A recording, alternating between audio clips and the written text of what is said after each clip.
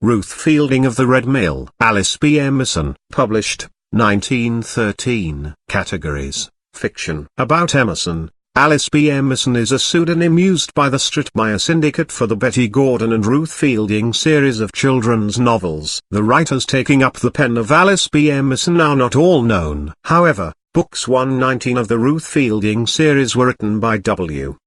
Burt Foster, books 2022 were written by Elizabeth M. Duffield Ward, and books 2330 were written by Mildred A. Wirt Benson. Also available on our channel: Emerson, Betty Gordon at Mountain Camp, 1922. Ruth Fielding and the Gypsies, 1915. Ruth Fielding at the War Front, 1918. Ruth Fielding at Briarwood Hall, 1913. Ruth Fielding on Cliff Island, 1915. Ruth Fielding at Snow Camp, 1913. Ruth Fielding in Moving Pictures, 1916. Betty Gordon at Boarding School, 1921. Ruth Fielding Down East, 1920. Ruth Fielding in the Great Northwest, 1921. Copyright. Please read the legal notice included in this ebook and/or check the copyright status in your country. Chapter 1. The Red Flame in the Night. The sound of the drumming wheels. It had roared in the ears of Ruth Fielding for hours as she sat on the comfortably upholstered seat in the last car of the afternoon limited, the train whirling her from the west to the east,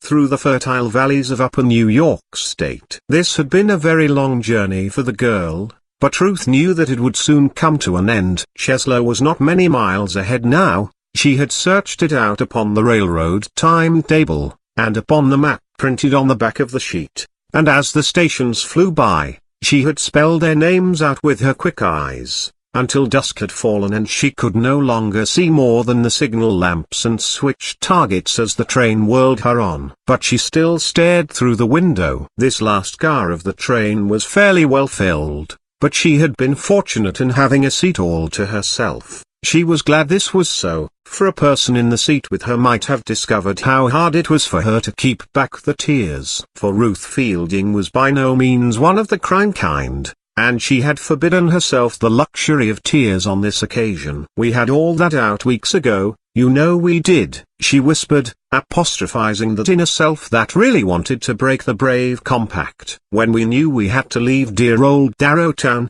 and Miss True Pettis, and Patsy Hope, and all other perspiring friends," to quote a Muskeg Glanville's letter that she wrote home from conference. No, Ruth Fielding. Uncle Jabez Potter may be the very nicest kind of an old dear, and to live in a Miller and One painted red, too. That ought to make up for a good many disappointments, sir. Her soliloquy was interrupted by a light tap upon her shoulder. Ruth glanced around and up quickly. She saw standing beside her the tall old gentleman who had been sitting 2 seats behind on the other side of the aisle ever since the train left Buffalo. He was a spare old gentleman, with a gaunt, eagle-beaked face, cleanly shaven but for a sweeping iron-grey moustache. His iron-grey hair waved over the collar of his black coat to a regular mane of hair which flowed out from under the brim of his well-brushed, soft-crowned hat. His face would have been very stern in its expression had it not been for the little twinkle in his bright, dark eyes. "Why don't you do it?" he asked Ruth, softly. "Why don't I do what, sir?" she responded, not without a little gulp, for that lump would rise in her throat. "Why don't you cry?" questioned the strange old gentleman, still speaking softly and with that little twinkle in his eye. "Because I am determined not to cry,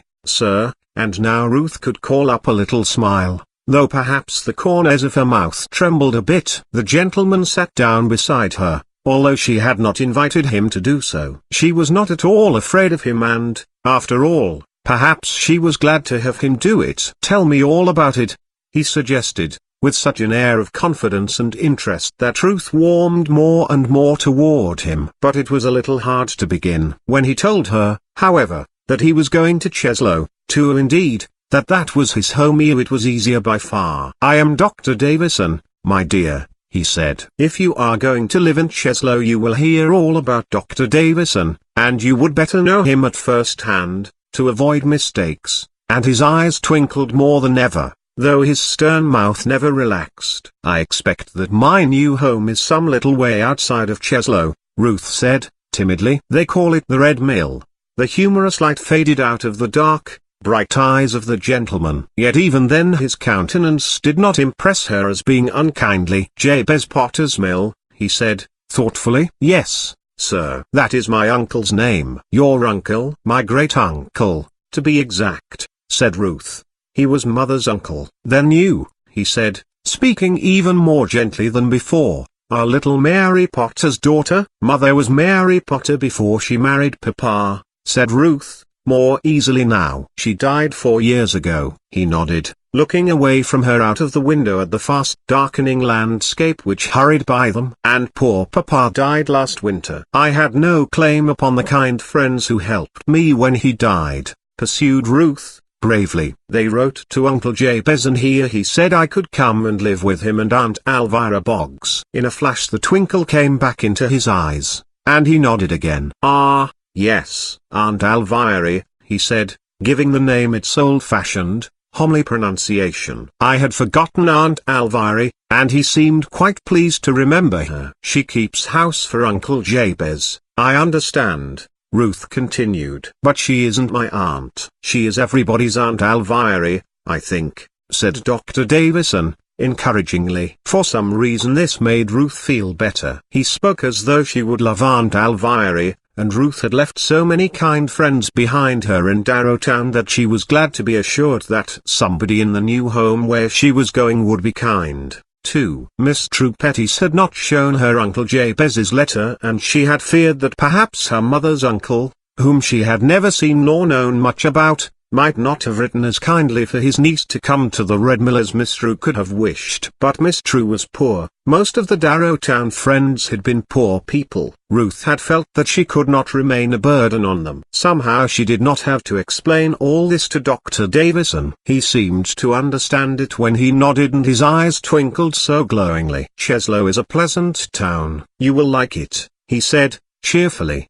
"The Red Mill is 5 miles out on the Lake Osago Road. It is a pretty country. It will be dark when you ride over it tonight, but you will like it when you see it by daylight." He took it for granted that Uncle Jabez would come to the station to meet her with a carriage, and that comforted Ruth not a little. "You will pass my house on that road," continued Dr. Davison, "but when you come to town you must not pass it." "Sir?" she asked him, surprised. "Not without stopping to see me," he explained, his eyes twinkling more than ever. And then he left her and went back to his seat. But Ruth found, when he had gone, that the choke came back into her throat again and the sting of unshed tears to her eyes. But she would not let those same tears fall. She stared out of the plate glass window and saw that it was now quite dark. The whistle of the fast-flying locomotive shrieked its long-drawn warning, and a group of signal lights flashed past. Then she heard the loud ringing of a gong at a grade crossing. They must be nearing Cheslow now. And then she saw that they were on a curve, quite a sharp curve, for she saw the lights of the locomotive and the mail car far ahead upon the gleaming rails. They began to slow down, too, and the wheels wailed under the pressure of the brakes. She could see the signal lights along the tracks ahead and they know with a start, for she knew what it meant to a sharp red flame appeared out of the darkness beyond the rushing engine pilot. Danger. That is what that red light meant. The brakes clamped down upon the wheels again so suddenly that the easily riding coach jarred through all its parts. The red eye was winked out instantly, but the long and heavy train came to an abrupt stop. Chapter 2, Reno. But the Limited had stopped so that Ruth could see along the length of the train. Lanterns winked and blinked in the dark as the trainman carried them forward. Something had happened up front of more importance than an ordinary halt for permission to run in on the next block. Besides, the afternoon Limited was a train of the first class and was supposed to have the right of way over all other trains. No signal should have stopped it here. "How far are we from Cheslow, please?" she asked of the rear brakeman, whom she knew was called the flagman, as he came down the car with his lantern. "Not above a mile, miss," he replied. His smile, and his way of speaking, encouraged her to ask, "Can you tell me why we have stopped?" "Something on the track, "Miss, I have set out my signal lamp and am going forward to inquire." 3 or 4 of the male passengers followed him out of the car. Ruth saw that quite a number had disembarked from the cars ahead, that a goodly company was moving forward, and that there were ladies among the curious crowd. If it was perfectly safe for them to satisfy their curiosity, why not she? She arose and hurried out of the car, following the swinging lamp of the brakeman as he strode on. Ruth ran a little, seeing well enough to pick her way over the ends of the ties, and arrived to find at least 100 people grouped on the track ahead of the locomotive pilot. The great, unblinking, white eye of the huge machine revealed the group clearly, and the object around which the curious passengers, as well as the train crew, had gathered. It was a dog, a great, handsome, fawn-colored mastiff, sleek of coat and well-fed, but muddied now along his flanks, evidently having waded through the mire of the wet meadow beside the tracks. He had come under, or through, a barbed wire fence, too, for there was a long scratch upon his shoulder and another raw cut upon his muzzle. To his broad collar was fastened a red lamp.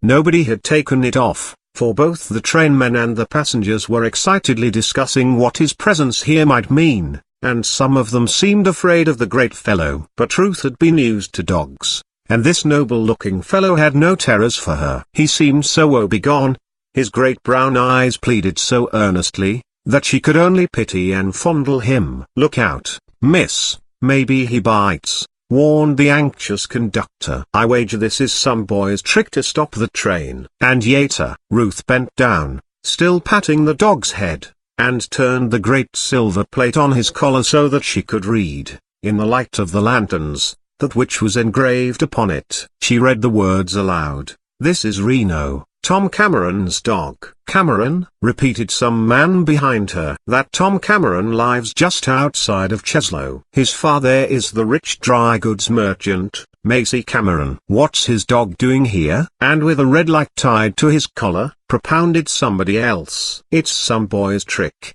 I tell you," stormed the conductor. "I'll have to report this at headquarters." Just then Ruth made a discovery. Wound about the collar was a bit of twisted cloth or a strip of lining, a part of a white handkerchief. Her nimble fingers unwound it quickly and she spread out the soiled rag. "Oh, see here!" she cried, in amazement as well as fear. "See, what can it mean? See what's drawn on this cloth."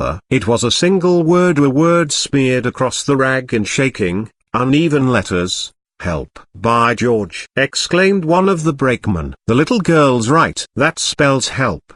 Plain enough." "It is written in something red, sir," cried Ruth, her voice trembling. "See, it is blood." "I tell you we've wasted a lot of time here," declared the conductor. "I am sorry if anybody is hurt, but we cannot stop for him. Get back to the cars, please, gentlemen. Do you belong aboard?" he added, to Ruth. "Get aboard, if you do." "Oh, sir, you will not leave the poor dog here?" Ruth asked. "Not with that red lamp on his collar, no," exclaimed the conductor. "He will be fooling some other engineer." He reached to disentangle the wire from the dog's collar, but Reno uttered a low growl. "Plague take the dog!" ejaculated the conductor, stepping back hastily. "Whoever it is that's hurt, or wherever he is, we cannot send him help from here. We'll report the circumstance at the Cheslow station. Put the dog in the baggage car. He can find the place where his master is hurt, from Cheslow as well as from here, it's likely." "You tried to make him follow you, miss," added the conductor to Ruth. "He doesn't like me, it's plain." "Come here, Reno," Ruth commanded. "Come here, old fellow." The big dog hesitated, stepped a yard or two after her, stopped, looked around and across the track toward the swamp meadow,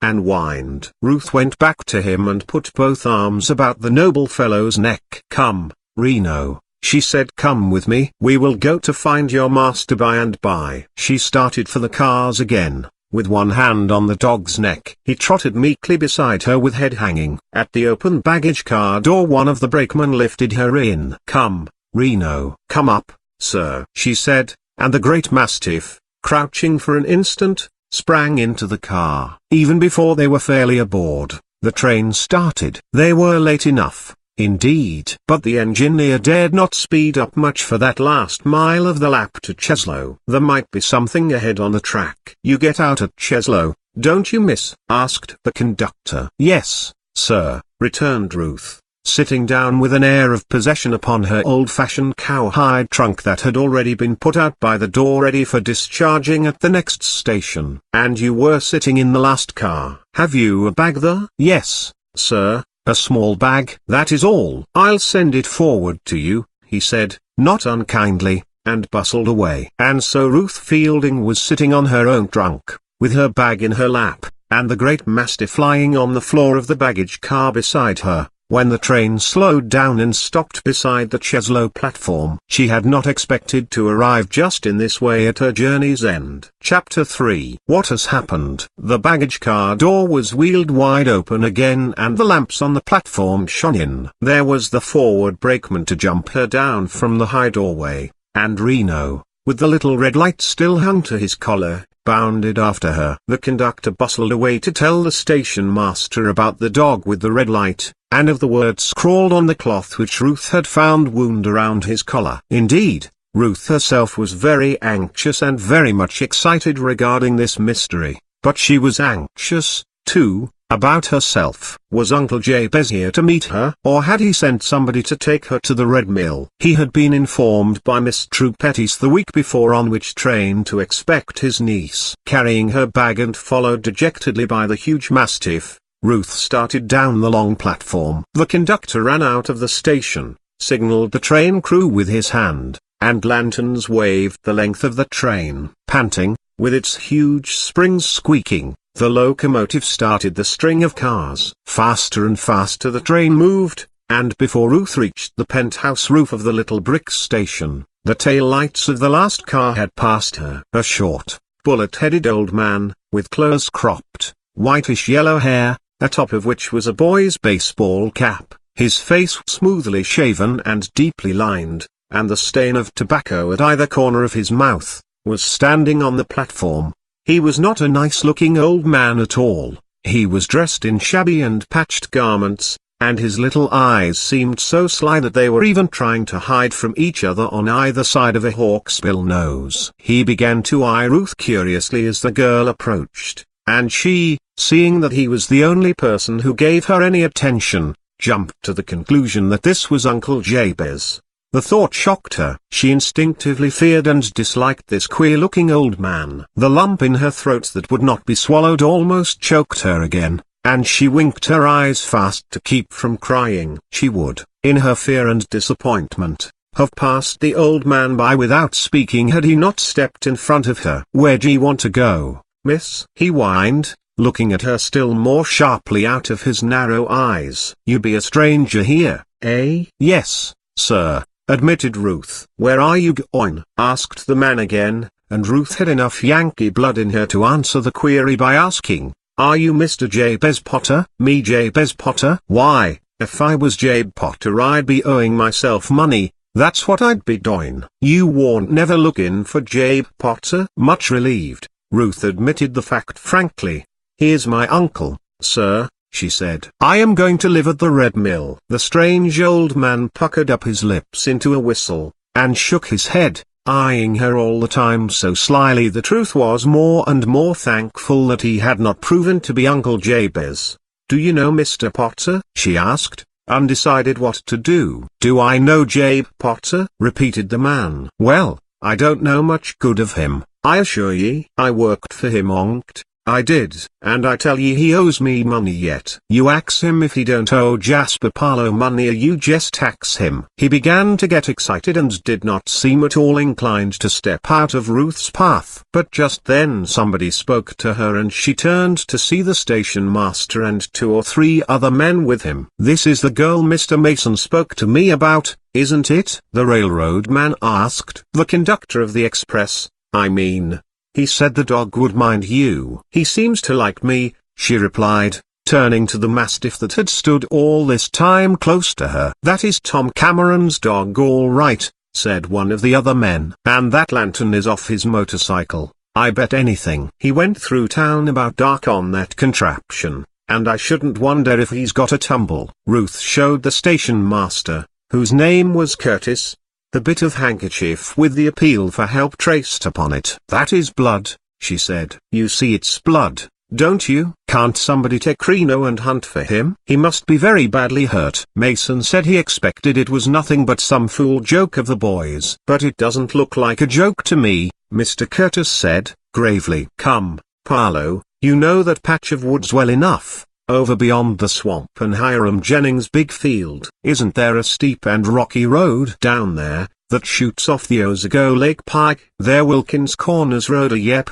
said the old man, snappishly. "Then, can't you take the dog and see if you can find young Tom?" "Who's going to pay me for it?" snarled Jasper Paolo. "I ain't got no love for them Camerons. This here Tom is as sassy a boy as there is in this county." "But he may be seriously hurt," said Ruth, looking angrily at Jasper Paolo. "'Tain't nothing to me no more than you're going out to live with Jabe Potter ain't nothing to me," responded the old man, with an ugly grin. "You're a pretty fellow, you are, Jasper," exclaimed Mr. Curtis, and turned his back upon the fellow. "I can't leave the station now.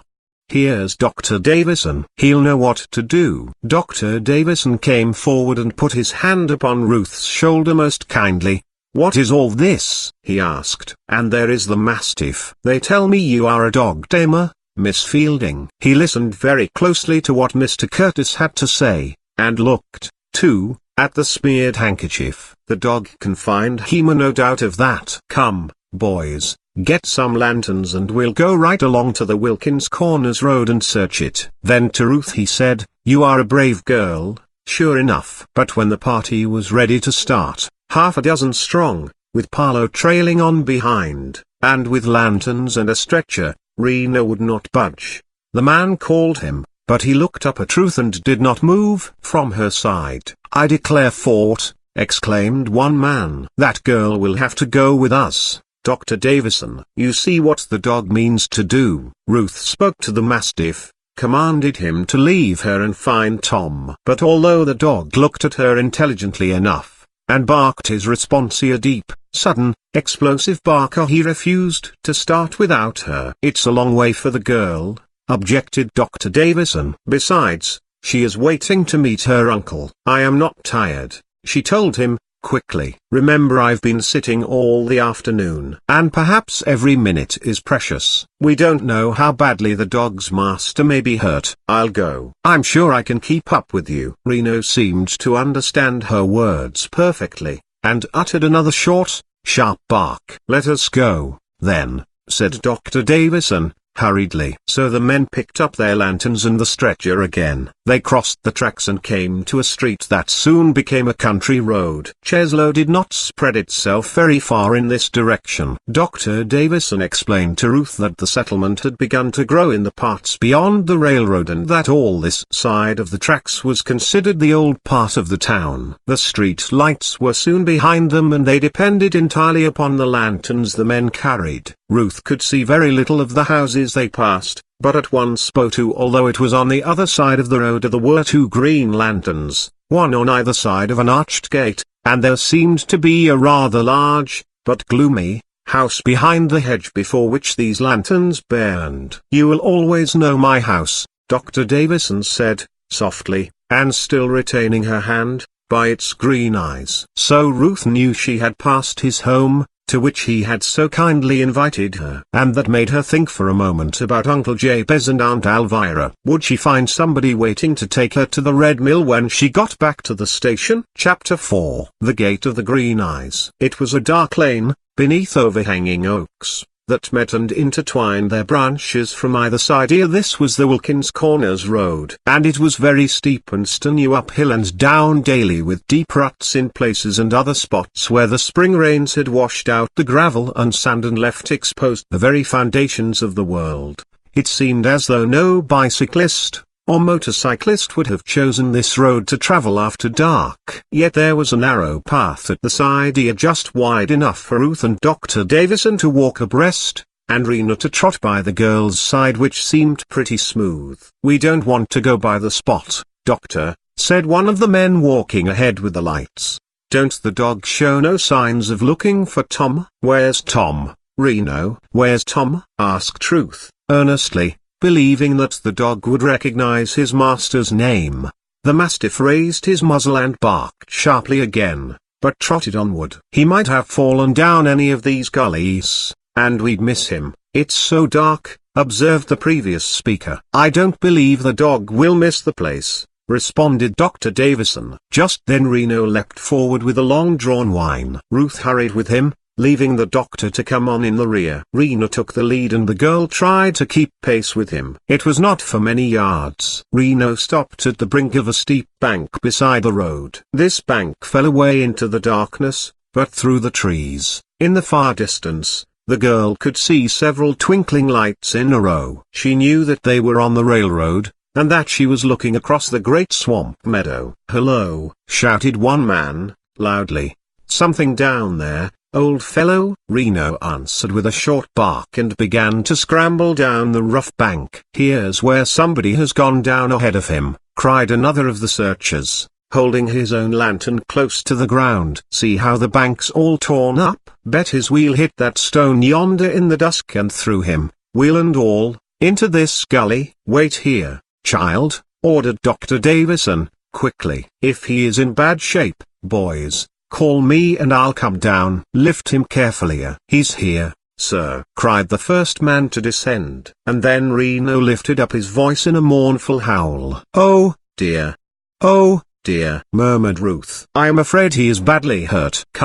Come, returned Dr. Davison. "Be a brave girl now. If he is badly hurt he'll need us both to keep our wits about us, you know." "Ye needn't fret none, leetle gal," said Jasper Parlow's voice behind her. "Ye couldn't kill that the Cameron boy, I tell ye. He is as sassy a young gun as there is in this county." Dr. Davison turned as though to say something sharp to the mean old man, but just then the men below shouted up to him, "He's hit his head and his arms twisted under him, doctor." "He isn't conscious, but doesn't seem much hurt otherwise." "Can you bring him up?" queried the physician. "That's what we mean to do," was the reply. Ruth waited beside the old doctor, not without some apprehension. How would this Tom Cameron look? What kind of a boy was he? According to Jasper Parlow, he was a very bad boy, indeed. She had heard that he was the son of a rich man. While the men were bringing the senseless body up the steep bank, her mind ran riot with the possibilities that lay in store for her because of this accident to the dry goods merchant's son. And now the bearers were at the top of the bank,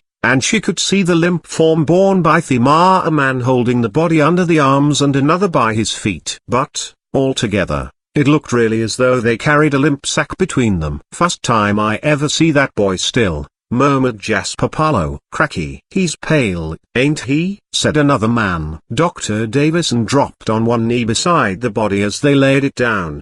The lanterns were drawn together that their combined light might illuminate the spot. Ruth saw that the figure was that of a youth not much older than herself, a lean, long-limbed, well-dressed, and with a face that, had it not been so pale, she would have thought very nice-looking indeed. "Poor lad," Ruth heard the physician murmur. "He has had a hard fire and that's a nasty knock on his head." The wound was upon the side of his head above the left ear and was now all clotted with blood. It was from this wound, in some moment of consciousness, that he had traced the word "help" on his torn handkerchief, and fastened the latter, with the lamp of his motorcycle, to the dog's collar. Here was the machine, bent and twisted enough, brought up the bank by two of the men. "Dunno what you can do for the boy, doctor," said one of them, "but it looks to me as though this contraption warn't scarcely worth savin'." "Oh, we'll bring the boy around all right," said Dr. Davison, who had felt Tom Cameron's pulse and now rose quickly. "Lift him carefully upon the stretcher. We will get him into bed before I do a thing to him.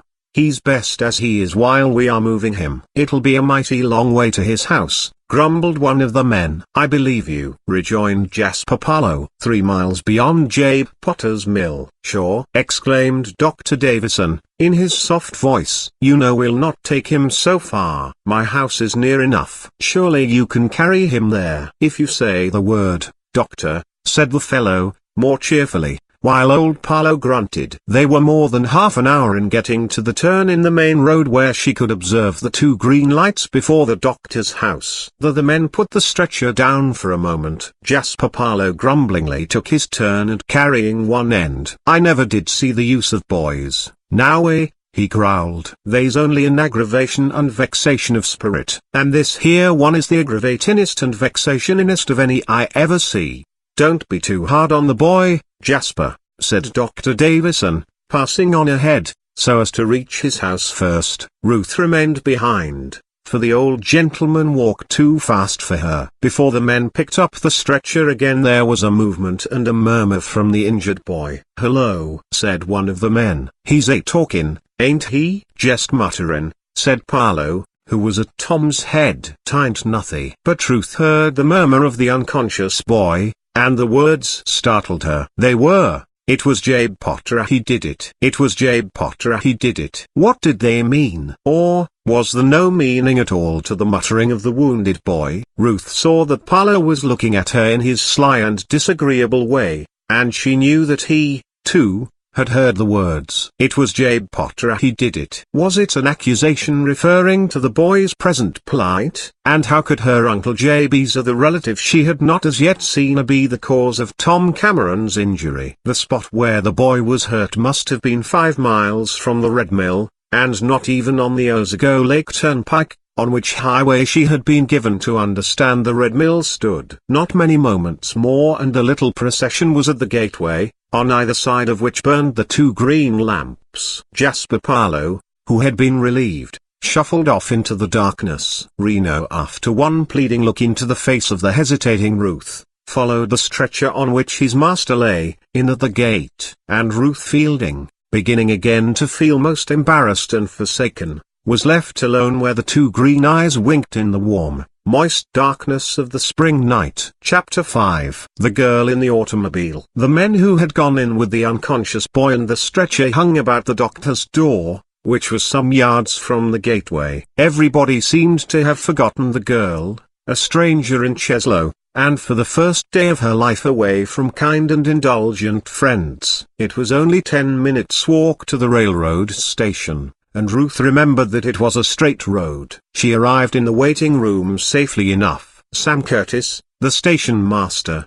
descried her immediately and came out of his office with her bag. "Well, and what happened?" "Is that boy really hurt?" he asked. "He has a broken arm and his head is cut." "I do not know how seriously, for Dr. Davison had not finished examining him when I came away," she replied, bravely enough, and hiding the fact that she had been overlooked. "They took him to the doctor's house, did they?" asked Sam. "Yes, sir," said Ruth. "Buter." "Mr. Curtis, has there been anybody here for me?" "For you, miss?" the station master returned, somewhat surprised it seemed. "Yes, sir." "Anybody from Red Mill?" Curtis smote one fist into his other palm, exclaiming, "You don't mean to say that you was what Jabe Potter was after?" "Mr. Jabez Potter, who keeps the Red Mill, is my uncle," Ruth observed, with dignity. "My goodness gracious me, miss. He was here long before your train was due." "He's kind of short in his speech, miss. And he asked me if there was anything here for him, and I told him number." And he stumped out again without another word. "Why, I thought he was looking for an express package, or freight. Never had an idea he was expecting a niece." Ruth still looked at him earnestly. The man did not suspect, by her appearance, how hard a time she was having to keep the tears from overrunning those calm, grey eyes. "And you expected to go out to the Red Mill tonight, miss?" he continued. "They're country folk out there and they'd all be abed before you could get there, even if you took a carriage." "I don't know that I have enough to pay for carriage hire," Ruth said, softly. "So is there any place I can stop overnight in the village? Then I can walk out in the morning." "Why, there's a hotel." "But a young girl like you'll excuse me, miss, you're young to be traveling alone." "Perhaps I haven't money enough to pay for a lodging there," suggested Ruth. "I have $1. It was given me to spend as I liked on the way. But Miss True gave me such a big box of luncheon that I did not want anything." $1 wouldn't go far at the Brick Hotel," murmured the station agent. He still stared at her, stroking his lean, shaven jaw. Finally he burst out with, "I tell you, we'll go home and see what my wife says." At the moment the station began to jar with the thunder of a coming train, and Ruth could not make herself heard in reply to his proposal. Besides, Sam Curtis hurried out on the platform. Nor was Ruth ready to assert her independence and refuse any kind of help the station master might offer. So she sat down patiently and waited for him. There were 1 or 2 passengers only to disembark from this train, and they went away from the station without even coming into the waiting room. Then Curtis came back, putting out the lights and locking his ticket office. The baggage room was already locked and Ruth's old trunk was in it. "Come on now, girl, what's your name?" asked Curtis. "Ruth Fielding." "Just so. Well, it's only a step to our house and wife will have supper waiting. And there's nobody else the save Mercy." Ruth was a little curious about Mercy, whether it referred to abounding grace, or was a person's name. But she asked no questions as they came out of the railroad station and Sam Curtis locked the door. They did not cross the tracks this time, but went into the new part of the town. Turning a corner very soon as they walked up what Curtis said was Market Street, they reached, on a narrow side street, a little, warm-looking cottage, from almost all the lower windows of which the lamplight shone cheerfully. There was a garden beside it, with a big grape arbor arranged like a summer house with rustic chairs and a table. The light shining on the side porch revealed the arbor to Ruth's quick eyes. When they stepped upon this porch Ruth heard a very shrill and not at all pleasant voice saying very rapidly, and over again, "I don't want to, I don't want to, I don't want to." It might have been a parrot, or some other ill-natured talking bird, only Ruth saw nothing of the feathered conversationalist when Sam opened the door and ushered her in. "Here we are, wife," he exclaimed, cheerfully. "And how's Mercy?" The reiterated declaration had stopped instantly. A comely, kind-faced woman with snow-white hair came forward. Ruth saw that she was some years younger than Curtis, and he was not yet 40. It was not Father Time that had powdered Mrs. Curtis' head so thickly. "Mercy, I say, why, who's this?" she asked, espying Ruth. "One of the girls come in to see her." Instantly the same whining, shrill voice began, "I don't want her to see me. They come to stare at me. I hate 'em all. All girls do is to run and jump and play tag and ring around a rosy and run errands, and dance. I hate 'em." This was said very, very fast to almost chattered, and it sounded so ill-natured, so impatient, so altogether mean and hateful, that Ruth fell back a step, almost afraid to enter the pleasant room. But then she saw the white-haired lady's face, and it was so grieved, yet looked such a warm welcome to her, that she took heart and stepped farther in, so that Sam Curtis could shut the door. The father appeared to pay no attention to the fault-finding, shrill declamation of the unhappy voice. He said, in explanation, to his wife, "This is Ruth Fielding. She has come along way by train today, expecting to meet her uncle, old Jabe Potter of the Red Mill. And you know how funny Jabe is, wife. He came before the train, and did not wait, but drove right away with his mules, and so there was nobody here to meet Ruthie. She's marooned here till the morning, you see." "Then she shall stay with us tonight," declared Mrs. Curtis, quickly. "I don't want her to stay here tonight," ejaculated the same shrill voice. Mr. and Mrs. Curtis paid no attention to what was said by this mysterious third party. Ruth, coming farther into the room, found that it was large and pleasant. There was a comfortable look about it all.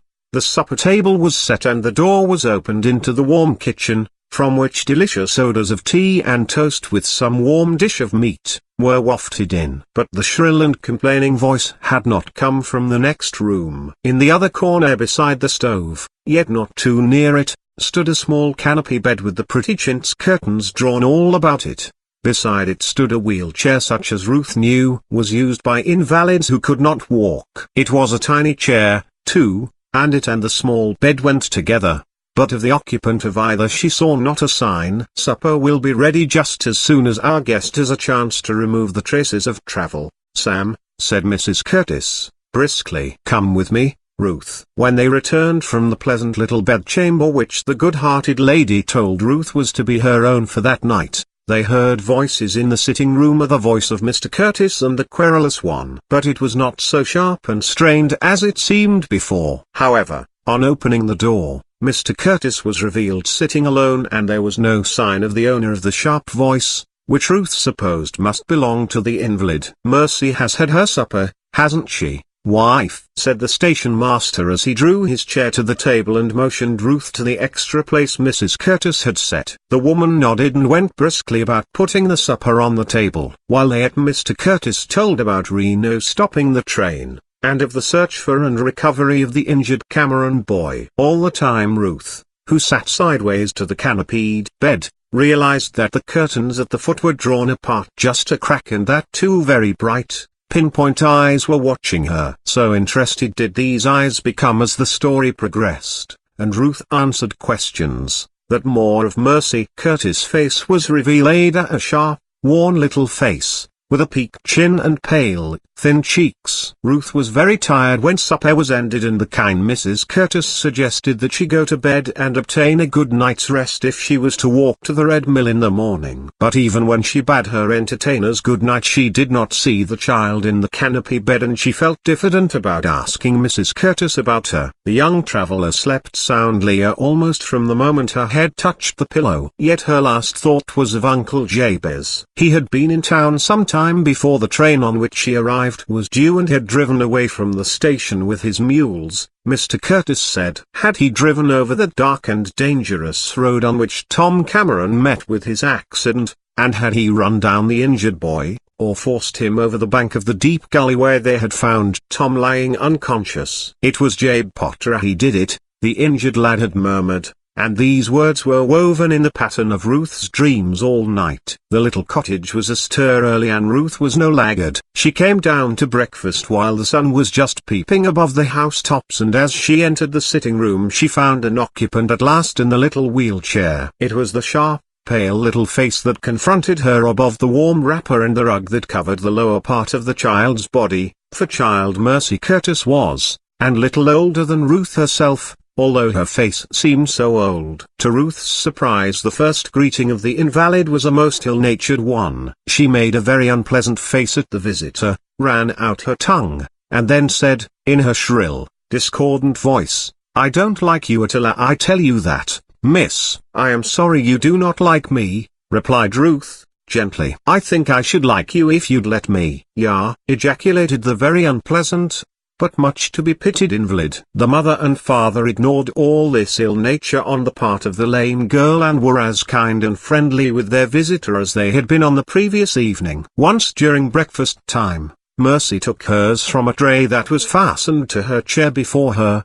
The child burst out again, speaking to Ruth. There were eggs on the table, and, pointing to the golden brown fried egg that Mrs. Curtis had just placed upon Ruth's plate, Mercy snapped, "Do you know what's the worst wish I'd wish on my enemy?" Ruth looked her astonishment and hesitated to reply. But Mercy did not expect a reply, for she continued quickly, "I'd wish my enemy to have to eat every morning for breakfast 2 soft fried eggs with his best clothes on. Now that's what I'd wish." And this is every word she would say to the visitor while Ruth remained. But Mr. Curtis bade Ruth goodbye very kindly when he hurried away to the station, and Mrs. Curtis urged her to come and see them whenever she came to town after getting settled at the Red Mill. It was a fresh and lovely morning, although to the weather-wise the haze in the west foredoomed the end of the day to disaster. Ruth felt more cheerful as she crossed the railroad tracks and struck into the same street she had followed with the searching party the evening before. She could not mistake Dr. Davison's house when she passed it,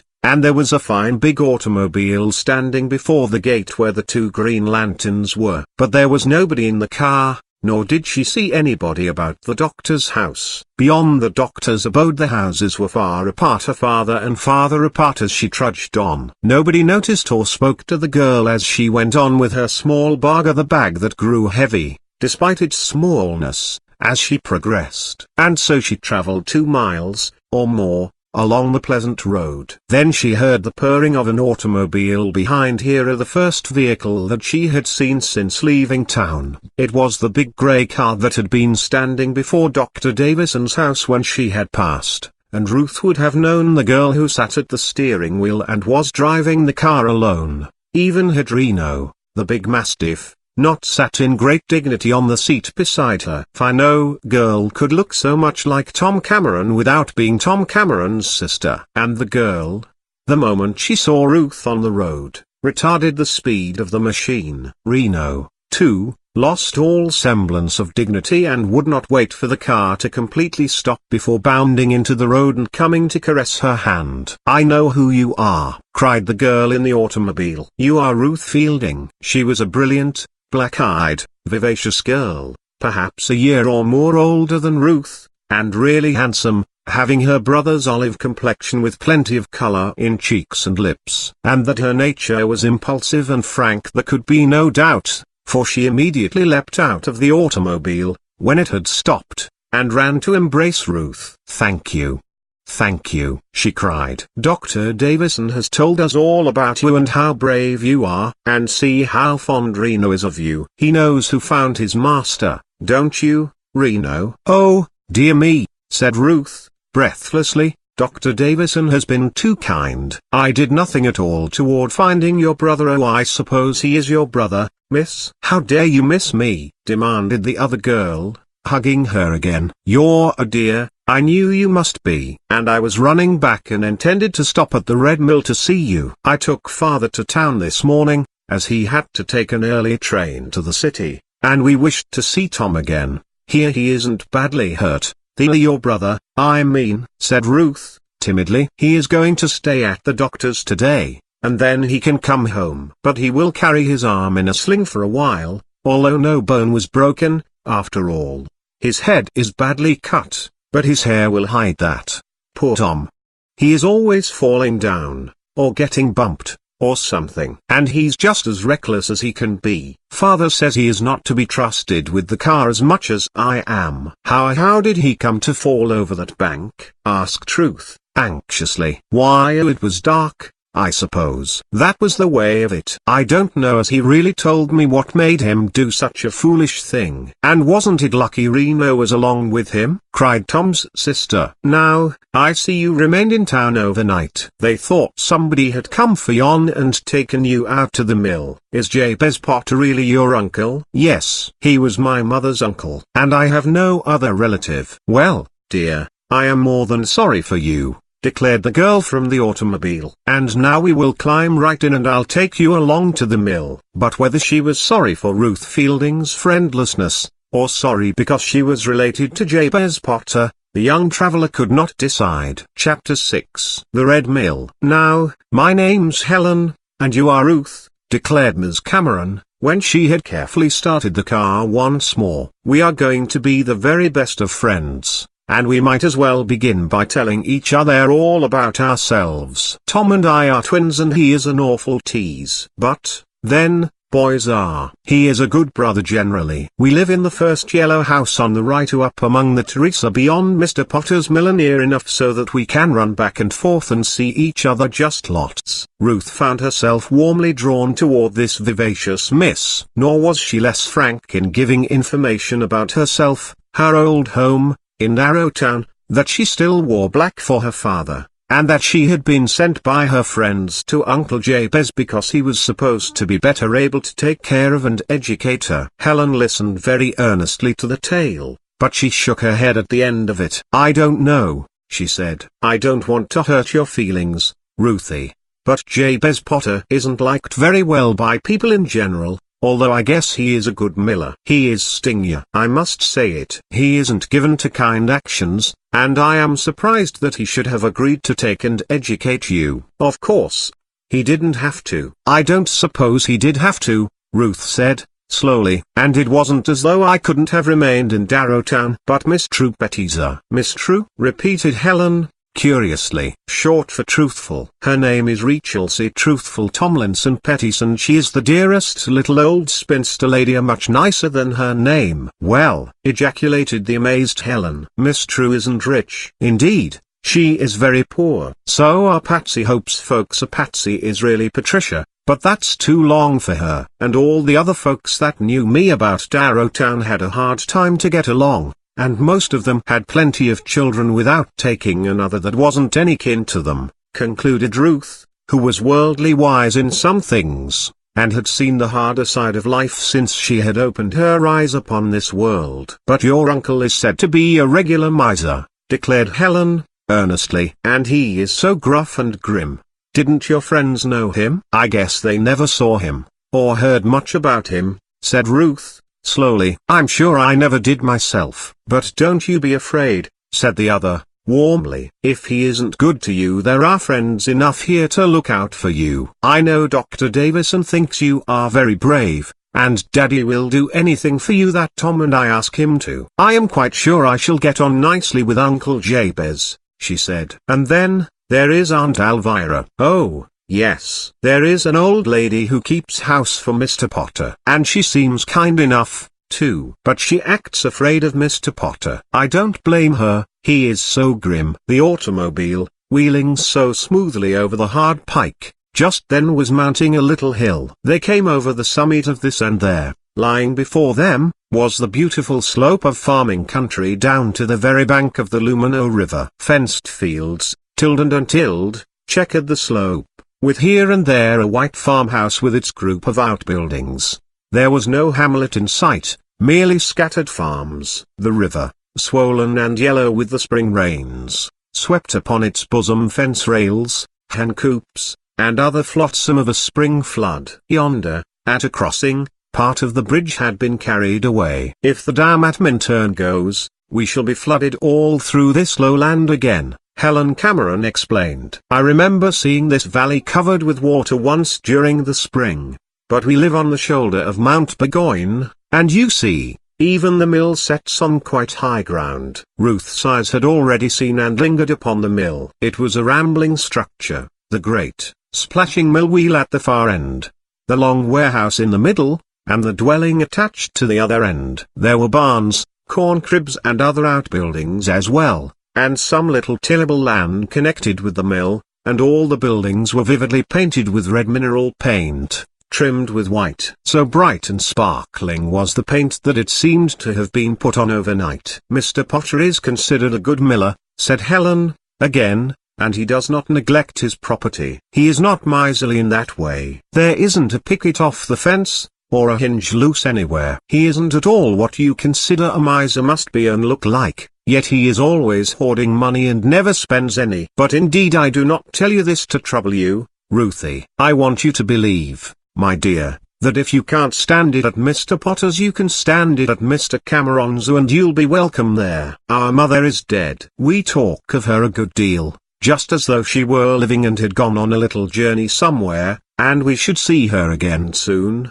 God took her when Tom and I were only a few weeks old, but Daddy has made himself our playfellow and dear, dear friend, and there has always been Nurse Babette and Mrs. Murchistone. At least, Mrs. Murchiston has been with us since we can remember. But what Daddy says is law, and he said this morning that he'd like to have a girl like you come to our house to be company for me. It gets lonely for me sometimes, you see, for Tom doesn't want to play with girls much, now he is so big. Perhaps next fall I'll go away to boarding school. Oh, won't that be fun? It will be fun for you, I hope, Helen, said Ruth, with rather a wistful smile. I don't know where I shall go to school. There is your uncle now, exclaimed Miss Cameron. See that man in the old dusty suit. Ruth had already seen the tall, stoop-shouldered figure, who looked as though he had been powdered with flour, coming down the short path from one of the open doors of the mill to the road,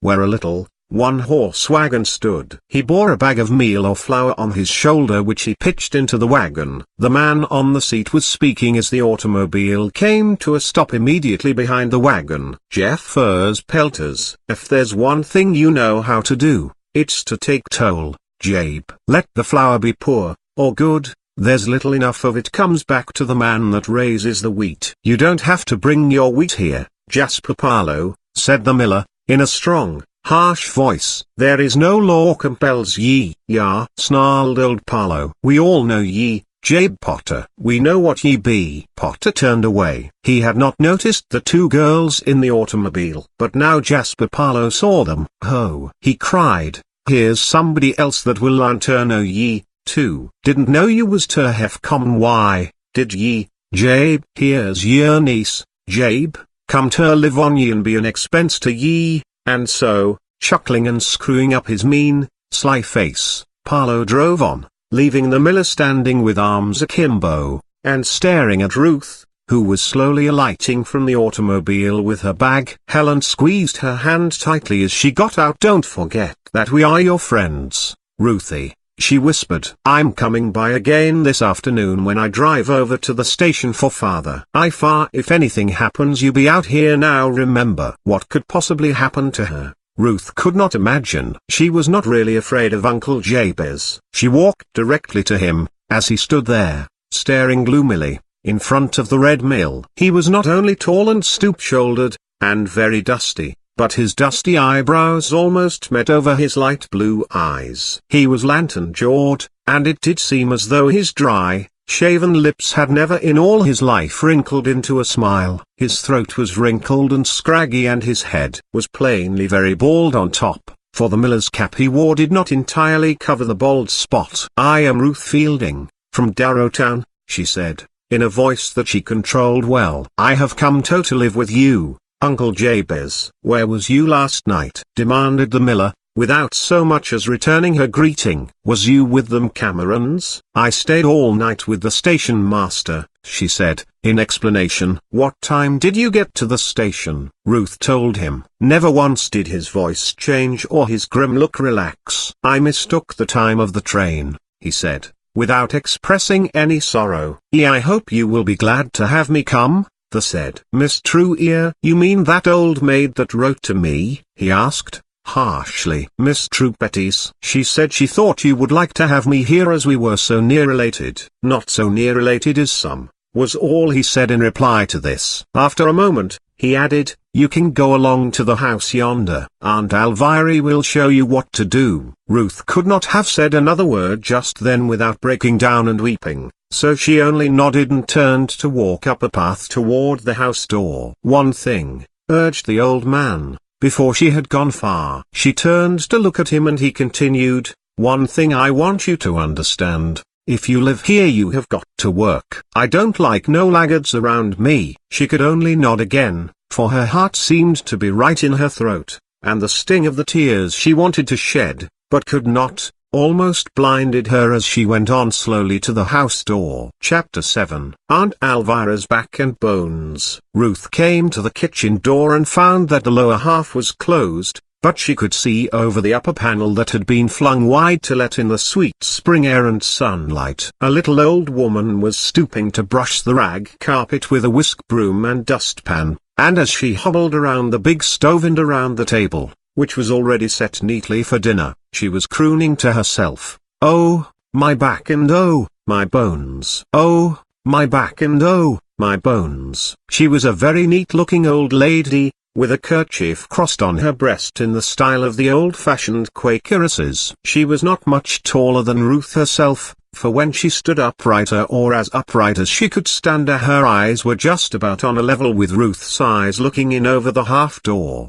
But the face of the old lady seemed, to the lonely, tear-filled girl, almost the gentlest, sweetest face she had ever seen, as it slowly smiled upon her. Aunt Alviry's welcome was like the daybreak. Bless us and save us, ejaculated she, rising upright by degrees with her hand upon the back she had been apostrophizing. If here isn't a pretty little creature come to see her Aunt Alviry. How-do, girl? Ruth had set down her bag. Now she opened the door and stepped in. The smile of the old lady broke down every bit of fortitude a girl had left, and she walked directly into Aunt Alviry's arms and burst into tears. There, dearie, dearie me, murmured the little old lady, patting her shoulder. Somebody has been treating you badly, I know, and you've come right to your Aunt Alviry for comfort. And you've come to the right place, my pretty girl, for I've got tons of comfort for ye. She found a chair and lowered herself into it,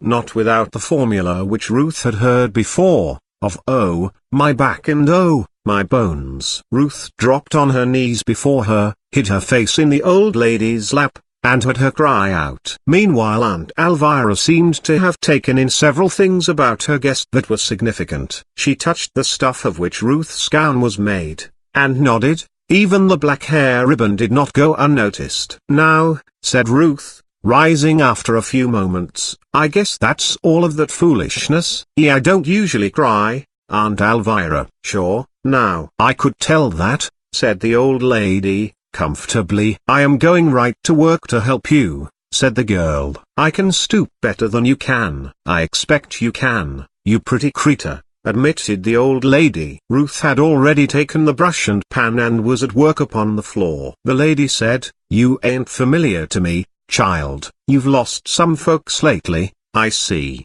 Do you live round here?" The little girl stopped and looked up at her in surprise. "Why, don't you know about it?" she cried. "Know about what, child? Didn't you know I had come here to live with you?" "Bless us and save us," ejaculated Aunt Elvira. "How did that happen?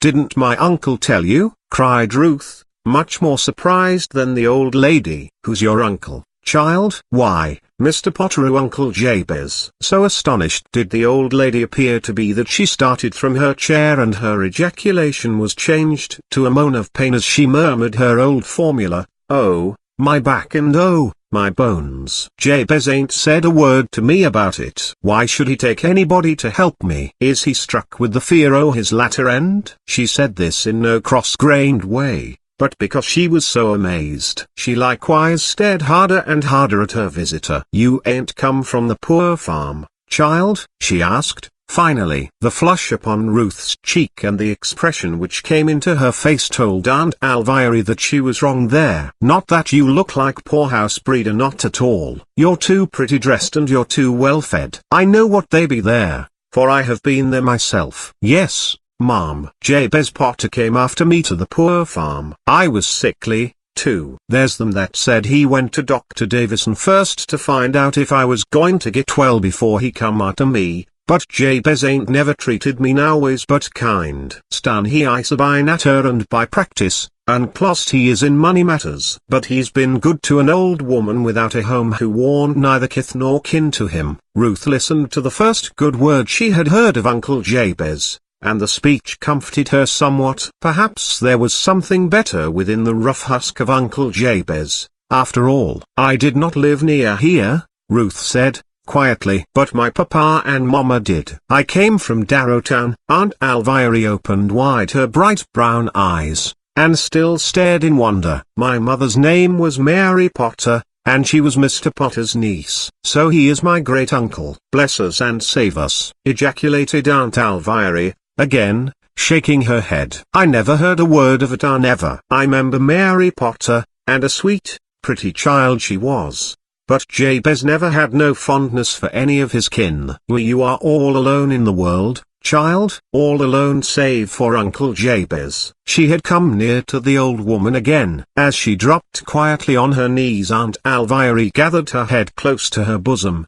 but Ruth did not weep any more. She only said, "I know I shall love you very, very much, dear Aunt Elvira, and I hope I shall help your back and your bones a great deal, too." Chapter 8. Hoarding Up, Passions Are Money or Water. This was Ruth Fielding's introduction to the Red Mill, its occupants, and its surroundings. The spot was, indeed, beautiful, and an hour after she had arrived she knew that she would love it. The Lumino River was a wide stream, and from the little window of the chamber that Aunt Elvira said would be her own, she could look both up and down the river for several miles. Uncle Jabez had a young man to help him in the mill. It was true, Aunt Elvira said, that Jasper Parlow had worked for some time at the Red Mill, but he was quarrelsome and Mr. Potter had declared he was not honest. When the mill owner was obliged to be absent and people had come to have corn or wheat ground, paying for the milling instead of giving toll, Jasper had sometimes kept the money instead of turning it over to Mr. Potter. This had finally resulted in a quarrel between the two,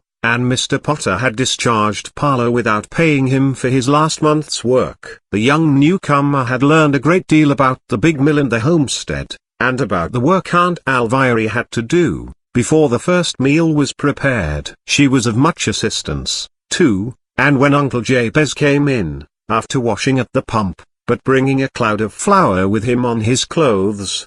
The old woman was seated comfortably in her chair and Ruth dished up the dinner. At the end of his meal her uncle spoke just once to Ruth. "You have learned to work, I see. Your Aunt Alvira has trouble with her back and bones. If you make yourself of use to her you can stay here. I expect all cats to catch mice around the Red Mill. Them that don't goes into the sluice. There's enough to do here. You won't be idle for want of work." And this was every word of his welcome, in a tone that showed neither interest nor care for the girl. It was what help she could be and how much he could save by her. It was plain enough that Uncle Jabez Potter was as saving as a person could possibly be. There was none too much food on the table, and Ruth watched the ravenous hunger of the hired man, when he came in, with a feeling as though she were watching a half-starved dog at his meal. Jabez Potter was not like the misers Ruth had read about, save in his personal appearance. He was not well dressed, nor was he very clean. But naturally the mill dust would stick to him and to his clothing. It seemed to have worked into the very texture of his skin during all the years he had controlled the mill, until he was all of a dead grey. Sometimes there were half a dozen wagons or buggies waiting at the mill, and not all of them gave toll for their milling. Ruth, in the afternoon, and because it had begun to rain and she could not go out, went into the mill to quench her curiosity regarding it. She saw that there was a tiny office over the water, with a fireproof safe in it.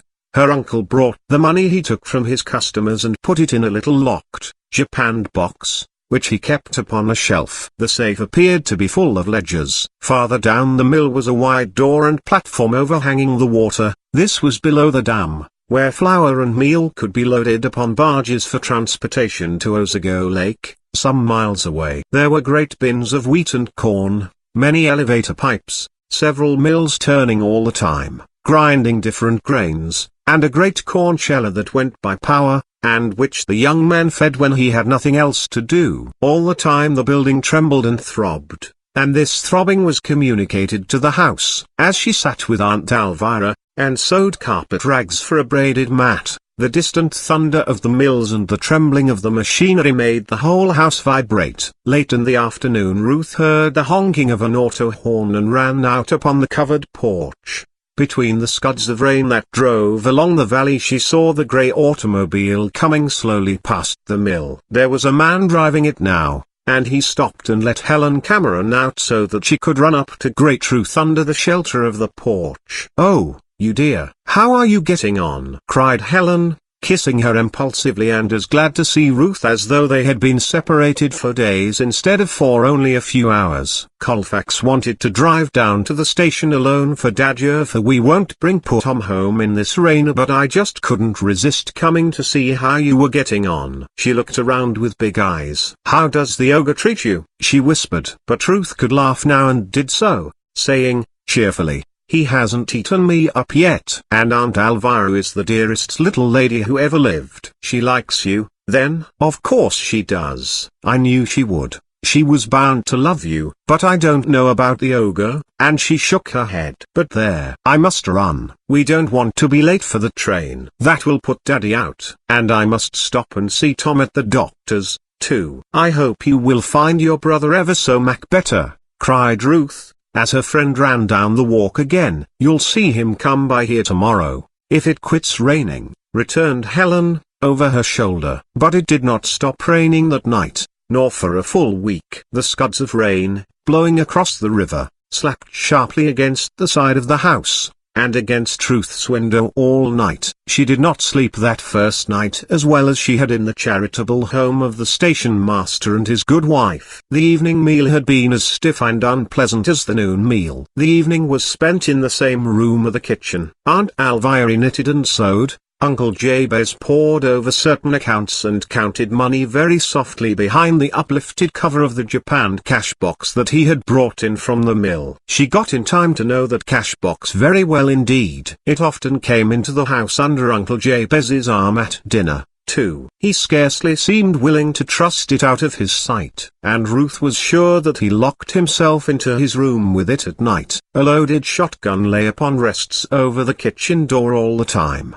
and there was a big, two-barreled, muzzle-loading pistol on the stand beside Uncle Jabez's bed. Ruth was much more afraid of these loaded weapons than she was of burglars. But the old man evidently expected to be attacked for his wealth at some time, although, Aunt Elvira told her, nobody had ever troubled him in all the years she had lived at the Red Mill. So it was not fear of marauders that kept Ruth so wakeful on this first night under her uncle's roof. She thought of all the kind friends she had left in Arrowtown, and her long journey here, and her cold welcome to what she supposed would be her future home. Without Helen, and without Aunt Elvira, she knew she would have gotten up, put on her clothing, packed her bag, and run away in the rain to some other place. She could not have stood Uncle Jabez alone. Jabez Potter was hoarding up something besides money, too. Ruth did not understand this until it had already rained several days, and the roaring of the waters fretting against the river banks and against the dam,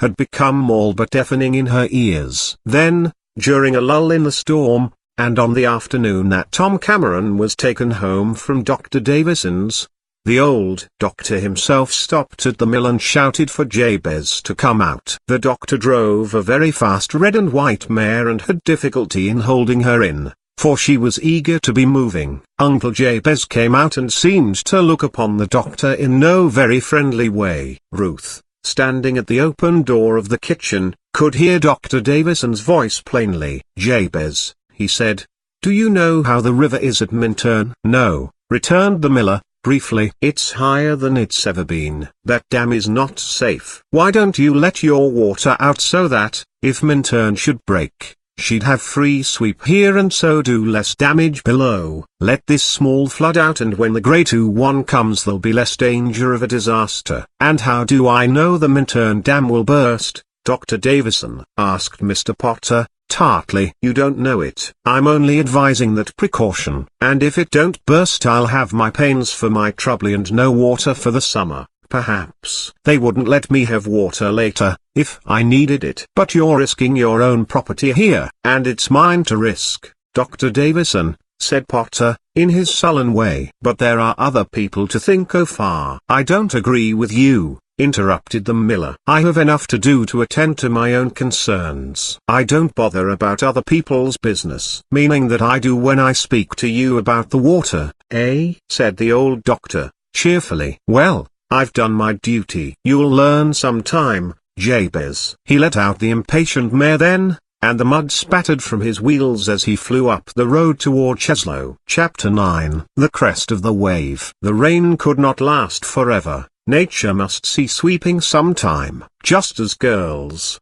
far away from their old homes and their old friends, must cease wetting their pillows with regretful tears after a time, and look forward to the new interests and new friends to which they have come. Not that Ruth wept much, but the rainy days of that first week were necessarily trying. On Saturday, however, came a clear day. The sun shone, the drenched trees shook themselves, and the wind came and blew softly and warmly through their branches to dry the tender foliage. The birds popped out of their hiding places and began to sing and chirp as though they never could be glad enough for this change in the weather. There was so much to see from the kitchen door at the Red Mill that Ruth did not mind her work that morning. She had learned now to help Aunt Elvira in many ways. Not often did the old lady have to go about moaning her old refrain, "Oh, my back and oh, my bones. Oh, my back and oh, my bones." The housework was all done and the kitchen swept and as neat as a new pin when the gay tooting of the Cameron automobile horn called Ruth to the porch. There was only Helen on the front seat of the car, but in the tongue was a bundled-up figure surmounted by what looked to be a scarlet cap which Ruth knew instantly must be Tom's. Ruth did not know many boys and, never having had a brother, was not a little bashful. Besides, she was afraid Tom Cameron would make much of her connection with his being found on the Wilkins Corners road that dark night, after his accident. And there was another thing that made Ruth feel diffident about approaching the boy. She had borne it all the time in her mind, and the instant she saw Tom in the automobile it bobbed up to the surface of her thought again. It was Jabe Potter. He did it. So, for more reasons than one, Ruth approached the motor car with hesitation. "Oh, Ruth!" cried Helen, putting out a gauntleted hand to her. "So this horrid rain has not washed you away? You won't like the Red Mill if the weather keeps this way. And how do you get on?" she added, lowering her voice. "How about the ogre?" "He has not ground me into bread flour yet,"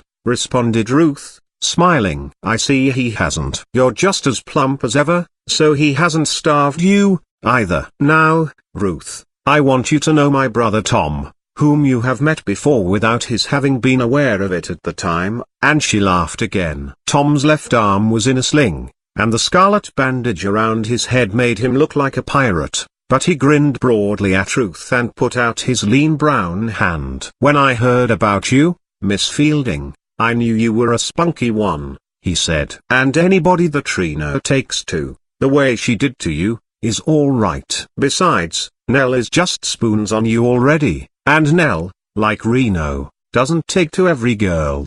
"The doctor said an outing in the car wouldn't hurt Tom," went on Helen, "and we're going to run up the valley road away. Now Ruth Fielding, you get your hat and coat and come with us." "I don't know that I may," Ruth said, timidly. "I'll believe that he is an ogre then, and that you are kept a prisoner in this awful castle," cried Helen. "I'd love to go," murmured Ruth. "Then run and ask," urged her friend, while Tom added, good-naturedly, "Yes, why not come along? Don't be afraid of Nell's driving. She handles the car all right." Ruth knew that Uncle Jabez had gone to town. She had a feeling that he did not like the Camerons and might oppose her friendliness with them. But he was not at hand now to interfere with her innocent pleasures. She went in and asked Aunt Elvira if she could take the ride. "Why not, child? You've been the very best helpmate ever an old woman had. Oh, my back and oh, my bones. Run along and have your fun, dearie. You need not be back till supper time. You have earned your little outing, that's sure and certain." Before Helen had picked her up on the road to the Red Mill that first day, Ruth had never ridden in a motor car. On that occasion they had traveled very slowly, while the girls talked. But now, when she was seated beside her new friend, Helen ran the auto on its high gear, and they shot away up the level river road at a pace that almost took Ruth's breath away. "Up here among the foothills is the big Minturn Pond Dam," Tom said, leaning forward to speak to their guest. "It's 20 miles above your uncle's dam and is a deal bigger. And some say it is not safe here. Wait, Nell. Slow down so that we can see the face of the dam from the overlook." The speed of the car was immediately reduced under Helen's manipulation, and then she swerved it into a short side road running toward the river, and they came out upon a little gravelled plaza in the center of a tiny park, which gave a splendid view of the valley in both directions. But the young people in the motor car turned their eyes to the west. There the face of the Minturn Dam could be discerned, and even as they looked at it they seemed to see it changing and dissolving, covered with mist, and spouting geysers of what at first seemed like smoke. But it was Tom who realized the truth. "She's burst," he cried. "The old dam's burst. There she goes in a dozen places." Although they were several miles down the valley, the thunder of the bursting masonry now echoed in their ears. And up from the bottom of the wall, near its center, a great geyser spouted. In a moment the wall crumbled and they saw tons upon tons of the masonry melt away. The waters of the pond burst through in a solid flood and charged down the valley, spreading wider and wider as it charged on, and bearing upon its crest every light and unstable structure found in its path. It was a startling and a terrifying sight. No wonder the two girls cried out in alarm and clung together. The sight of the charging flood fascinated them. But then they were aroused and that within the first half-minute of their terror by Tom. He was trying, crippled as he was, to climb over into their seat. "What are you doing, you foolish boy?" cried Helen. "Sit down. We've got to get out of here," muttered the excited youth. "Why, we are safe here. The water will never rise to this height." I know it, groaned Tom, falling back in his seat and paling because of the pain from his arm, which he had twisted. "But don't you see, there are many down the valley who won't know of this until too late." "Why, they can't see it at the bridge here at Cum Falls until the flood is right upon them." "It's true," gasped Helen. "What shall we do?" "We must warn them. We can warn them, can't we?" demanded Ruth. "This car runs so fast. You control it so well. Helen. "Can't we warn them?" "Try it, sis," shouted Tom. "You can do it." And already his sister, setting her teeth hard upon her lower lip, was backing and turning the motor car. In 20 seconds they were dashing off upon the track over which they had so recently come here on the road down the valley, with the flood following fast behind them. Chapter 10. The Race. The two girls on the front seat of the flying automobile were not prepared for racing. Of course, Ruth Fielding had no proper automobile outfit, and Helen had not expected such an emergency when she had started with her crippled brother for this afternoon run. She had no goggles, nor any mask, but she had the presence of mind to raise the windshield. Already they could have heard the steady roaring of the advancing flood had not the racing motor car drowned all other sounds. There was, however, no need to look behind. They knew the wave was there and that it was sweeping down the valley of the Lumina with frightful velocity. Indeed, they were not at all sure for those first few miles whether they were traveling as fast as the flood, or not. Suppose the wave should reach and sweep away the bridge before they could cross the river? The thought was in the mind of both Helen and Ruth, whether Tom, on the rear seat, considered it or not. When they finally shot out of the woods and turned toward the toll bridge, all glanced around. From here the upper reaches of the Lumina were plainly revealed, and extending clear across the valley was the foam-crested wave charging down upon the lowlands, but a number of miles away. Here was the first house, too. They saw a man and woman and several children out front, staring at the automobile as it raced down the road. Perhaps they had been called from the house by the vibration of the bursting dam. Tom sprang up in the car and pointed behind him, yelling, "The flood! The flood!" It is doubtful if they heard what he said, and they, too, were on a knoll and likely out of the reach of the water. But the three in the automobile saw the whole family turn and run for the higher ground behind their house. They understood the peril which menaced the whole valley. In a flash the auto had turned the bend in the river road, and the occupants saw the toll bridge and the peaceful hamlet of Cum Falls. There was no stir there. The toll bridge keeper was not even out of his cottage, and the light and flimsy gates were down across the driveway at either end of the bridge. The bend in the river hid the advancing wall of water. Perhaps, too, it deadened the sound of the bursting dam and the roar of the waters.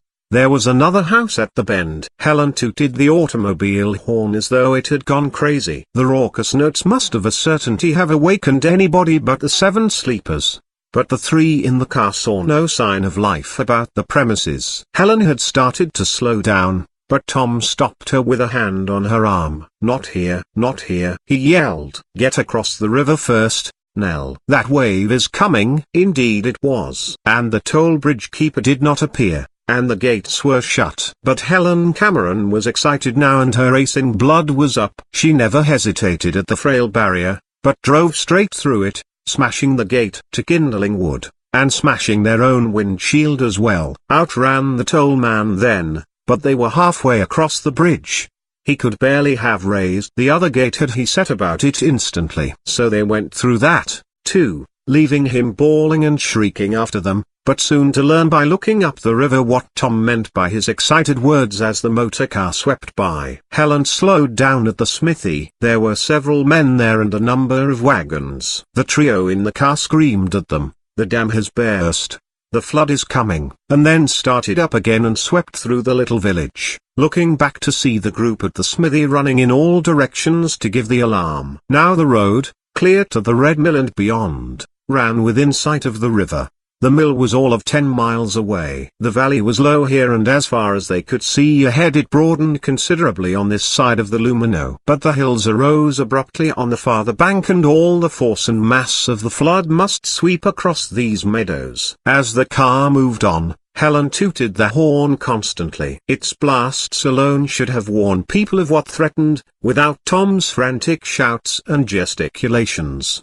They were obliged, however, to slow down before several houses to make the occupants understand their danger. They were not halfway to the Red Mill when the roar of the advancing tidal wave was apparent even above the noise of the auto. Then they saw the crest of the flood appear around the bend and the already heavily burdened waters dashed themselves upon the toll bridge. It crumpled up and disappeared like a spider web bridge, and the flood rolled on, the wave widening and overflowing the lowlands behind the automobile. Ahead of them now upon the road there was a single-foot passenger, a man carrying a heavy basket. He seemed so far from the higher ground, and so determined to keep to the road, that Ruth cried out and laid her hand upon Helen's arm.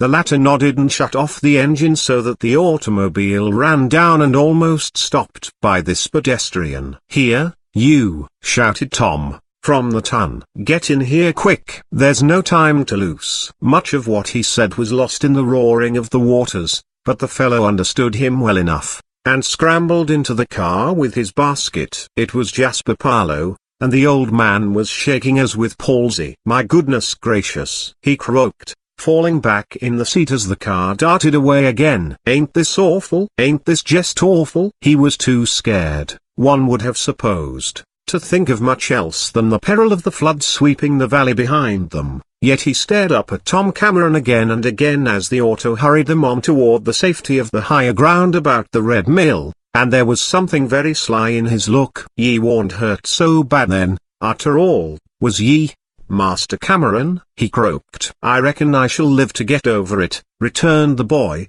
shortly. "But no thanks to Jabe Potter, hey? Ha! I know.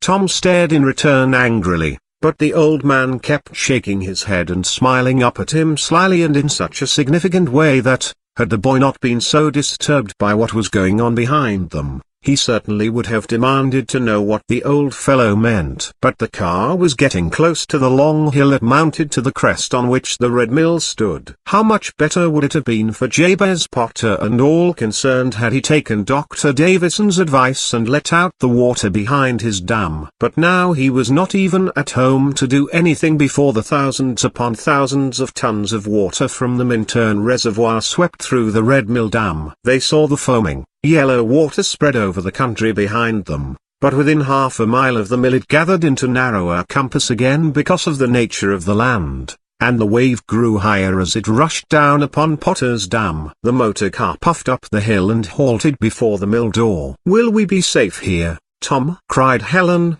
as pale as a ghost now, but too brave to give way. "Are we safe?" "We're all right, I believe," said Tom. Jasper Parlow was already out of the car and ran into the mill. Only the hired man was there, and he came to the door with a face whiter than it was naturally made by the flour dust. "Come in, quick," he cried to the young people. "This mill can't go, it's too solid."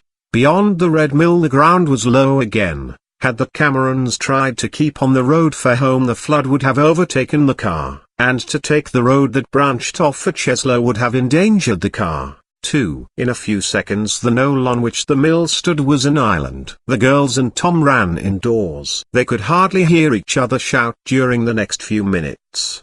The waters rose and poured over the dam, and part of it was swept out. Great waves beat upon the river wall of the mill. And then, with a tearing crash of rent timbers and masonry, the front of the little office and the storeroom, built out over the river, was torn away. From that quarter Jasper Parlow ran, yelling wildly. Ruth saw him dart out of the far door of the mill, stooping low and with his coat over his head as though he expected the whole structure to fall about his ears. But only that wall and the loading platform for the boats were sliced off by the flood. Then the bulk of the angry waters swept past, carrying all sorts of debris before it, and no farther harm was done to the mill, or to Mr. Potter's other buildings. Chapter 11. Uncle Jabez is excited. So rapidly had all this taken place that the girls had remained in the mill. But now Ruth, crying, "Aunt Elvira will be frightened to death," Helen led the way down the long passage and through the shed into the kitchen porch.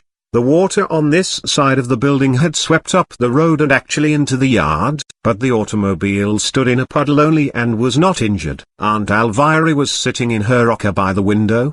The old woman was very pale and wan. She had her Bible open on her knees and her lips trembled in a smile of welcome when the girls burst into the room. "Oh, my dears, she cried. "I am so thankful to see you both safe." She started to rise, and the old phrase came to her lips, "Oh, my back and oh, my bones." Then she rose and hobbled across the room. Her bright little, bird-like eyes, that had never yet known spectacles, had seen something up the Cheslow Road. "Who's this coming? For the land's sake, what recklessness is that? Jabez and his mules. Ruthie, bless us and save us. What's he going to try and do?" The two girls ran to the door. Down the hill thundered a farm wagon drawn by a pair of mules, said mules being on the dead run while their driver stood in the wagon and snapped his long, black snake whip over their ears. Such a descent of the hill was reckless enough in any case, but now, at the foot, rolled the deep water. It had washed away a little bridge that spanned what was usually a rill, but the banks of this stream being overflowed for yards on either side. The channel was at least 10 feet deep. It was Jabez Potter driving so recklessly down the hill from Cheslow. "Oh, oh," screamed the old lady. "Jabez will be killed. Oh, my back and oh, my bones. Oh, dearie, dearie me." She had crossed the porch and was hobbling down the steps. Her rheumatic twinges evidently caused her excruciating pain, but the fear she felt for the miller's safety spurred her to get as far as the fence. And the Ruth and Helen kept her from splashing into the muddy water that covered the road. "You can do no good, Aunt Elvira," cried Ruth. "The mules are not running away with him, Mrs. Boggs," urged Helen. "They'll kill him. He's crazy. It's his money, the poor man." It was evident that Aunt Elvira read the miller's excitement aright. Ruth remembered the cash box and wondered if it had been left in the mill while her uncle went to Cheslow. However that might be, her attention, indeed, the attention of everybody about the miller, was held by the reckless actions of Mr. Potter. It was not 15 minutes after the wave had hit the mill and torn away a part of the outer office wall and the loading platform, or wharf, when the racing mules came down to the turbulent stream that lay between the Cheslow Road and the Red Mill. The frightened animals would have balked at the stream, but the miller, still standing in the wagon, coiled the whip around his head and then lashed out with it, laying it, like a tongue of living fire, across the mules' backs. They were young animals and they had been unused, until this day, to the touch of the black snake. They leapt forward with almost force enough to break out of their harness, but landing in the deep water with the wagon behind them. So far out did they leap that they went completely under and the wagon dipped until the body was full of water. But there stood the miller, upright and silent, plying the whip when they came to the surface, and urging them on. Ruth had noticed before this that Uncle Jabez was not cruel to his team, or to his other animals, but this was actual brutality. However, the mules won through the flood. The turgid stream was not wide and it was not a long fight, but there was the peril of mules, wagon and man being swept out into the main stream of the flood and carried over the dam. "He is awful. Awful," murmured Helen, in Ruth's ear, as they clung together and watched the miller and his outfit come through and the mules scramble out upon solid ground. The miller had brought his half-mad team to the mill and pulled the mules down right beside the Camerons' automobile. Already the young fellow who worked for him had flown out of the mill to Jabez's assistance. He seized the frightened mules by their bits. "How much has gone, boy?" cried Jabez, in a strained, hoarse voice. "Not much, boss. Only a part of the office Anna." The miller was already in at the door. In a moment, it seemed, he was back again, having seen the damage done by the flood to his building. But that damage was comparatively slight. It should not have caused the old man to display such profound despair. He wrung his hands, tore off his hat and stamped upon it on the walk, and behaved in such a manner that it was little wonder Helen Cameron was vastly frightened. He seemed beside himself with rage and despair. Ruth, herself torn by conflicting emotions, could not bear to see the old man so convulsed with what seemed to be anguish of spirit, without offering her sympathy. During this week that she had been at the Red Mill, it could not be said that she had gained Uncle Jabez's confidence, or that she had drawn close to him at all. But it was not for a will on her part to do so. The girl now left Aunt Elvira and Helen on the porch and walked straight down to the old man. She was beside him, with a hand upon his arm. Before he was aware of her coming, he stared at her so angrily, with such an expression of rage and hopelessness upon his face, that she was held speechless for a moment. "What do you know about it, girl?"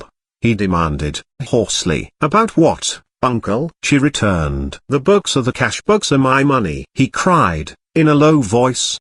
Do you know anything about it? Was it saved? Oh, Uncle, we only got here in the automobile just in time to escape the flood. The office was wrecked at that very moment. Was the box there? Gone, gone, he murmured, shaking his head, and turning on his heel. He strode into the mill. The boy had taken the mules around to the stable. Ruth hesitated, then followed the old man into the mill. The Jabez confronted Tom Cameron, sitting on a sack of meal and watching the turbid waters falling over the dam. "Ha, young Cameron," muttered Uncle Jabez. "You didn't see the cash box, of course." "Where was it?" asked Tom, quietly. "In that wasiya on a shelf, with an old coat thrown over it. I believed it to be as safe there as in the house with nobody but an old woman to guard it." "Better put your money in the bank, sir," said Tom, coolly, "and have some sleek and oily scoundrel steal it, eh?" snarled Uncle Jabez. "Well, the waters stole it, I reckon," Tom said. "I'm sorry for you if there was much money in the box, but I know nothing about it." Jasper Parlow might have saved the box had he known all about it.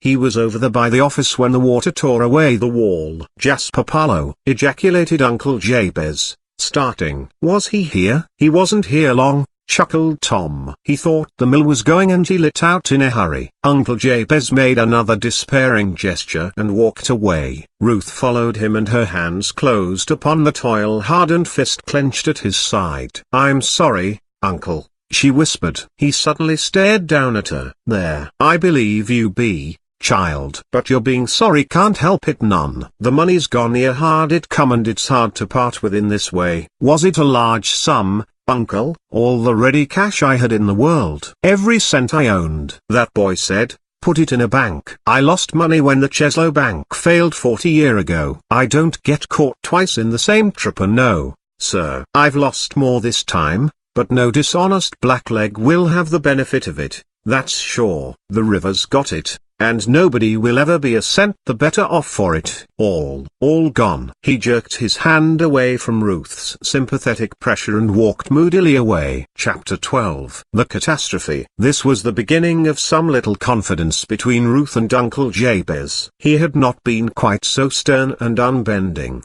even in his passion, as before. He said nothing more about the lost cash box, so Aunt Alvira dared not even broach the subject, but Ruth tried to show him in quiet ways that she was sorry for his loss. Uncle Jabez was not a gentleman, however. His voice being so seldom heard did not make it the less rough and passionate. There were times when, because of his black looks, Ruth did not even dare address him. And there was one topic she longed to address him upon very much indeed. She wanted to go to school. She had always been quick at her books, and had stood well in the graded school of Darrowtown. There was a schoolhouse up the road from the Red Miller not half a mile away. This district school was a very good one, and the teacher had called on Aunt Alvira, and Ruth liked her very much. The flood had long since subsided, and the repairs to the mill and the dam were underway. Uncle Jabez grew no more pleasant, however, for the freshet had damaged his dam so that all the water had to be let out, and he might go into midsummer with such low pressure behind the dam that he could not run their mill through the drought. This possibility, together with the loss of the cash box,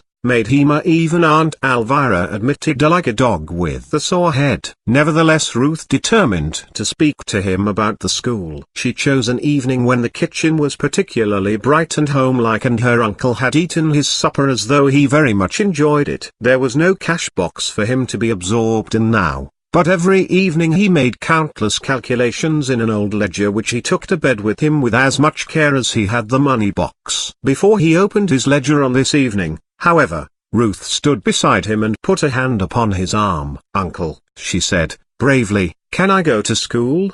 He stared at her directly for a moment, from under his heavy brows, but her own gaze never wavered. "How much schooling do you want?" he demanded, harshly. "If you please, Uncle Jabez, all I can get," replied Ruth. "Readin', writin', and mighty little arithmetic we called them the 3 R's they did for me when I was a boy. The school tax they put on to me every year is something wicked, and I never had chick nor child to go to their blamed old school. Let me go, Uncle, and so get some of your money back that way," Ruth said, quickly, and smiling in her little, bird-like way with her head on one side. "Ha, I don't know about that," he growled, shaking his head. "I don't see what I'll be making out of it." "Perhaps I can help you later, if you'll let me learn enough," she urged. "I can learn enough arithmetic to keep your books." "I'll try real hard." "I don't know about that," he said, again, eyeing her suspiciously. "The little money I make I can keep watch over when I'm here to watch it. That is, there ain't no bookkeeping necessary in my business. And then there's your Aunt Elvira. She needs you." "Don't you go for to say that, Jabez," interposed the old woman, briskly. "That child's the greatest help that ever was, but she can do all that's necessary before and after school, and on Saturdays. She's a good smart child, Jabez. Let her have a chance to learn." "Ain't no good ever come of books," muttered the miller. "Oh, uncle, just let me show you," begged the girl, in her earnestness clinging to his arm with both hands. He looked down for a moment at her hands as though he would fling off her hold. But he thought better of it, and waited fully a minute before he spoke. "You know your Aunt Elvira needs ye," he said. "If you can fix it with her, why I don't see as I need object." "Will it be too much trouble for you to get my trunk, uncle, so that I can begin going to school next week?" Ruth asked. "Ain't you got nothing to wear to school?" he said. "It's dress, is it? Beginning that trouble early, ain't ye?" He seemed to be quite cross again, and the girl looked at him in surprise. "Dear uncle, you will get the trunk from the station, won't you?" "No, I won't," he said.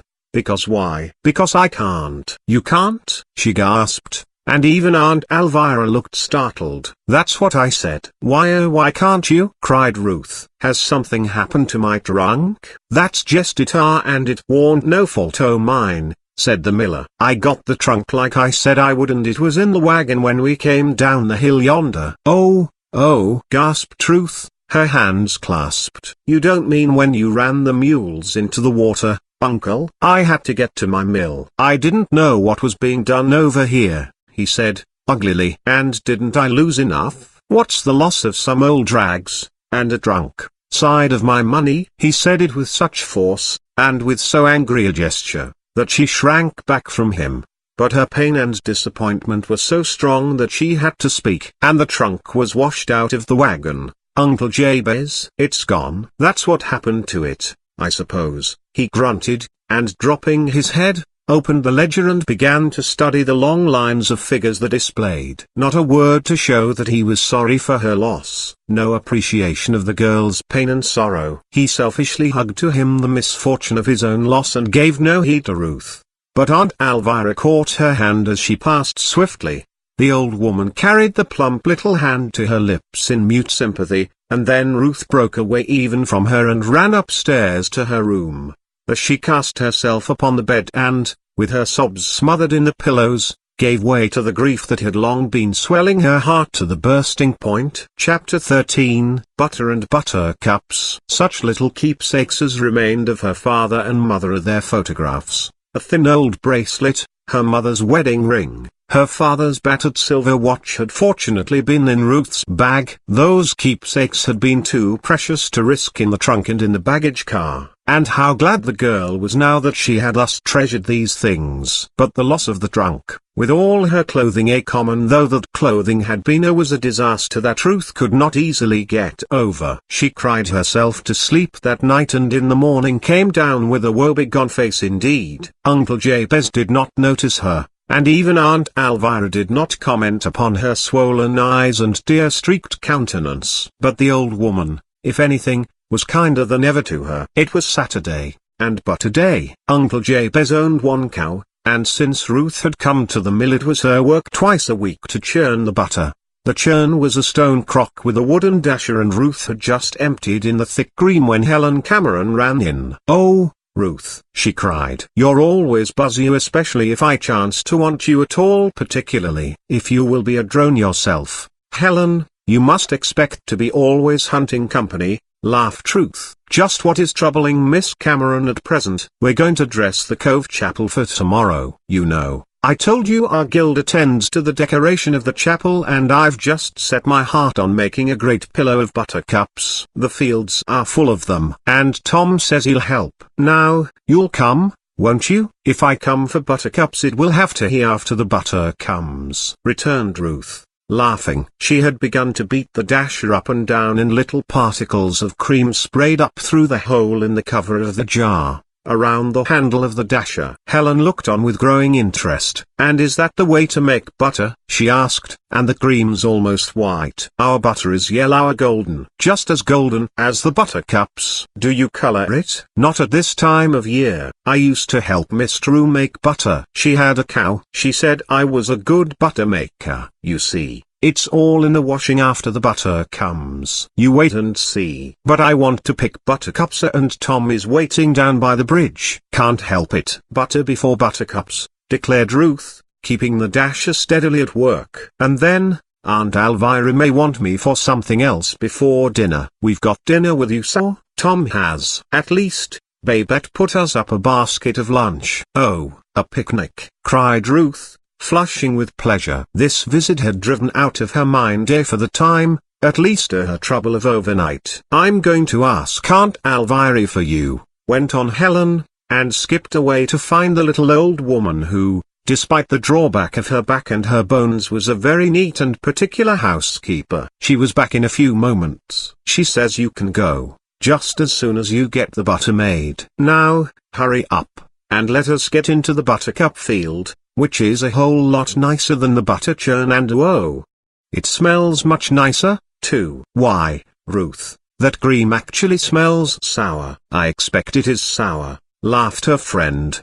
"Didn't you know that sweet butter comes from sour cream, and that most nice things are the result of hard work? The sweet from the bitter, you know." "My, how philosophical we are this morning." "Isn't that butter ever coming?" "Impatience. Didn't you ever have to wait for anything you wanted in your life?" "Why, I've got to wait till next fall before I go to Briarwood Hall." "That's a rhyme, Ruthie. It's been singing itself over and over in my mind for days." "I'm really going to boarding school in the autumn." "It's decided." "Tom is going to the military academy on the other side of Osago Lake. He'll be within 10 miles of Briarwood." Ruth's face had lost its brightness as Helen said this. The word school had brought again to the girl's mind her own unfortunate position and Uncle Jabez's unkindness. "I hope you will have a delightful time at Briarwood," Ruth said softly. "I expect I shall miss you dreadfully." "Oh, suppose the ogre should send you to school there,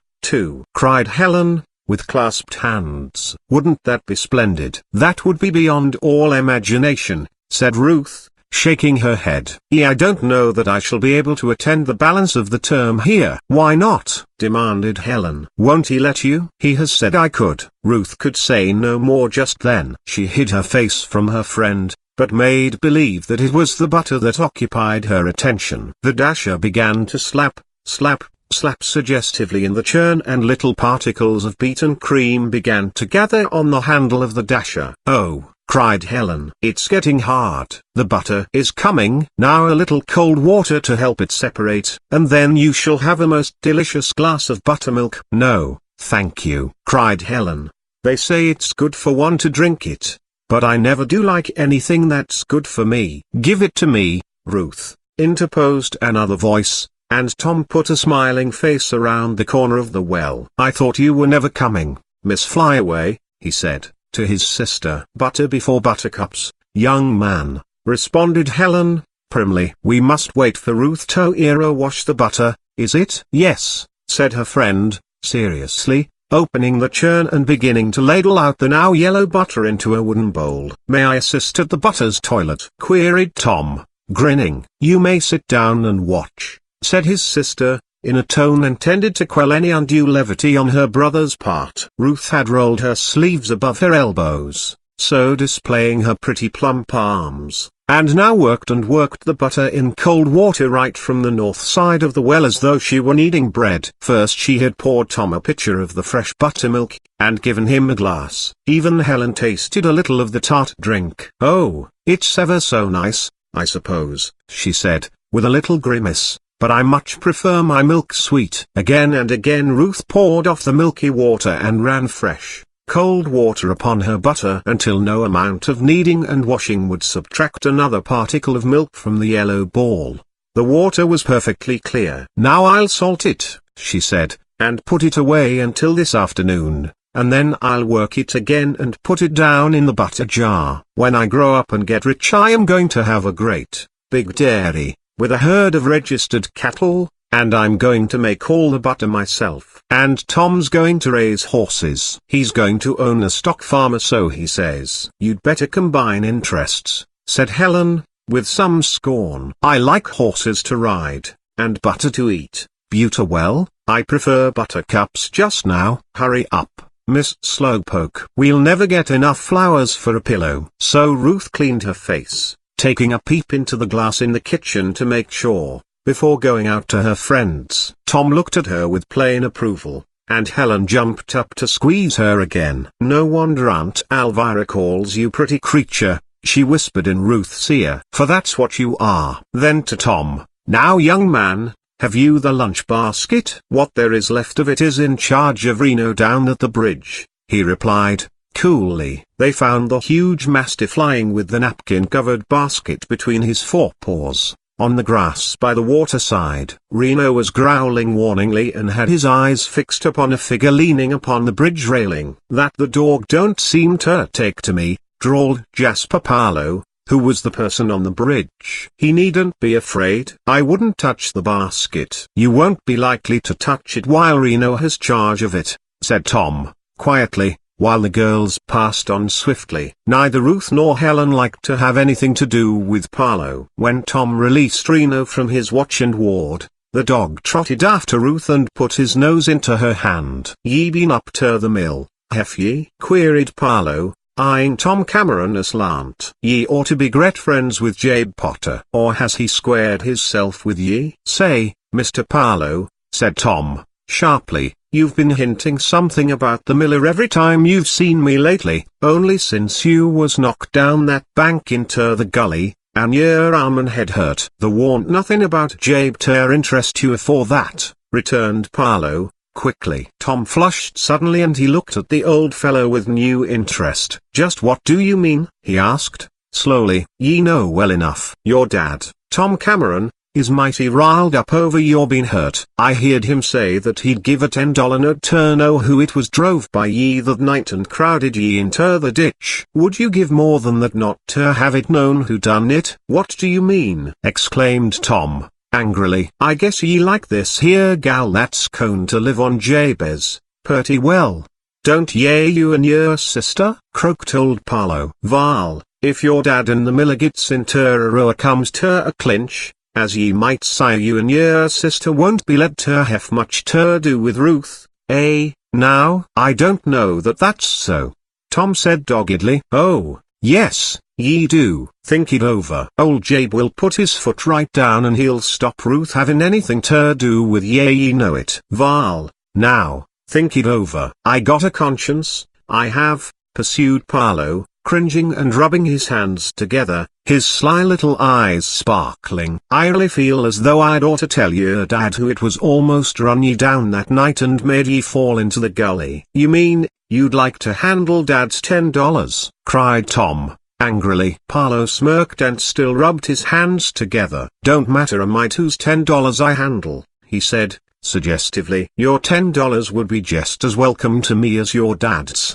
Master Cameron." $10 is a lot of money," said Tom. "Yes, it's right smart. I could make use of it. I'm a poor man, and I could use it nicely," admitted the sly and furtive Parlow. "I haven't got so much money now," growled the boy. "You can get it, I warrant." "I suppose I can." He drew his purse from his pocket. "I've got $3.50 here. I'll have the rest for you on Monday." "Quite correct," said Jasper Parlow, clutching eagerly at the money. "I'll trust ye till you owe." "Yes, I'll trust ye till then." Chapter 14. Just a matter of address. "Well, I really believe, Tommy Cameron," cried his sister Helen, when he overtook the girls and Reno, swinging the basket recklessly, "that you are developing a love for low company. I don't see how you can bear to talk with that Jasper Parlow." "I don't see how I can, either," muttered Tom, and he was rather silent for Hema until they were well off the road and the incident at the bridge was some minutes behind them. But the day was such a glorious one, and the fields and woods were so beautiful, that no healthy boy could long be gloomy. Besides, Tom Cameron had assured his sister that he thought Ruth Fielding just immense, and he was determined to give the girl of the Red Mill as pleasant a time as possible. He worked like a Trojan to gather buttercups, and after they had eaten the luncheon old Babette had put up for them, and it was the very nicest and daintiest luncheon that Ruth Fielding had ever tasted, he told the girls to remain seated on the flat stone he had found for them and weave the foundation for the pillow while he picked bushels upon bushels of buttercups. "You'll need a 2-horse load, anyway, to have enough for a pillow of the size Nell has planned," he said, grinning. "And perhaps she'll finish it if you help her, Ruth. She's always trying to do some big thing and falling down on it." "That's not so, Master Saucebox," cried his sister. Tom went off laughing, and the two girls set to work on the great mass of buttercups they had already picked. They grew so large, and were so dewy and golden, that a more brilliant bed of color one could scarce imagine than the pillow, as it began to grow under the dexterous hands of Helen and Ruth. And, being alone together now, they began to grow confidential. "And how does the ogre treat you?" asked Helen. "I thought, when I came this morning, that you had been feeling badly." "I am not very happy," admitted Ruth. "It's that horrid ogre," cried Helen. "It isn't right to call Uncle Jabez names," said Ruth, quietly. "He is greatly to be pitied, I do believe. And just now, particularly so." "You mean because of the loss of that cash box?" "Yes. Do you suppose there was much in it?" "He told me that it contained every cent he had saved in all these years." "My!" cried Helen. "Then he must have lost a fortune." "He has been a miser for 40 years, so they say." "I do not know about that," Ruth pursued. "He is harsh and he seems to be very selfish. Here he says I can go to school, though." "Well, I should hope so," cried Helen. "But I don't know that I can go," Ruth continued, shaking her head. "For pity's sake, why not?" asked her friend. Then, out came the story of the lost trunk. Nor could Ruth keep back the tears as she told her friend about Uncle Jabez's cruelty. "Oh, oh, oh!" cried Helen, almost weeping herself. "The mean, mean thing! No, I won't call him ogre again. He isn't as good as an ogre. I don't know what to call him. Calling him names won't bring back my trunk." "Helen," sobbed Ruth. "That's so. I'd make him pay for it. I'd make him get me dresses for those that were lost. Uncle is giving me a home. I suppose he will give me to wear all that he thinks I need. But I shall have to wear this dress to school, and it will soon not be fit to wear anywhere else. It's just too mean for anything, Ruth. I just wish her." What Miss Cameron wished she did not proceed to explain. She stopped and bit her lip, looking at her friend all the time and nodding. Ruth was busily wiping her eyes and did not notice the very wise expression on Helen's face. "Look out! Here comes Tom," whispered Helen, suddenly, and Ruth made a last dab at her eyes and put away her handkerchief in a hurry. "Say, ain't you ever going to get that thing done?" demanded Tom. "Seems to me you haven't done anything at all since I was here last." The girls became very busy then and worked swiftly until the pillow was completed. By that time it was late afternoon and they started homeward. Ruth separated from Helen and Tom at the main road and walked alone toward the Red Mill. She came to the bridge, which was at the corner of her uncle's farm, and climbed the stile, intending to follow the path up through the orchard to the rear of the house, the same path by which she and her friends had started on their little jaunt in the morning. The brook which ran into the river, and bounded this lower end of Mr. Potter's place, was screened by clumps of willows. Just beyond the first group of saplings Ruth heard a rough voice say, "And I tell you to get out. Go on the other side of the crick, Jasper Parlow, if ye want to fish." "That ain't my land, but this is." "Ain't ye mighty brash, Jabe?" demanded the snarling voice of Parlow, and Ruth knew the first speaker to be her uncle. "Who are you to drive me away? The last time ye was at the mill I lost something, or I lost more than I can afford to lose again," continued Uncle Jabez. "I don't say ye took it. They tell me the flood took it. But I'm going to know the right of it some time, and if you know more about it than you oughter." "What air ye talking about, Jabe Potter?" shrilled Parlow. "I've lost money by you, Ye ain't never paid me for the last month I worked for ye. Ye paid yourself or ye paid yourself, said Jabe, tartly. And if ye stole once ye would again. Now stop right there, Jabe Potter, cried Parlow, and Ruth knew that he had stepped closer to Mr. Potter, and was speaking in a trembling rage. Don't ye intimate and insinuate, for if ye do, I kin fling out some insinerations likewise. You jest open yer mouth about me stealin' and I'll put a flea in old man Cameron's ear. Ha! Ye know what I mean. Better have a care, Jabe Potter, better have a care. There was silence. Her uncle made no reply, and Ruth, fearing she would be seen, and not wishing to be thought an eavesdropper, although the conversation had so surprised and terrified her that she had not thought what she did, before, the girl ran lightly up the hill, leaving the two old men to their angle. When Uncle Jabez came in to supper that evening, his scowl was heavier than usual, if that were possible, and he did not speak to either Ruth or Aunt Alvira all the evening. Chapter 15. In school. Ruth thought it all over, and she came to this conclusion: Uncle Jabez had given his permission, albeit a grumpy anew, and she would begin school on Monday. The black cloth dress that was so shabby and would look so odd and poverty-stricken among the frocks of the other girls, for she had watched them going to and from school, and already knew some of them to speak to, would have to be worn, if possible, through the term. Perhaps Uncle Jabez might notice how shabby she looked, finally,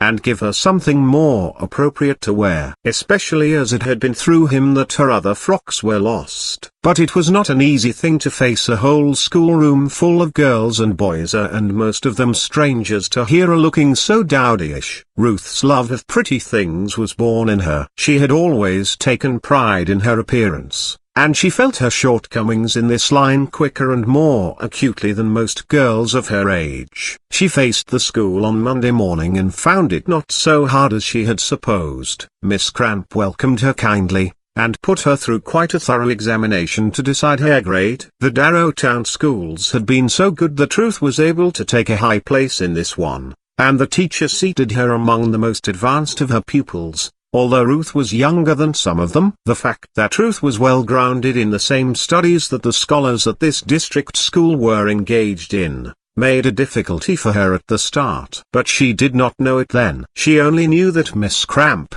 seating her pupils according to their grade, sent her to an empty seat beside one of the largest girls, Sir Julius Semple. A good many of the girls stared at the newcomer with more than ordinary attention, but Julia immediately turned her back on her new seatmate. Ruth did not, however, give Julia much attention at the time. She was quite as bashful as most girls of her age, and, too, there were many things during that first session to hold her attention. But at recess she found that Julia walked away from her without a word, and that most of the girls who seemed to be in her grade kept aloof, too. As a stranger in the school, the girl from the Red Mill felt no little unhappiness at this evident slight, but she was too proud to show her disappointment. She made friends with the younger girls and was warmly welcomed in their games and pastimes. "Julia's mad at you see," one of her new acquaintances confided to Ruth. "Mad at me? What for?" asked the surprised new scholar. "Why, that seat was Rosie Ball's. Rosie has gone away to see her sister married, and she's coming back tomorrow. If you hadn't come in to take her place, Rosie would have been let sit beside Julia again. Of course, although like enough she's fallen behind the class. Miss Cramp is very strict." "But I didn't know that." "I couldn't help it," cried Ruth. "Just the same, Julia says she doesn't like you, and that you're an obodia, that Jabe Potter has taken you in out of charity. And Julia pretty nearly bosses everything and everybody around this school. Her father, Mr. Semple, you see, is chairman of the school board." Her plain-spoken friend never realized how much she was hurting Ruth by telling her this. Ruth's pride kept her up, nor would she make further overtures toward friendship with her classmates. She determined, during those first few days at the district school, that she would do her very best to get ahead and to win the commendation of her teacher. There was a splendid high school at Cheslow, and she learned that Miss Cramp could graduate pupils from her school directly into the Cheslow High. It was possible, the teacher assured her, for Ruth to fit herself for such advancement between that time and the fall term. It seemed as though Ruth could never make her crotchety old uncle love her. As time passed, the loss of his cash box seemed to prey upon the miller's mind more and more. He never spoke of it in the house again. It is doubtful if he spoke of it elsewhere. But the loss of the money increased, were that possible, his moroseness. He often spoke to neither the girl nor Aunt Elvira from sunrise to sunset. But although Uncle Jabez was so moody and so unkind to her, in the little old woman, whose back and whose bones gave her so much trouble, Ruth found a loving and thoughtful friend. Aunt Elvira was as troubled at first about Ruth's lack of frocks as the girl was herself. But before Ruth had been attending school a week, she suddenly became very light-hearted upon the question of dress. "Now, don't you fret about it, dearie," said Aunt Elvira, wagging her head knowingly. "Gals like you has jest got to have frocks, and the good Lord knows it, jest the same as he knows when a sparrer falls. There'll be a way provided. If I can't make ye a purty dress, 'cause o' my back and my bones, there's them that kin. We'll have Miss Cresherlock in by the day, and we'll make 'em." "But, dear," said Ruth, wonderingly, "how will we get the goodser and the trimmings and pay Miss Locke for her work?" "Don't you fret about that. Jest you wait and see," declared Aunt Elvira, mysteriously. Ruth knew very well that the old woman had not a penny of her own. Uncle Jabez would never have given her a cent without knowing just what it was for, and haggling over the expenditure then, a good deal. To his view, Aunt Elvira was an object of his charity, too, although for more than 10 years the old woman had kept his house like wax and had saved him the wages of a housekeeper. This very day, on coming home from school, Ruth had met Dr. Davison coming away from the Red Mill. She thought the red and white mare, that was so spirited and handsome, had been tied to the post in front of the kitchen door, and that the physician must have called upon Aunt Elvira. "So this is the young lady who wouldn't stop at my house but went to Sam Curtis to stay all night," he said, holding in the mare and looking down at Ruth. "And you haven't been past the gate with the green eyes since?" "No, sir," Ruth said, timidly. "I have never even been to town, number, or you would not have failed to see the Curtises again. At least, I hope you'll see them. Mercy has never ceased talking about you." "The lame girl, sir?" cried Ruth, in wonder. "Why, she spoke awfully unkindly to me, and I thought her mother only thought I would feel bad and wanted to smooth it over, when she asked me to come again." "No," said the doctor, seriously, shaking his head. "Nobody knows Mercy like her mother. That's not to be expected. She's a poor, unfortunate, cramp-minded child. I've done what I can for her back if she has spinal trouble, but I can do little for Mercy's twisted and warped mind. She tells me she has cramps in her back and legs, and I tell her she has worse cramps in her mind. Bright. Why, child, she knows more than most grown folks. Reads every book she can get hold of. There is scarcely a child in the Cheslow High School who could compete with her for a month in any study she had a mind to take hold of. But," and the doctor shook his head again, "her mind's warped and cramped because of her affliction." "I pitied her," said Ruth, quietly. "But don't tell her so. Go and see her again, that's all. And mind you don't come to town without turning in at the gate with the green eyes." And so saying he let the eager mare out and she swiftly carried him away. It was after this Aunt Elvira seemed so confident that a way would be provided for Ruth to get the frocks that she so sadly needed. On the very next day, when Ruth came home from school, she found the little old lady in a flutter of excitement. "Now, Ruthie," she whispered, "you mustn't ask too many questions, and I'll surely tell ye a great secret, child. It must be something very nice, Aunt Elvira, or you'd never be like this." "What is it?" "Now Ruthie, you mustn't ask too many questions, I tell you. But to make no secret of it, for secrets I do despise, somebody's made you a present." "Made me a present?" gasped Ruth. "Now, careful about questions," warned Aunt Elvira. "I told you that a way would be provided for you to have frocks, and it is true. You are going to have 'em, auntie. New frocks, just as good as new, every bit as good as new. Somebody that's seen ye,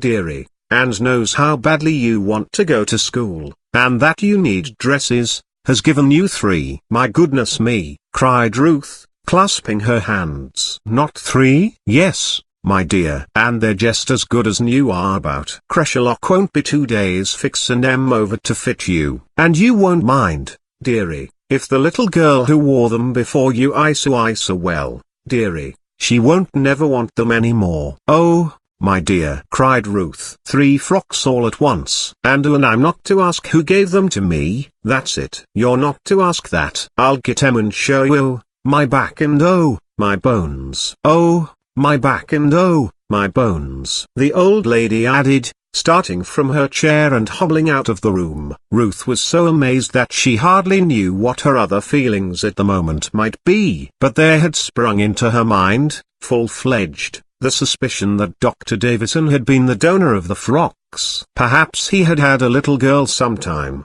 who had died. For Ruth had quite decided, from what Aunt Elvira said, that the girl who had formerly worn the frocks in question was no longer upon earth. Chapter 16. Behind the green lamps. Aunt Elvira returned in a short time with such a pile of pretty colors over her arm that Ruth gasped with delight. She couldn't help it. The dresses were all nice ginghams, each of a different color, nicely trimmed and delightfully made. They were not too fancy for school wear, and they were good, practical frocks. Ruth had worn her little black and white frocks at school while she was still in Darrowtown, and had she remained longer Miss Trupettis would have helped her to make other frocks in colors. It is a sad thing to see a child in black, or black and white, and Ruth's father had been dead now 6 months. Ye needn't be scarred at the colors, child, said old Aunt Elvira. Here's this pretty lavender. We'll make that over first. Creshelock will be here tomorrow and we'll make a big beginning. But what will Uncle say? Gasped Ruth, almost bursting with questions, but being debarred from asking the most important ones. Don't you fret about your Uncle Jabez. He ain't got nothing to do with it, declared the little old woman, firmly. Nor he won't say nothing, which was very true. Uncle Jabez seldom spoke to his niece now. His moodiness grew upon him as time passed. And in the evening, as he sat over his endless calculations at the kitchen table, the girl and the old woman scarcely dared speak to each other save in whispers. Miss Locke worked 3 days, instead of 2, at the Red Mill, helping Aunt Elvira dressmake. How she was paid, Ruth did not know, but she feared that the pennies Aunt Elvira saved from her egg and chicken money had done this. However, the shabby black frock was put away and Ruth blossomed out into as pretty an appearance as any girl attending Miss Cramp's school. But she did not make friends among her classmates. Julia Semple had such influence that she seemed to have set all the girls of the higher class in the district school against Ruth. Julia herself could not pass Ruth without tossing her head and staring at her haughtily. And sometimes she would whisper to her companions and look at the girl from the Red Mill in so scornful a way that Ruth could not help feeling uncomfortable. Indeed, Ruth would have lacked almost all young company had it not been for Helen Cameron and Tom. Tom didn't think much of playing with girls, but he could always be depended upon to do anything Ruth and Helen wanted him to. Helen was at the Red Mill often after Ruth's school hours, and seldom did a Saturday pass that the two chums did not spend at least half the day together. Aunt Elvira declared Ruth should have Saturday afternoons to herself, and often Helen came in her little pony carriage and drove Ruth about the country. There was a fat old pony named Tubby that drew the phaeton, and Tubby jogged along the pleasant country roads with them in a most delightfully gypsyish way. One Saturday afternoon they went to town. Ruth had never seen Cheslow save on the night of her arrival and on the following morning, when she had started directly after breakfast at the station master's house to walk to the Red Mill. Why, you'll like Cheslow, declared Helen, in her enthusiastic way. It's just as pretty as it can be. You'll love it. I often drive into shop, and sometimes Mrs. Murchiston goes with me. Get up, Tubby. Tubby had to be urged incessantly. Exertion was not loved by him. He would rather walk than trot, he would rather stand than walk, and he always had the appearance of being asleep save when he was at his manger. Ruth remembered that she had been warned not to go past the gate with the green eyes, and she told Helen of her promise to Dr. Davison. Oh, "Splendid!" cried her chum. "I don't know anybody whom I like to call upon in Cheslow ahead of Dr. Davison. It's almost as good as having him come to see you when you're sick." "But I don't think," Ruth objected, "that it's any fun to have any doctor come to see one on business." "You don't half mind being ill when Dr. Davison calls," declared Helen, with unabated enthusiasm. "And when you call there, well," concluded Helen, with a sigh of anticipation, "you'll soon know what that means.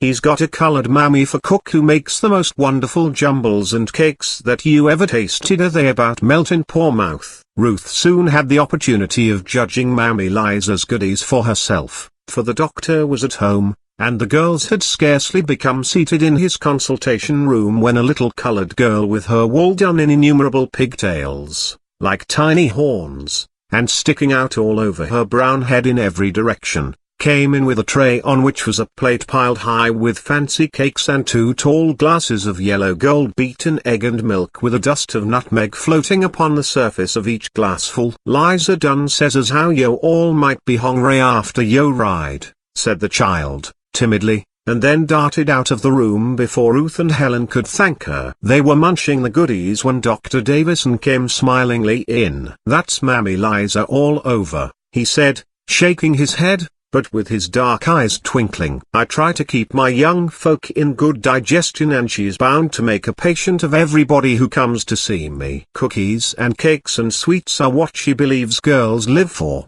or else she is trying to make customers for my nasty drugs." Dr. Davison seemed to have plenty of time to give to the society of young folk who called upon him, and he showed an interest in Ruth and her affairs which warmed a heroine's heart. He wanted to know how she got along at school, and if it was true that she was trying to make the high by the opening of the fall term. "Not that I want any of my young folk to travel the road to knowledge too steadily, or travel it when their bodily condition is not the best. But you are strong and well, Ruthie, and you can do a deal that other girls of your age would find irksome. I shall be proud if you prepare to enter the high at your age." And this made Ruth feel more and more sure that Dr. Davison had taken interest enough in her career at school to supply the pretty frocks, one of which she was then wearing. But Aunt Elvira had warned her that the frocks were to remain a mystery by the special request of the donor, and she could not ask the good old doctor anything about them. His interest in her progress seemed to infer that he expected Ruth to accomplish a great deal in her school, and the girl from the Red Mill determined not to disappoint him. When Helen told Dr. Davison where else they intended to call, he nodded understandingly. "That is," he added, "Ruth will call on Mercy while you do your shopping, Miss Cameron." "Oh, yes. That is the better plan. You know very well that Mercy Curtis won't want to see you, Helen." "I don't know why not," said Helen, pouting. "I know she never treats anyone nicely, but I don't mind. If it does her good to do what Tom calls bully ragging, I can stand it as well as root her better, perhaps." "No," said the doctor, gravely. "I have told you before why you shouldn't call there. You have everything that Mercy can possibly desire. Comparisons with poor Mercy certainly are odious. Ruth, she knows, is not so fortunately placed in life as yourself. She is not so fortunately placed, indeed, as Mercy is. And Mercy is in an extremely nervous state just now, and I do not wish her to excite herself beyond reason." "Well, I declare," exclaimed Helen, but good-naturedly after all. "I don't like to be told I'm not wanted anywhere. But if you say so, I'll not go with Ruth to the house." Dr. Davison opened a new topic of conversation by asking after Tom. "Oh, his head is all healed up. You can just barely see the scar," Helen declared. "And his arm is only a little tender. We think he got out of it very lucky indeed, thanks to Ruth here." "Yes, thanks to Ruth," repeated the doctor, his eyes twinkling. Ruth was on pins and needles, as the saying is, for she very well remembered what the injured boy had murmured, in his half-conscious state, when they brought him along the road on the stretcher. Had it been Jabez Potter who ran down Tom Cameron and forced him down the embankment with his motorcycle? This thought had been bobbing up in Ruth's mind ever since she had come to the Red Mill. She had seen her uncle driving his team of mules in one of his reckless moods. She would never forget how the team tore down the long hill and was forced through the flood the day the Minturn Dam had burst. Had Jabez Potter been driving through the dark road where Tom Cameron was hurt, in any such way as that, he would have run down a dozen cyclists without noticing them. Fortunately, Tom's injury had not been permanent. He was all right now. Ruth felt that she must be loyal to her uncle and say nothing about her own suspicions. But as long as the matter was discussed between Helen and Dr. Davison, she was anxious. Therefore she hurried their departure from the kind physician's office, by rising and saying, "I think we would better go, Helen. You know how slow Tubby is, and perhaps I can give the little Curtis girl some pleasure by calling on her." "Without doubt she'll have pleasure," observed Helen, somewhat bitingly. "She is likely to scold and bully Rag to her heart's content." "You're such a meek thing that you'll let her." "If that's what gives her pleasure, Helen," said Ruth, with a quiet smile, "why, I guess I can stand it for an hour." Dr. Davison had risen likewise, and he went to the front door with them, his hand resting lightly on Ruth's shoulder. "You have the right idea of it, Ruthie," he said. "Let Mercy take her pleasure in that way if it's all the pleasure she can get.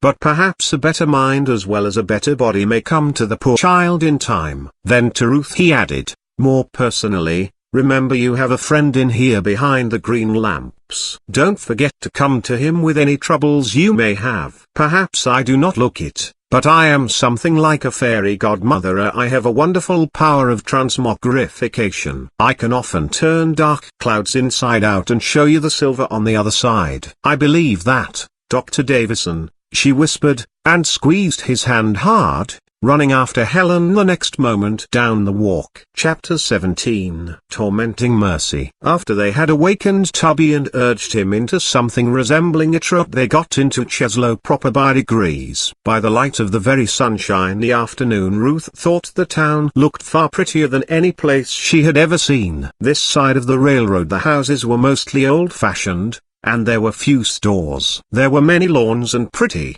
old-time gardens, while the elms and maples met in green arches overhead so that many of the streets were like rustic tunnels, the sun sifting through the thick branches to make only a fine, lacework pattern upon the walks and driveway. They crossed the railroad near the station and struck into Market Street. Ruth would not allow Helen to drive her directly to the Curtis cottage. She had remembered Dr. Davison's words, and she thought that perhaps Mercy Curtis might be looking from the window and see her visitor arrive in the pony cart. So she got down at the corner, promising to meet her friend at that spot in an hour. She could see the pretty cottage belonging to the railroad station agent before she had walked far. Its garden on the side was already a bower, but the rustic arbor on which the grapevines were trained was not yet sufficiently covered to yield any shelter from the street. Therefore Ruth did not expect to find it occupied. Just before she reached the cottage,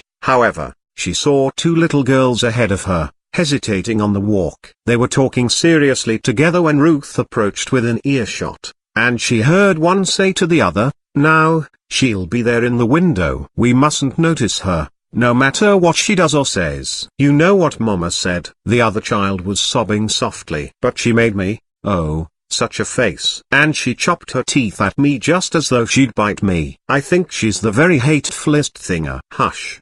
She's greatly to be pitied," said the older sister, with an air and in a tone that showed she copied it from the grown-ups whom she had heard discussing poor Mercy Curtis. "I wish we'd gone round the other way," complained the other child. "Now, come on. You needn't look into the window and smile." "I'll do that." "No," said the little one, stubbornly. "I'll go by on the opposite side of the way. And you must come, too, Anna. She'd bite me if she could get the chance." "Oh, well, come on, little silly," said her sister, and the two crossed over, and Ruth, who watched them interestedly, saw them hurry by the cottage with scarcely a glance at the front windows. But Ruth could see the outline of the lame girl's figure at one of the windows, and she saw a lean fist shaken in the air at the two children going by. She could imagine the face Mercy Curtis pulled, as well, and did not wonder that the two little ones took to their heels and ran away as fast as ever they could. But, thus prepared for an unpleasant greeting from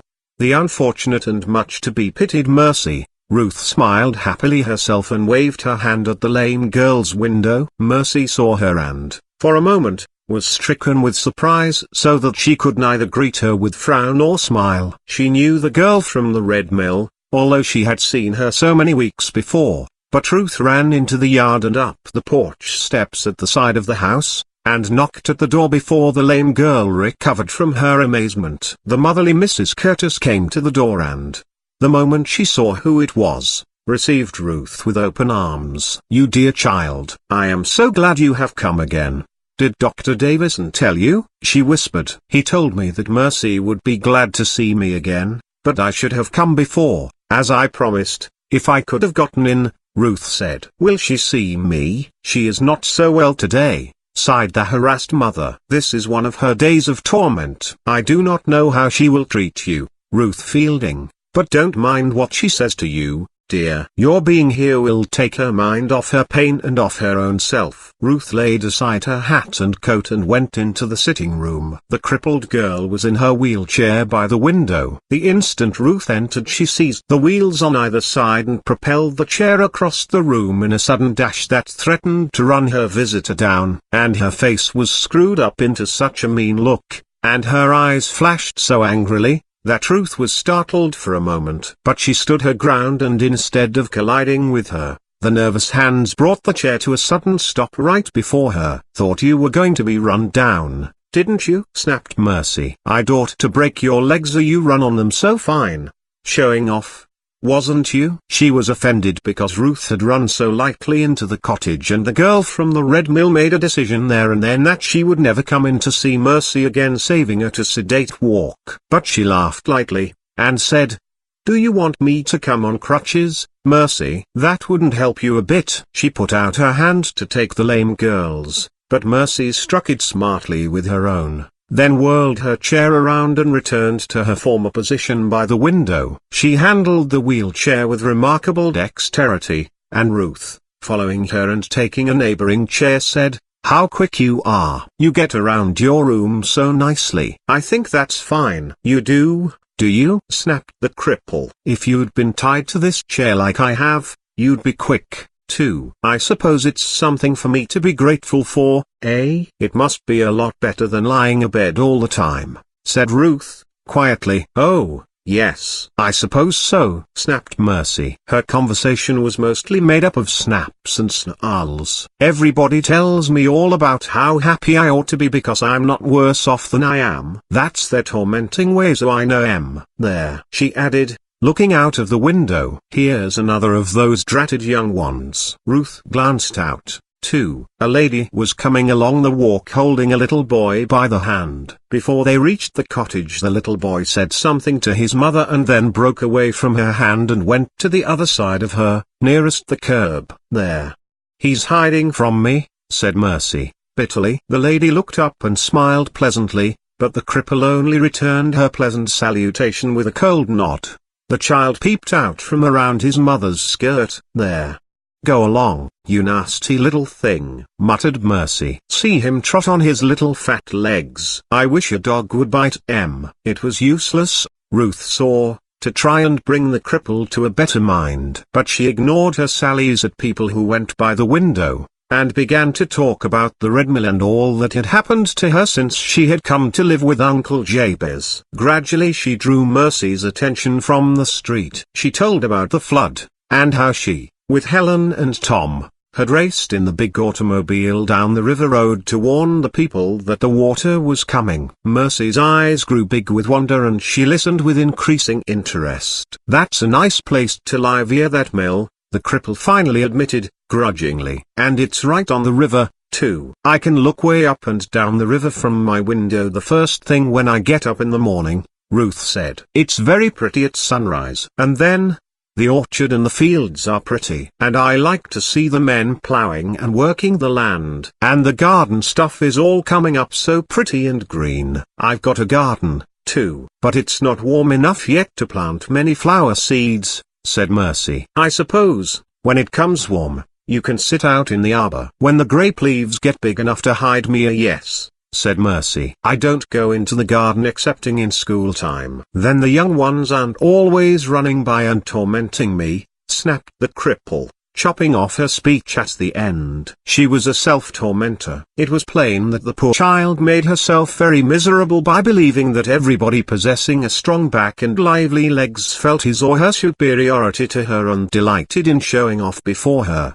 The girl of the Red Mill felt only pity for a sufferer possessing such an unfortunate disposition. She tried to turn the conversation always into pleasant channels. She held Mercy's interest in the Red Mill and her life there. She told her of the broods of downy chicks that she cared for, and the butter making, and the household tasks she was able to help Aunt Elvira about. And don't you go to school? Demanded Mercy. I am going now. I hope this spring and summer to prepare myself for entering the Cheslow High. And then you'll be in town every day? Said Mercy, with one of her occasional wistful looks. I hope to. I don't know how I will get here, but I mean to try. Miss Cramp says if I'll come 2 or 3 times a week this summer, after our school doses, that she will help me to prepare for the high school exams, so I can enter at the beginning of the fall term. I know Miss Cramp, said Mercy. She lives on this street. You'll be so busy then that you'll never get in to see me at all,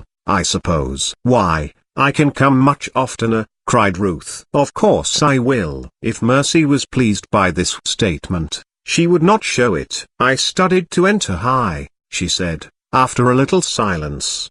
But what's the use? I'll never go to school again. Reading books isn't any fun. Just studying, and studying, and studying doesn't get you anywhere. Why, I should think that would be nice, Ruth declared. You've got so much chance to study. You see, you don't have to work around the house, or outside, and so you have all your time to devote to study. I should like that. Yeah, snarled Mercy, in her most unpleasant way. That's what you say. I wish you were here to try it, and I could be out to the Red Mill. Then she paid more softly. I'd like to see that mill and the Riviera and all the things you tell about. You wait, cried Ruth. I'll ask Uncle Jabez and Aunt Elvira. Maybe we can fix it so you could come out and see me. Wouldn't that be fine? Yeah, snarled the cripple again. I'll never get that far away from this old chair. Perhaps not, but you might bring the chair with you, returned Ruth, unshaken. Wait till vacation. I'll not give up the idea until I've seen if it can't be arranged. That the thought pleased Mercy,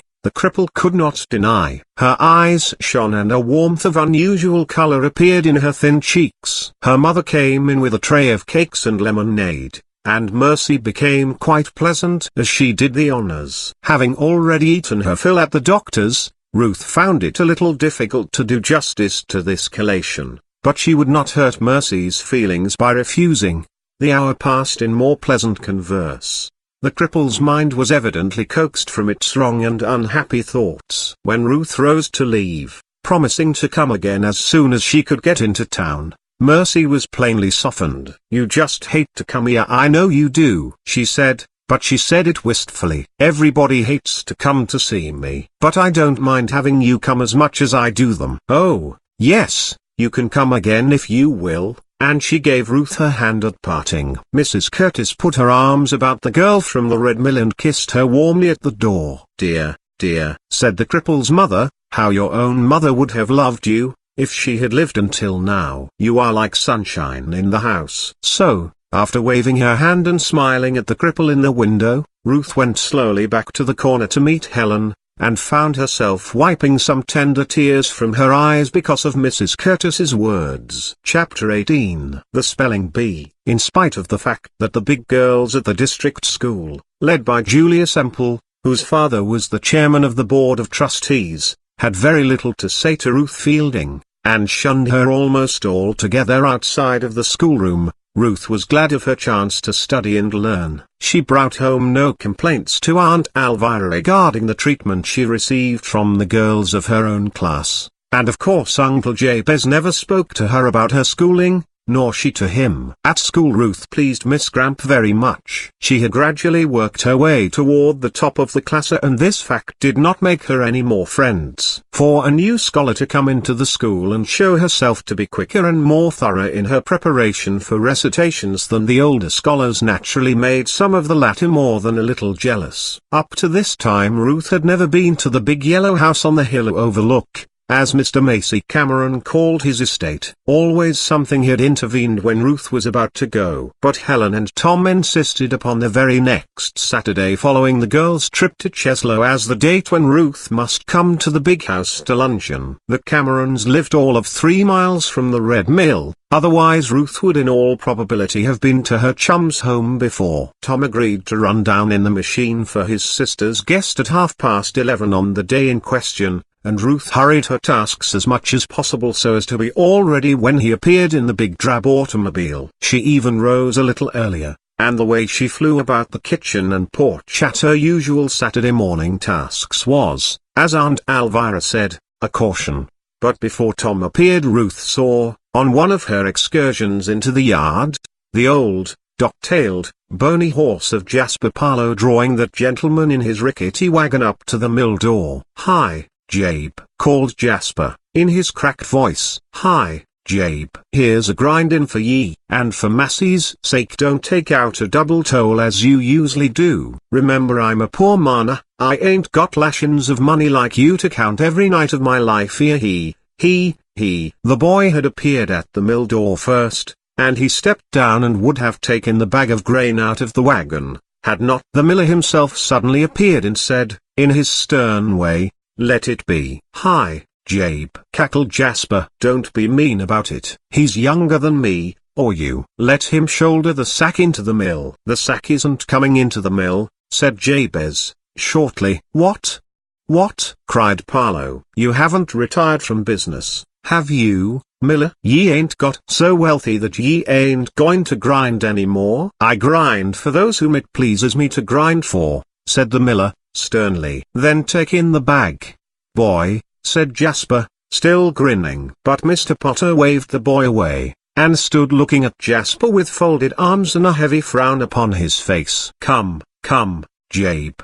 You keep a mill. You grind for the public, you know," said Jasper. "I grind no more for you," rejoined the miller. "I have told you so. Get you gone, Jasper Parlow." "No," said the latter, obstinately. "I am going to have my meal." "Not here," said the miller. "Now, that's all nonsense, Jabe," exclaimed Jasper Parlow, wagging his head. "Ye know ye can't refuse me." "I do refuse you." "Then ye'll take the consequences, Jabe. Ye'll take the consequences." "Ye know very well if I say the word to Mr. Camerona." "Get away from here," commanded Potter, interrupting. "I want nothing to do with you." "You mean to dare me, do ye, Jabe?" demanded Jasper, with an evil smile. "I don't mean to have anything to do with a thief," growled the miller, and turning on his heel went back into the mill. It was just then that Ruth spied the automobile coming down the road with Tom Cameron at the steering wheel. Ruth bobbed into the house in a hurry,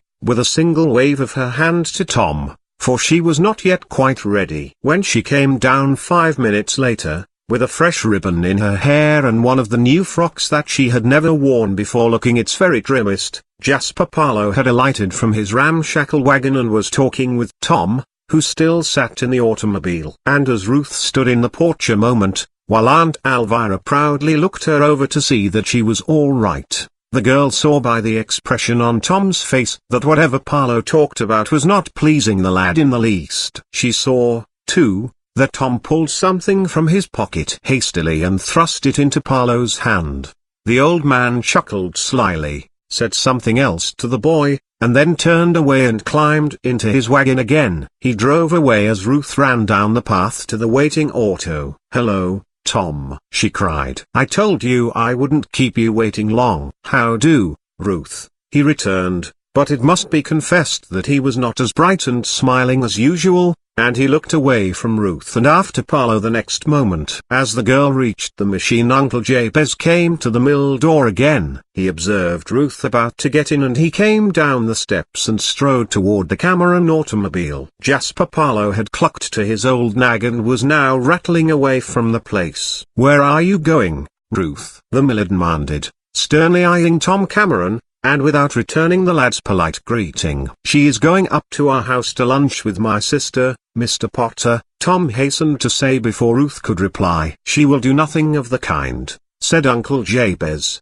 shortly. "Ruth, go back to the house and help your Aunt Elvira. You are going about too much and leaving your aunt to do everything." This was not so, and Ruth knew very well that her uncle knew it was not so. She flushed and hesitated, and he said, "Do you hear me? I expect to be obeyed if you remain here at the Red Mill. Just because I lay few commands upon you, is no reason why you should consider it the part of wisdom to be disobedient when I do give an order." "Oh, Uncle, do let me go," begged Ruth, fairly crying. "Helen has been so kind to me and Aunt Elvira did not suppose you would object. They come here." "But I do not propose that they shall come here any more," declared Uncle Jabez, in the same stern tone. "You can drive on, young man. The less I see of any of you Camerons the better I shall like it." "But, Mr. Potter," began Tom.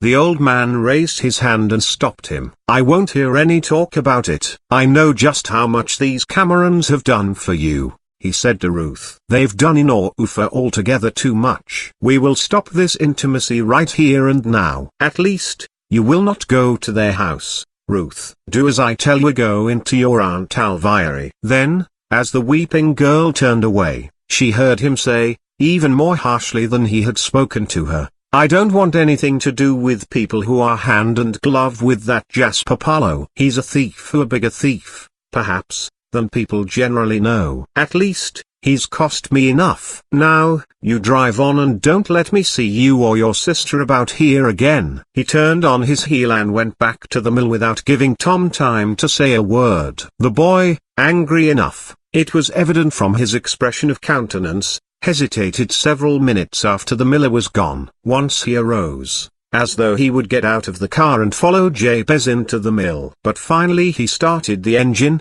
turned the car, and drove slowly away. This was a dreadful day indeed for the girl of the Red Mill. Never in her life had she been so hot and never had she felt herself so ill-used since coming to this place to live. Uncle Jabez had never been really kind to her, but aside from the matter of the loss of her trunk he had never before been actually cruel.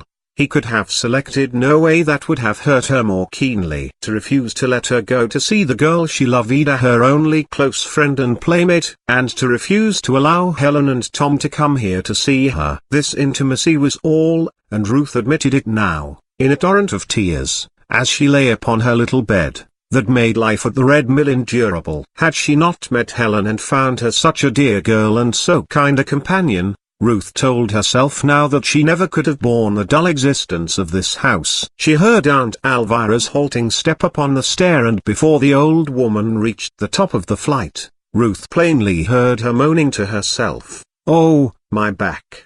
And oh, my bones!" Thus groaning and halting, Aunt Elvira came to Ruth's door and pushed it open. "Oh, dearie, dearie, me," she whispered, limping into the room. "Don't 'ee cry no more, poor lamb. Old Aunt Elvira knows just how it hurts her. She wishes she could bear it for ye. Now, my pretty creature, don't 'ee take on so. Things will turn out all right yet. Don't lose hope." She had reached the bed ere this and had gathered the sobbing girl into her arms. She sat upon the side of the bed and rocked Ruth to and fro, with her arms about her. She did not say much more, but her unspoken sympathy was wonderfully comforting. Aunt Elvira did not criticize Uncle Jabez's course. She never did. But she gave Ruth in her sorrow all the sympathy of which her great nature was capable. She seemed to understand just how the girl felt, without a spoken word on her part. She did not seek to explain the miller's reason for acting as he did. Perhaps she had less idea than had Ruth why Jabez Potter should have taken such a violent dislike to the Camerons. For Ruth half believed that she held the key to that mystery. When she came to think it over afterward, she put what she had heard between the two old men, Jabez and Parlia, down at the brook, with what had occurred at the mill just before Tom Cameron had come in sight, and putting these two incidents together and remembering that Jasper Barlow had overheard Tom in his delirium accuse the miller of being the cause of his injury,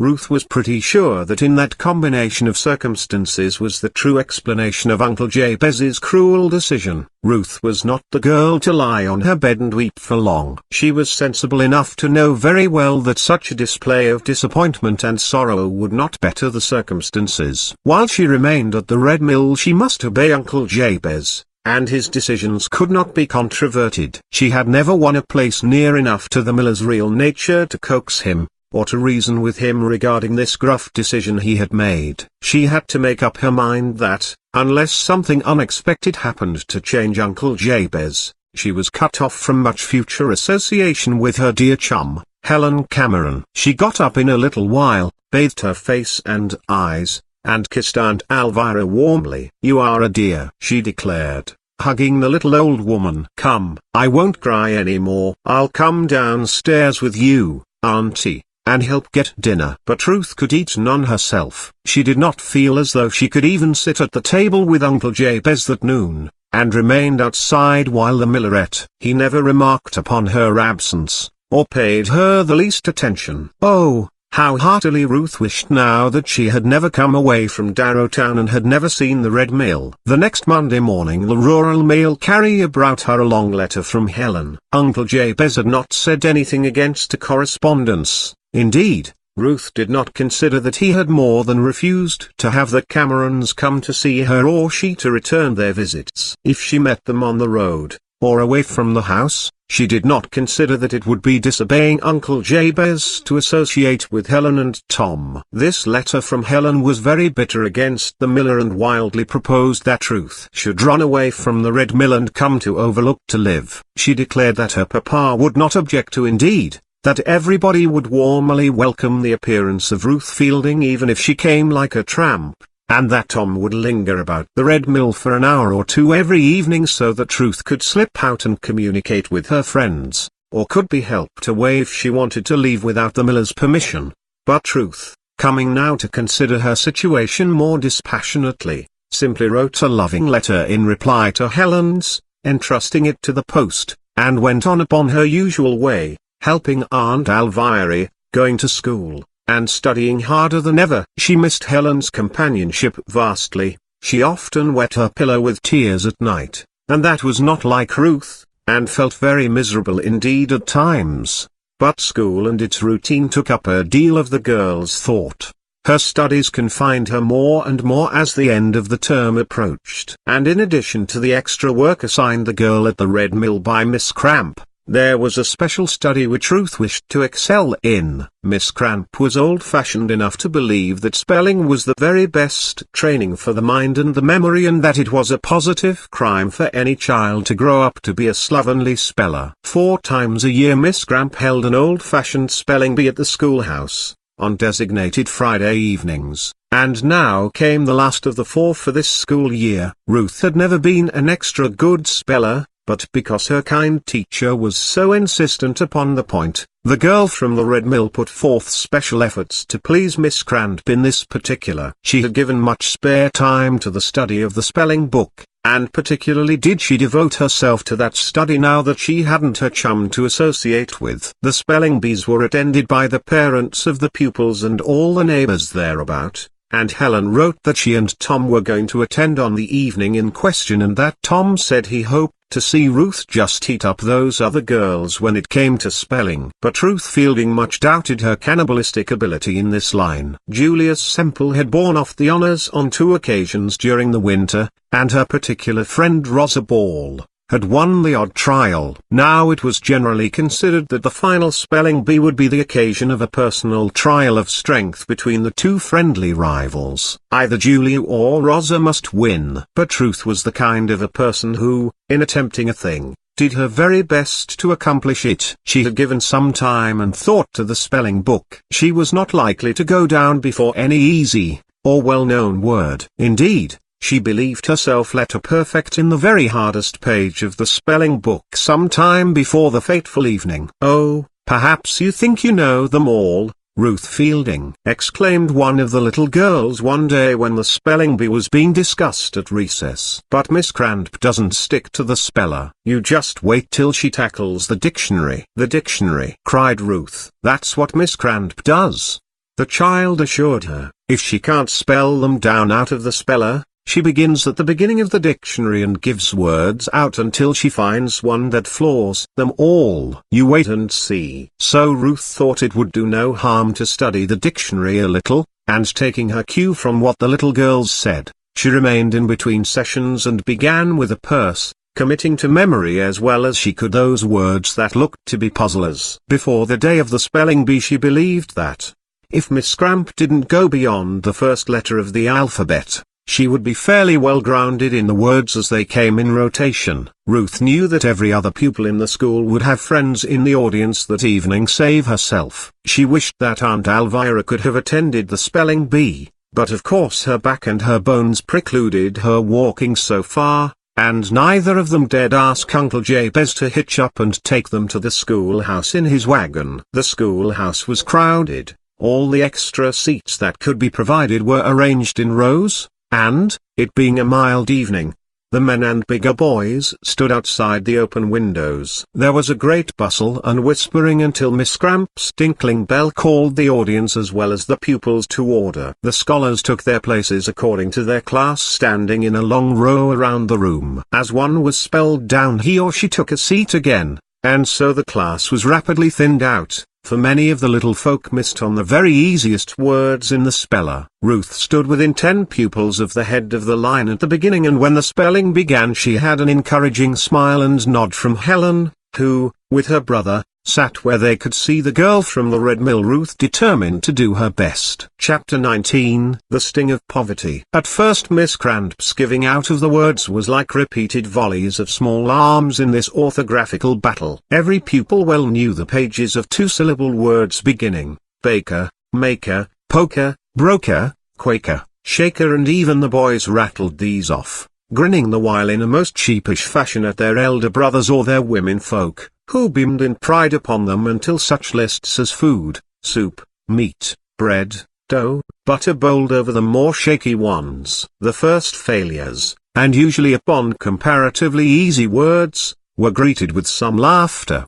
and the ridiculed spellers sought their seats with hanging heads. By and by, however, the failures were not all at the bottom of the class. Here and there such lists as inane, profane, humane, insane, mundane, urbane, or, staid, unlaid, mermaid, prayed, weighed, portrayed began to pick out uncertain ones the entire length of the line. Miss Cramp shot out word after word, her spectacles gleaming and her eyes twinkling, the grim little smile upon her lips when one big girl above Ruth went down before forswear, spelling it with an extra E, showed that the teacher considered the miss deserved to fail because of her heedlessness. Then, when she reached the list ending in A, E and A, they fell like ripe huckleberries all down the line. In they dropped so many that it was indeed a massacre, and some of the nervous spellers got together such weird combinations of letters to represent that single word that the audience was soon in a very hilarious state. "Move up,"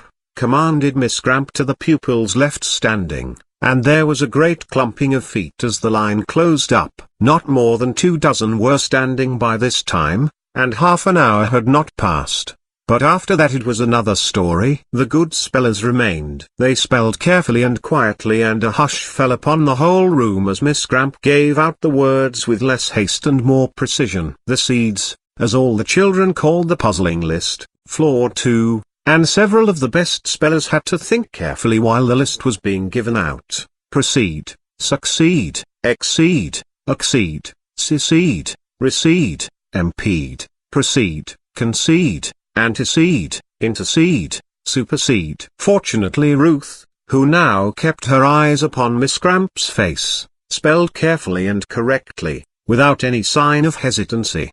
The match went on then, for page after page, without a pupil failing. Perhaps there was hesitation at times, but Miss Cramp gave any deserving scholar ample time. Page after page of the spelling book was turned. That tricksy little list of goblin, problem, conduct, rocket, pontiff, compact, prospect. Ostrich finally left but 3 scholars between Ruth and Julia at the head of the class. One of these was Oliver Shortsleeves, a French-Canadian lad whose parents had anglicized their name when they came down into New York State. He was as sharp as could be, and he had pushed Julius Semple and Rosa Ball hard before in the spelling matches. But he was the only boy left standing within the next few minutes. And again the pupils moved up. There were but 15 of them. Rosa Ball came next to Ruth.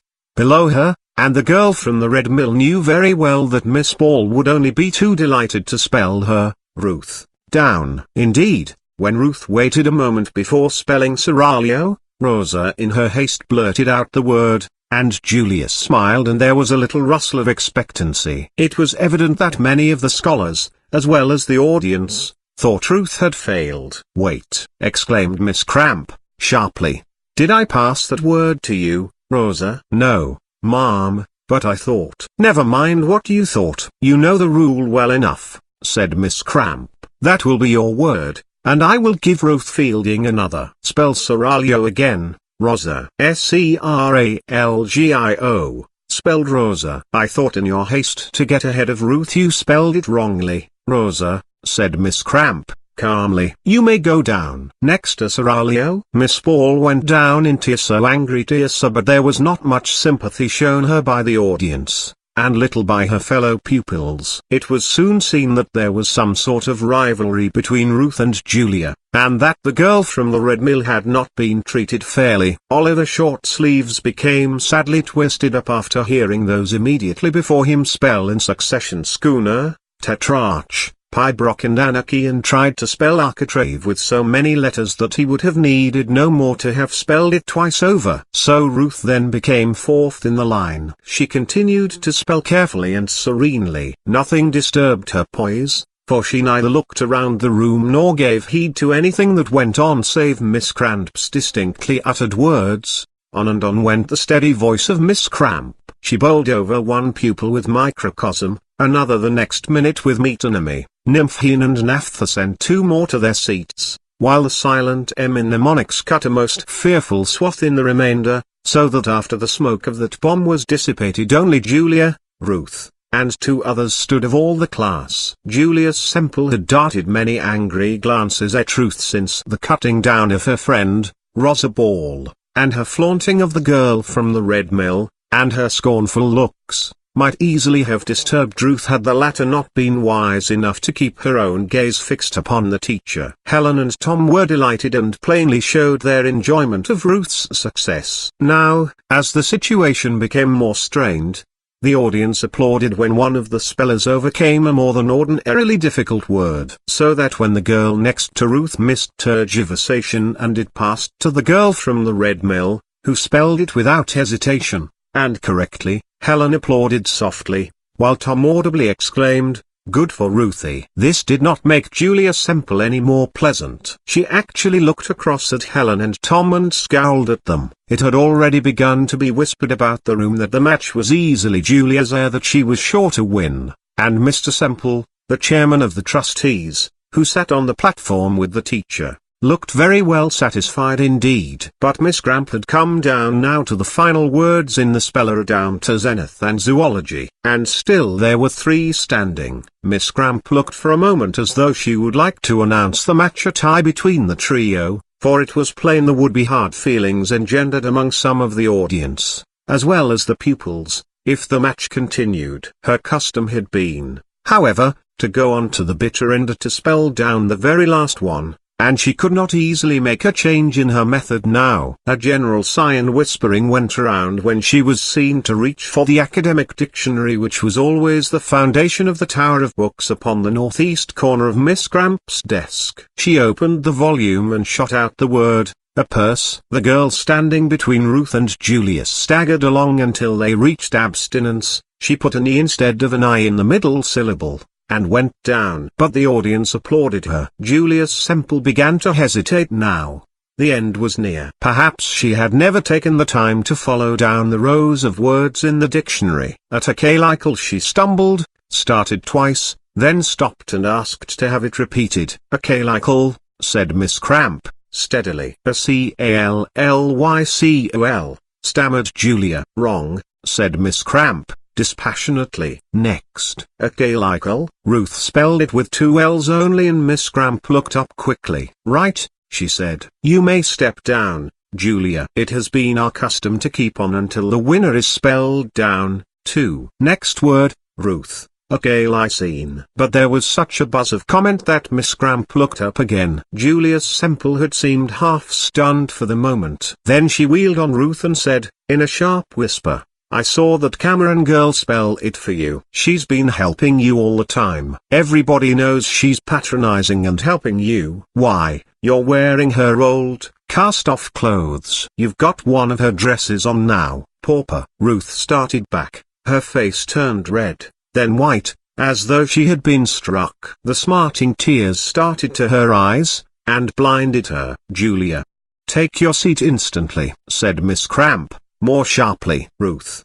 Spell Akalicene. But Ruth could not open her lips. Had she done so she would have burst into tears. And she could not have spelled the word right nor any other word right at that moment. She merely shook her head and followed Julia to her seat, stumblingly, while a dead silence fell upon the room. Chapter 20. Uncle Jabez is mysterious. Miss Cramp was in the habit of calling upon some trustee to speak at the close of the exercise, so usually Mr. Semple, and then there was a little social time before the assemblage broke up.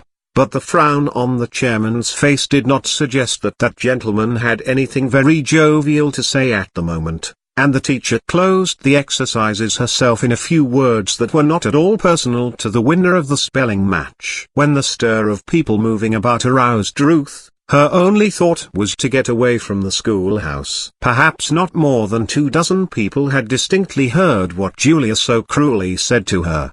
But it seemed to the girl from the Red Mill as though everybody in that throng knew that she was a charity child, or that, as Julia said, the very frock she had on belonged to somebody else. And to Helen. She had never for a moment suspected that Helen had been the donor of the 3 frocks. Of course everybody in the neighborhood had known all the time that she was wearing Helen's cast-off clothing. Everybody but Ruth herself would have recognized the dresses. She had been in the neighborhood so short a time that, of course, she was not very well acquainted with Helen's wardrobe. At the moment she could not feel thankful to her chum. She could only remember Julia's cutting words, and feel the sting to her pride that she should have shown herself before all beholders the recipient of her friend's arms. Nobody spoke to her as she glided through the moving crowd and reached the door. Miss Cramp was delayed in getting to her. Helen and Tom did not see her go, for they were across the room and farthest from the door. And so she reached the exit and slipped out.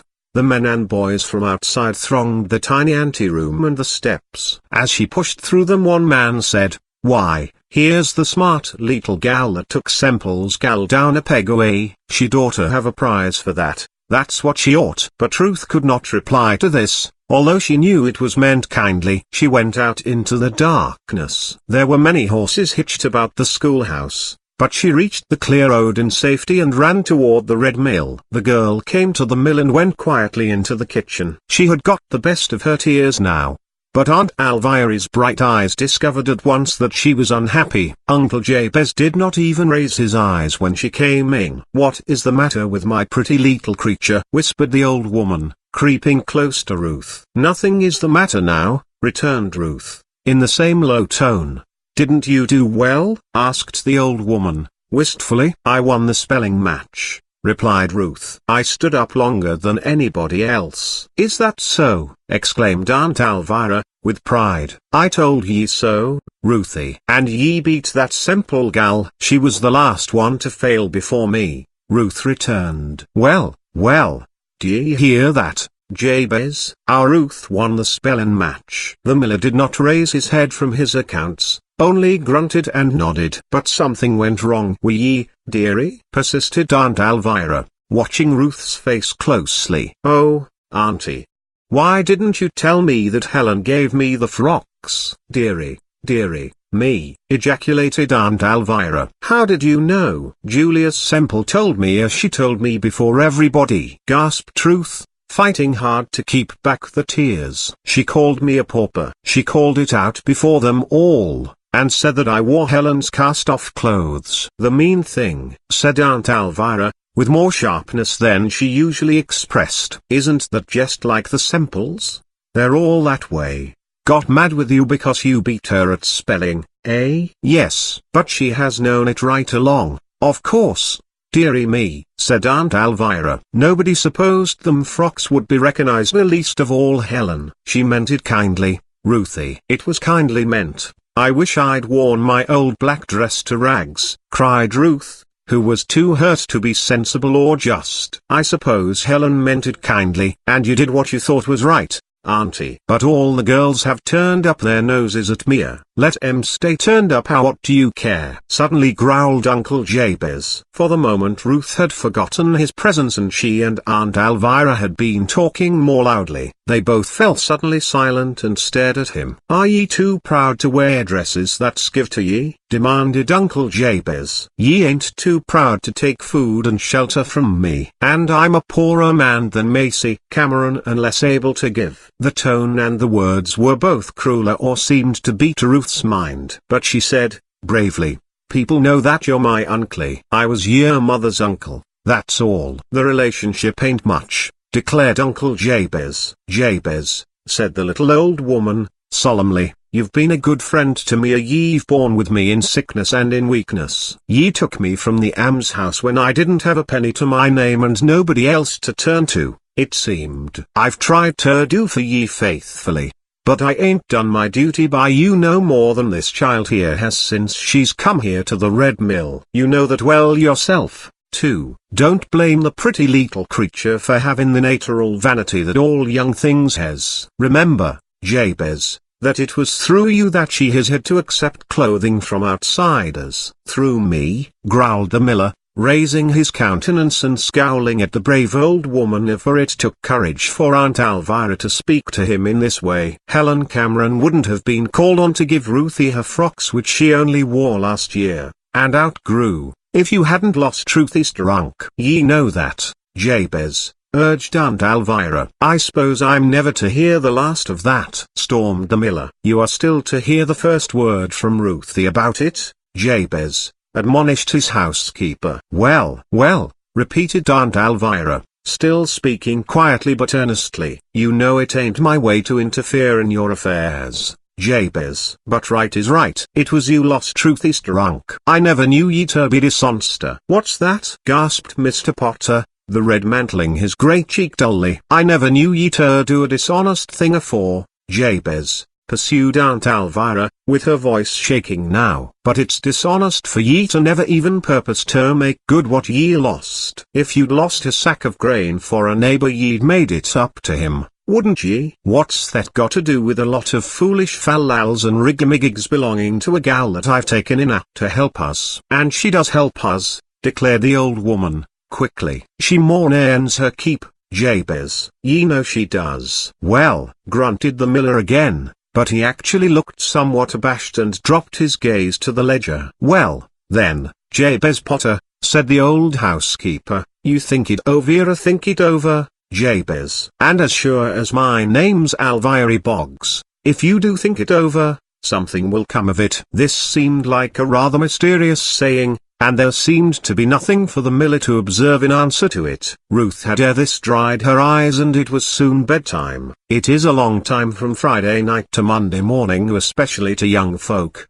The hurt that Ruth had felt over Julia Semple's unkind words had lost its keenness in Ruth's mind ere school began again. So Ruth took up her school duties quite as usual, wearing one of the pretty frocks in which, however, she could no longer take such pride and delight. There was really nothing for her to do but wear them. She realized that. She felt, however, that whenever any girl looked at her she remembered that it was Helen Cameron's cast-off dress she wore, so she was glad that the big girls were no more friendly than before and that they seldom looked at her. Besides, all the school was very busy now. In a fortnight would came graduation. About all Ruth heard at recess and between sessions, even among the smaller girls, was the discussion of what they were to wear on the last day of the term. It was a great day at this school, and Miss Cramp was to graduate. From her care 7 pupils are 4 girls and 3 boys, all of whom would go to the Cheslow High the coming year. Ruth would not be ready to graduate, but before fall, if she was faithful to the tasks Miss Cramp set her. That kind teacher assured the girl from the Red Mill that she would be able to enter the higher school with this graduating class. All the older girls and many of the others were to wear white. Miss Cramp approved of this, for even a simple white dress would look pretty and nice and was within the means of most of the girl pupils. Nobody asked Ruth what she would wear, and she was glad of that, for she knew that she had no choice but to don the shabby black cloth frock she had worn at first, or one of the charity frocks. In this first week after the spelling bee she did not see Helen or Tom, and only received a brief note from Helen which she tried to answer with her usual cheerfulness. Helen and Tom were going to the city for a few days, therefore Ruth was not likely to see either until the end of the term. At the Red Mill matters went much the same as usual. If Uncle Jabez had taken to heart anything that Aunt Elvira had said, he did not show it. He was as moody as ever and spoke no more to Ruth than before. But once or twice the girl found him looking at her with a puzzled frown which she did not understand. On Saturday, however, at dinner, Mr. Potter said, "Elvira, if the gal has got her work done she can go to town with me this afternoon." Ruth shrank a little and looked appealingly at the old woman, but Aunt Elvira would not or did not understand Ruth's pleading, and said, briskly, "She shall be ready when you've shaved and Ben's harnessed the mules, Jabez." "Oh, Auntie," whispered Ruth, when the miller had gone out, "I don't want to go with him." "I don't really." "Now, don't say that, child," said Aunt Elvira. "Don't do nothing to make him feel that ye air afraid of him. Go long. Ye can call on that leetle lame gal ye was tellin' us about while Jabez does his errands. Now hurry, dearie." Ruth felt quite confused by this. It seemed that there must be some private understanding between Aunt Elvira and the miller. She went slowly and changed her frock. The old lady, crying up the stairway after her, advised her to look her smartest so as to please Jabez, forsooth. Indeed, she finally hobbled upstairs, with many ejaculations of "Oh, my back and oh, my bones." For the purpose of satisfying herself that Ruth was as nicely dressed as she could be. And Uncle Jabez or no other man need have been ashamed of the appearance of Ruth Fielding when the mules came around hitched to the heavy farm wagon which Mr. Potter usually drove. It was piled high with bags of flour and meal, which he proposed to exchange at the Cheslow stores for such supplies as he might need. The load seemed heavier than usual this day. It was not a bad wagon to ride in, though dusty, for there was a spring seat and over it a new hood to shield the riders from the sun. Ruth followed Uncle Jabez out of the house and climbed up over the wheel and into the seat when he nodded for her to do so. He followed her, took up the reins, and the boy, Ben, stood away from the mules' heads. Aunt Elvira stood on the porch and waved her apron at Ruth every time the girl turned around, until the wagon had crossed the bridge and was way up the long hill on the Cheslow road. It was a delightful June afternoon, and had Ruth been traversing this pleasant highway in almost any other way, she would have enjoyed the ride mightily. Chapter 21. The end of the term.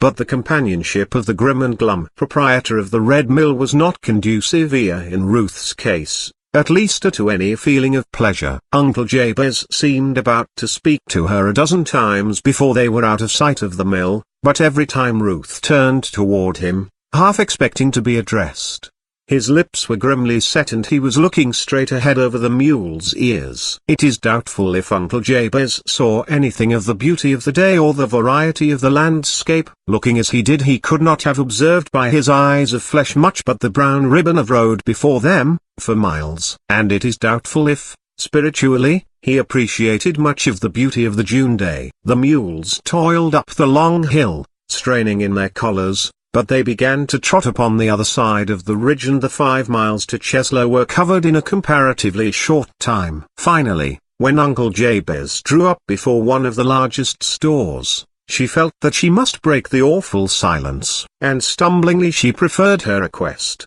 "If you are going to be some time trading, Uncle Jabez, Can't I go down to call on Mercy Curtis? I can come here again and meet you at any time you say." "Who's that? Sam Curtis Scala the cripple?" asked Uncle Jabez, shortly. "Yes, sir. She likes to have me come and see her." "Can't you find nothing more interesting to do when ye come to town than go to see your sick gal?" was the miller's surprising inquiry. "I promised to call on her if I could whenever I was in town." "She really likes to have me come," explained Ruth. "Well, you can go," grunted Uncle Jabez. "I'll stop the for ye when I'm done trading." He had already climbed down from the high seat. Ruth came lightly down after him and he actually turned and jumped her over the wheel so that her dress should not be soiled. Then, suddenly, he said, "Wait. I want you to go into this store with me first." He turned away abruptly, so that Ruth could not see what his countenance expressed. He carefully tied his mules to a hitching post and then stumped into the store without again glancing in her direction. Ruth followed him timidly. It was a big store with many departments,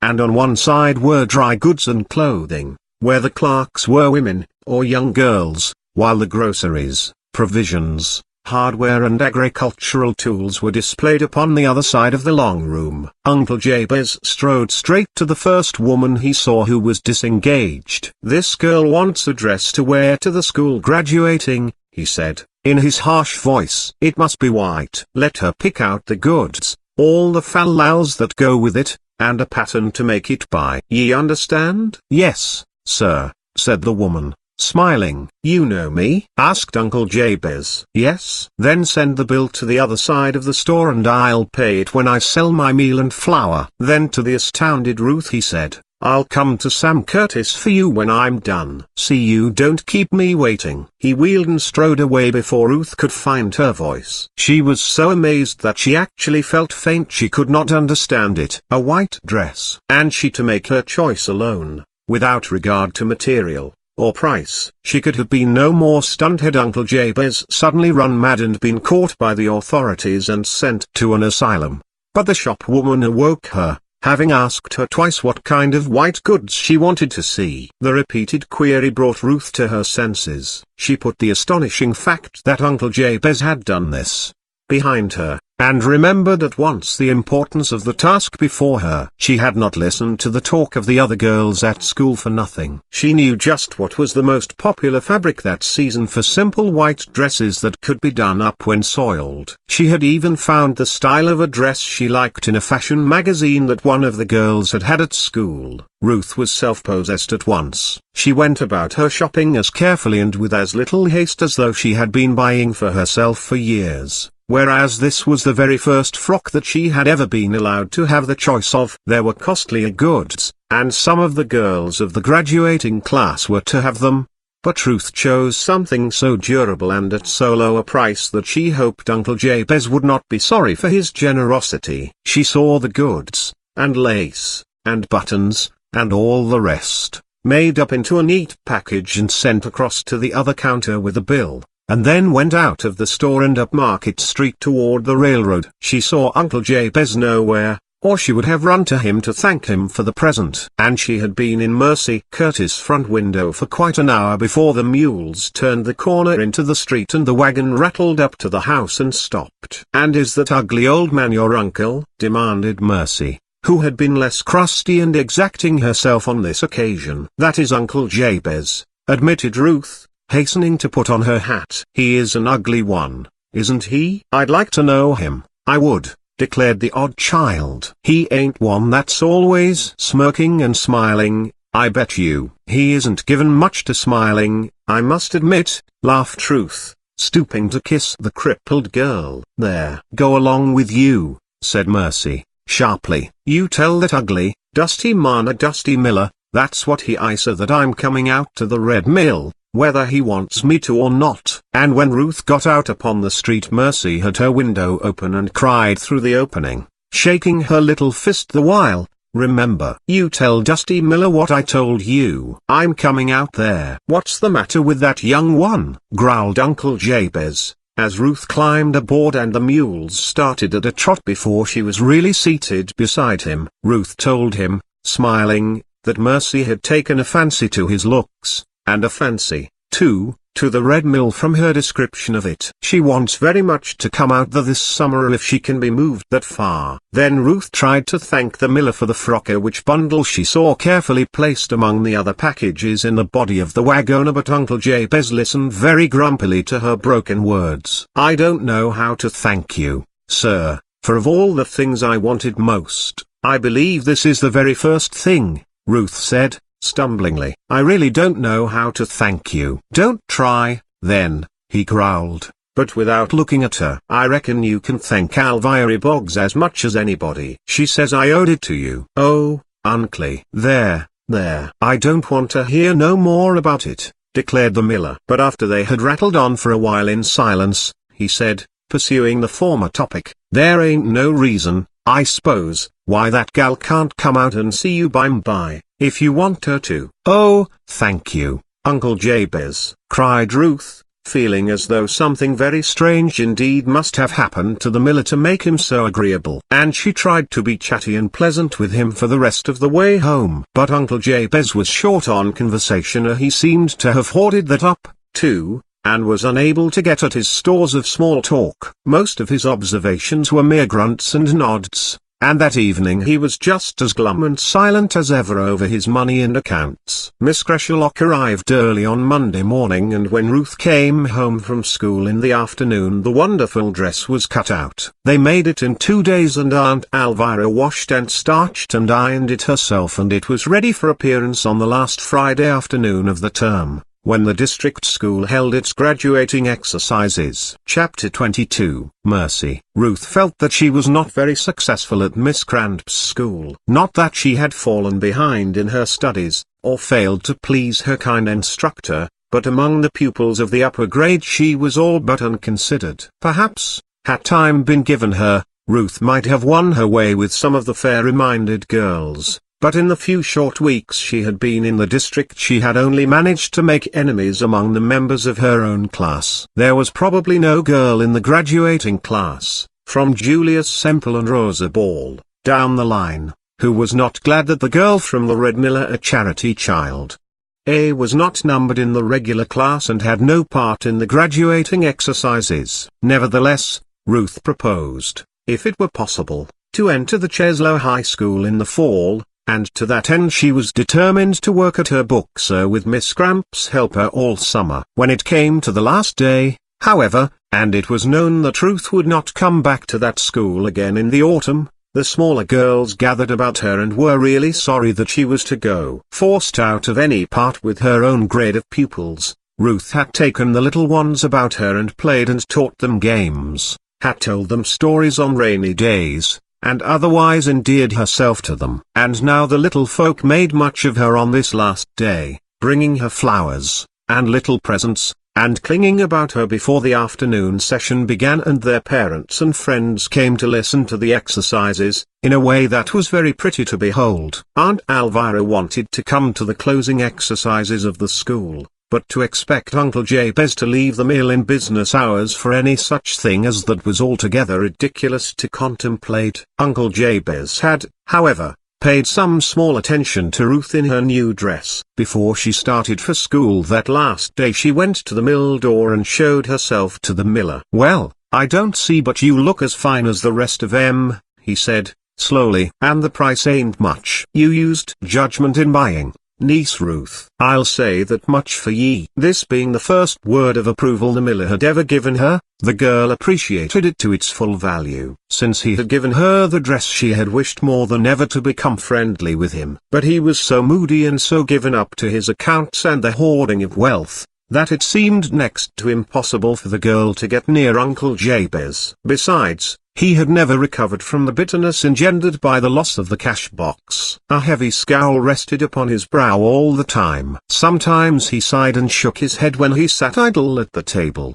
or on the porch in the evening, and Ruth believed he must be mourning the money which the flood was supposed to have swept away. But although neither of the old folks at the Red Mill came to see the graduating exercises, Ruth was not exactly unhappy. The little children, showing her that they liked her so well, could not fail to be a lasting pleasure to Ruth. And Helen and Tom, with their governess, Mrs. Murchiston, attended the exercises, and Helen sat with Ruth. "And we're going to take you home. The carriage will come for us," Helen whispered in her ear. "No," Ruth said, shaking her head, "I cannot go home with you. You know, Uncle, he is an ogre," whispered Helen, with vigor. That made Ruth smile a little, and she told Helen what Mercy Curtis called the owner of the Red Mill, and of the fancy the lame girl had taken for Uncle Jabez. "He is Dusty Mill at a Mercy, and I shouldn't be surprised if Uncle Jabez had her out for a day or two, if the doctor will let her come. And you mustn't call him names, I tell you. See how good he has been to me. He gave me this new dress." "That must have hurt him awfully,"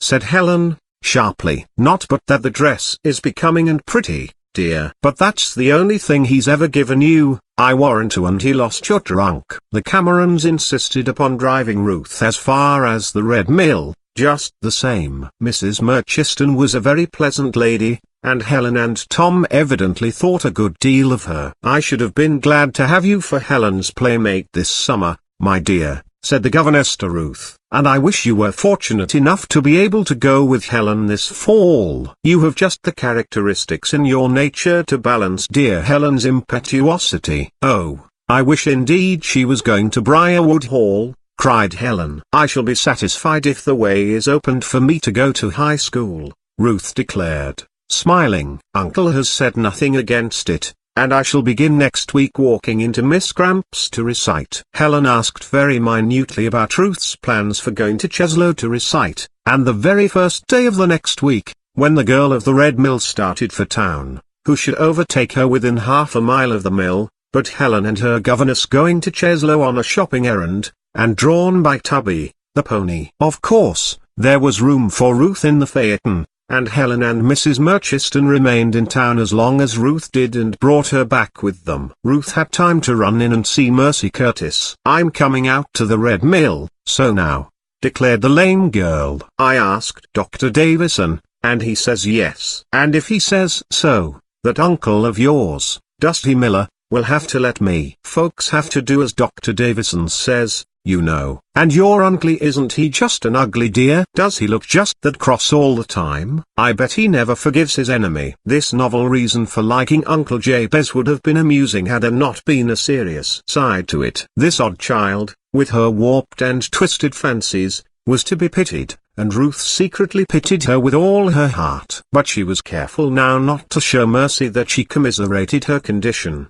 That way was not the way to the cripple's heart. Nevertheless, being a little less afraid of Uncle Jabez than she once was, that very evening she mentioned Mercy's desire to him. Uncle Jabez never smiled, but it could be said that his face relaxed when she called up the memory of Sam Curtis' crippled daughter. "Yes, why not?" rejoined Aunt Elvira. "Have the poor little creature out here, Jabez. She'll be no bother to you. And she can sleep with Ruthie." "How'll she get up and down stairs?" demanded the miller, quite surprising Ruth and Aunt Elvira by considering this phase of the matter. "You'll have to open the east bedroom, Elvira." "Just as you say, Jabez," answered the old woman, very meekly, but her bright eyes sparkling as she glanced aside at Ruth. "She can roll herself in her chair in and out of that room, and onto the porch." "I'll see Doc Davison when he drives by tomorrow," promised Uncle Jabez, with his usual brusqueness. "If he says it's all right,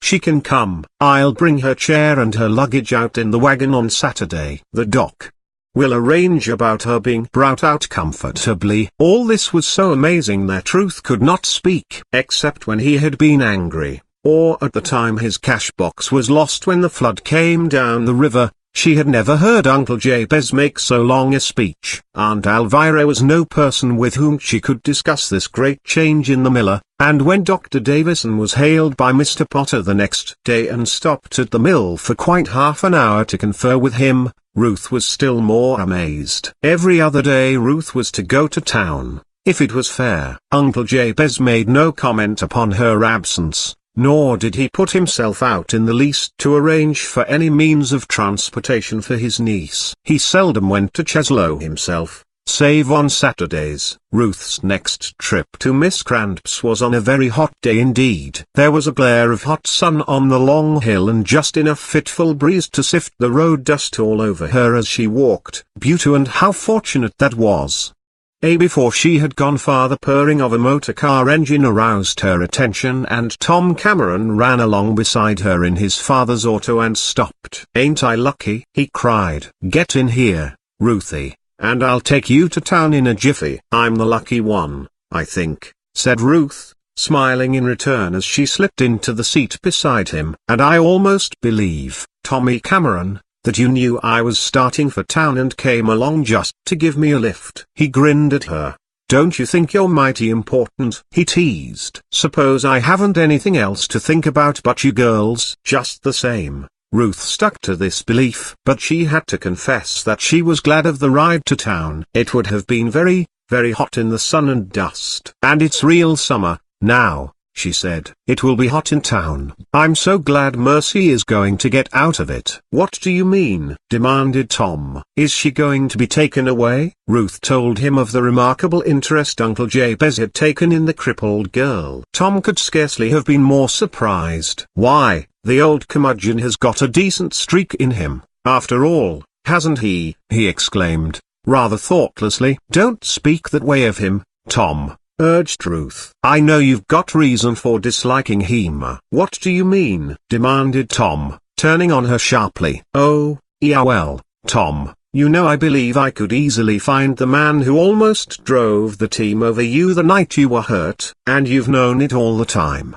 and kept still about it." "That mean, contemptible Jasper Parlow he's told," gasped Tom. "Jasper Parlow told?" repeated Ruth. "Not me." "Then you muttered it when they carried you to the doctor's house that night." "You said it was my uncle," said Ruth, quietly. "I have known it all along, and so has Parlow, I suppose. He and I were the only persons who heard what you said when you were but half conscious. You've kept still about it so as to shield Uncle, and I thank you." Tom looked abashed, but he was angry, too. "Confound that Parlow!"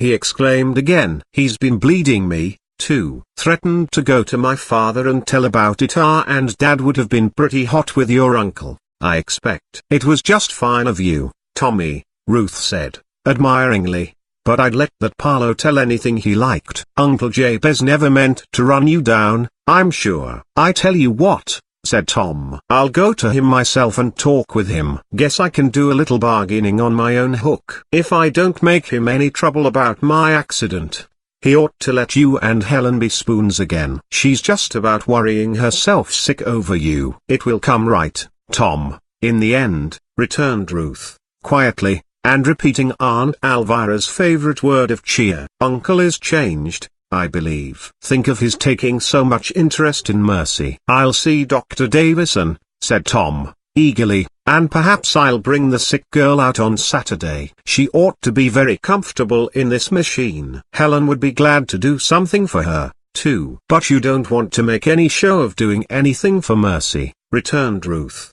shaking her head as she got out before the station master's cottage. "There she is at the window. She'll be curious about you, I've no doubt." "She only ran in for a few moments to see Mercy before going on to Miss Cramp's." "That's that Cameron boy," said the crippled girl, in her sharp way. "I see him and that sister of his whizzing through this street before in their car. Wish it'd blow up someday when they're showing off." Ruth had got so now that she never showed surprise at Mercy's harsh speeches. She refused to admit that she took the lame girl seriously in her ugly moods. "Now, you'd better not wish that, Mercy," she laughed. "Tom wants to take you out to the Red Mill on Saturday in that same automobile. Uncle Jabez is going to take the wheelchair and your baggage. You'll like riding in the car well enough." For a moment the cripple was silent and her eyes fell before Ruth's gaze. Suddenly the guest saw that Mercy's shoulders shook and that tears were actually dropping from Mercy's eyes. "My dear," she cried. "Go away," murmured the crippled girl. "I want to be alone. I ain't never believed," she went on, with more vigor than grammar, "that I'd ever get out to your house." "Sir, is it really so that I can?" "Uncle Jabez is determined you shall come. So is Dr. Davison. So am I. Everybody is helping. Why, Mercy, you'd have to come to the Red Mill on a visit now, even if you didn't want to," cried Ruth, laughing happily. Chapter 23. In Olacre Glen. And Mercy Curtis really came to the Red Mill. Perhaps it was because of Dr. Davison, for it was notorious that when the good physician set out to do a thing, or to have it done, it was accomplished. Yet in this case it seemed as though the miller himself had as much to do with the successful outcome of the plan as anybody. He had little to say about it, or little to say at first to the crippled girl. But he saw that Aunt Elvira and Ruth had the east bedroom ready for Mercy's occupancy before he started to town with his usual load of flour and meal on Saturday afternoon, and he was at home in good season for supper with the empty grain sacks, the fruits of his Saturday's trading, and Mercy's wheelchair in the wagon. But before he returned to the Red Mill, the Camerons' big car, with Helen and Tom and the chauffeur, flashed past the Red Mill on its way to town, and in a remarkably short time reappeared with Mercy sitting beside Helen in the ton. Dr. Davison arrived at about the same time, too, and superintended the removal of the cripple into the house. Mercy was as excited as she could be. There was actually color in her face. She was so excited that she forgot to be snappy, and thanked them all for their kindness to her. "Into bed you go at once, Mercy," commanded Dr. Davison, "and in the morning you may get up as early as you please, or as early as Ruth gets up." For Ruth was to sleep on the couch in the sick girl's room during her visit to the Red Mill. The doctor drove the Camerons away then, and adjured Mercy to be quiet, leaving her to the tender nursing of Ruth and Aunt Elvira. Mercy was in a mood to be friendly with everybody for once. She was delighted with Aunt Elvira. When Uncle Jabez arrived with the wheelchair, she actually made him do errands for her and talked to him with a freedom that astonished both Ruth and Mrs. Elvira Boggs. "There, I knew you'd do it, Dusty Miller," Mercy said to the old man tartly. "You men are all alike here, just as forgetful as you can be. It's all very well to bring this old wheelchair, but where are my 2 sticks? Didn't they give you my canes, Dusty Miller?" "I assure you I have to move around a bit now and then without using this horseless carriage. I've got to have something to hobble on. I'm goody 2 sticks, I am." "You know very well that one of my legs isn't worth anything at all." "Ha," croaked Jabez Potter, eyeing her with his usual frown. "I didn't bring any canes, because why? There weren't any given me." "They're not in the wagon, my." "Do you always frown just like that?" demanded Mercy Curtis, in a manner which would have been impertinent in any other person, but was her natural way of speaking. "You don't waste your time in smiling and smirking, do you?" "I never saw any use in it unless ye had something particular to smile for," admitted Mr. Potter. "Then it won't spoil your smile if I tell you that you'll have to find me canes somewhere if I'm to help myself at all," she said. He gravely brought 2 rough staffs, measured them off at just the right height for her, and spent the bulk of the evening in smoothing the rough sticks and tacking on bits of leather at the small ends of the canes in lieu of ferrules. The east bedroom was at the end of the passage leading from the kitchen. It was right next to Uncle Jabez's own room. They all sat in the east room that evening, for its windows opened upon the wide, honeysuckle-shaded porch, and the breeze was cool. It was the beginning of many such evenings, for although Uncle Jabez sometimes retired to his bedroom where a lamp burned, and made up his cash book and counted his money, or so Ruth supposed, not an evening went by that the miller was not, for a time at least, in the cripple's room. He did not talk much. Indeed, if he talked to anyone more than to another it was to Ruth, but he seemed to take a quizzical interest in watching Mercy's wry faces when she was in one of her ugly moods, and in listening to her sharp speeches. The outdoor air and sun, and the plentiful supply of fresh milk and vegetables and farm cooking, began to make another girl of Mercy before a week went over her head. She had actually some natural color, her hands became less like bird claws, and her hollow cheeks began to fill out. On Sunday Mr. and Mrs. Curtis drove out to see her. The Red Mill had not been so lively a place since Ruth came to it, she knew, and, she could imagine, for many a long year before. Dr. Davison was there every day. Other neighbors were continually running in to see Mercy, or to bring something for the invalid. At first, in her old, snappy, snarly way, Mercy would say, "Old cat. Just wanted to see how humpy and mean I look. Thought I was as ugly as a bullfrog, I suppose." I know what they're after.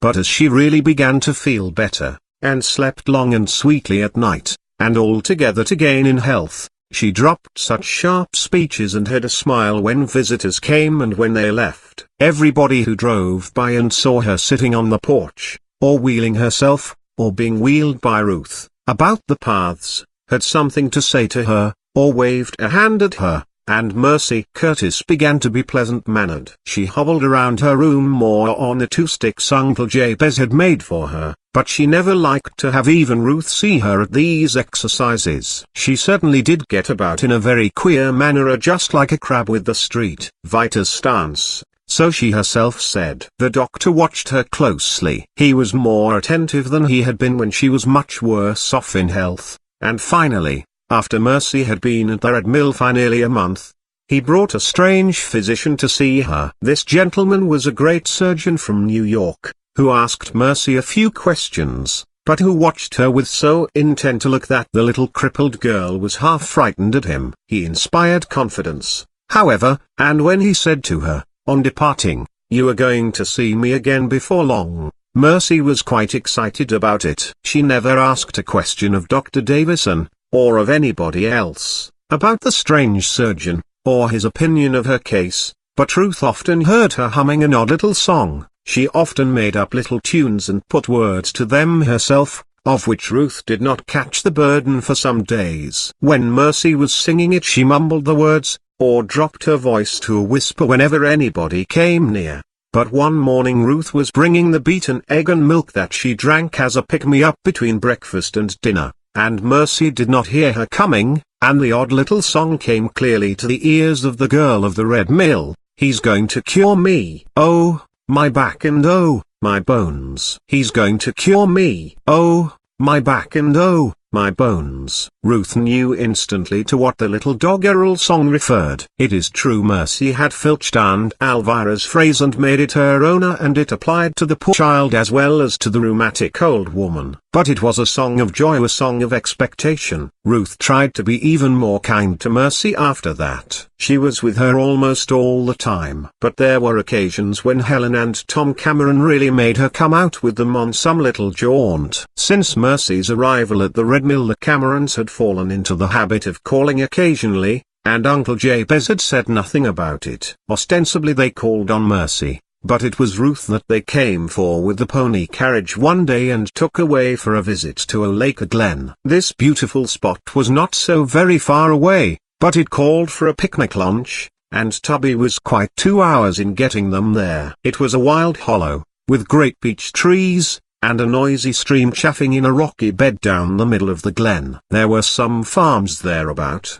but many of the farmers were no more than squatters, for a vast tract of field and forest, including the glen, belonged to an estate which had long been in the courts for settlement. Just before leaving all signs of civilization behind, Tom had pointed out a shanty and several outbuildings on a high hillock overlooking the road, and told the girls that that was where Jasper Parlow lived, all alone. "I came up here fishing with some of the other fellows once, and Jasper tried to drive us out of the glen. Said he owned it. Likely story. He won't trouble us today." Indeed, wild as the spot was, there was little likelihood of anybody troubling the young people, for they had Reno along. This faithful creature watched over the trio most jealously, and, as they were eating on the grass, he found some sudden reason to become excited. He rose up, stiffening his back, the hair rising on his neck, and a low growl issuing from his throat. The girls were a little startled,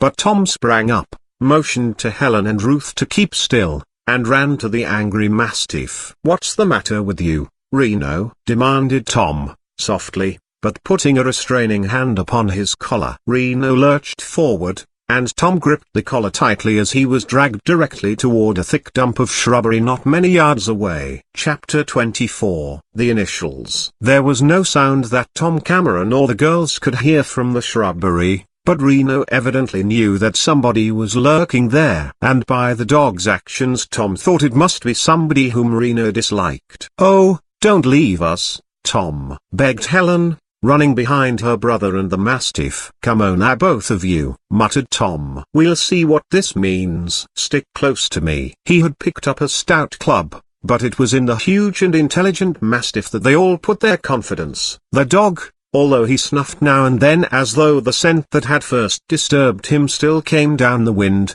had ceased to growl. They came to a path in the thicket and followed it for a few yards only, when Reno stopped and stiffened again. "Hush," whispered Tom, and parted the bushes with one hand, his other still clinging to the mastiff's collar. There was a tiny opening in the shrubbery. It surrounded the foot of a huge beech tree. In some past day a careless hunter had built a fire close to the trunk of this tree. It was now hollow at the base, but vines and creepers growing up the tall tree had hidden the opening. A man was on his knees at the foot of the tree and had drawn the matted curtain of creepers aside with one hand while with the other he reached into the full length of his arm. He had no suspicion of the presence of the young people and Reno. Out of the hollow in the tree trunk he drew something wrapped in an old pair of overalls. He unwrapped it, still with his back to the spot where the dog and his master and the girls stood. But the three friends could see over his shoulder as he knelt on the ground, and saw plainly that the object he had withdrawn from the tree trunk was a flat black box,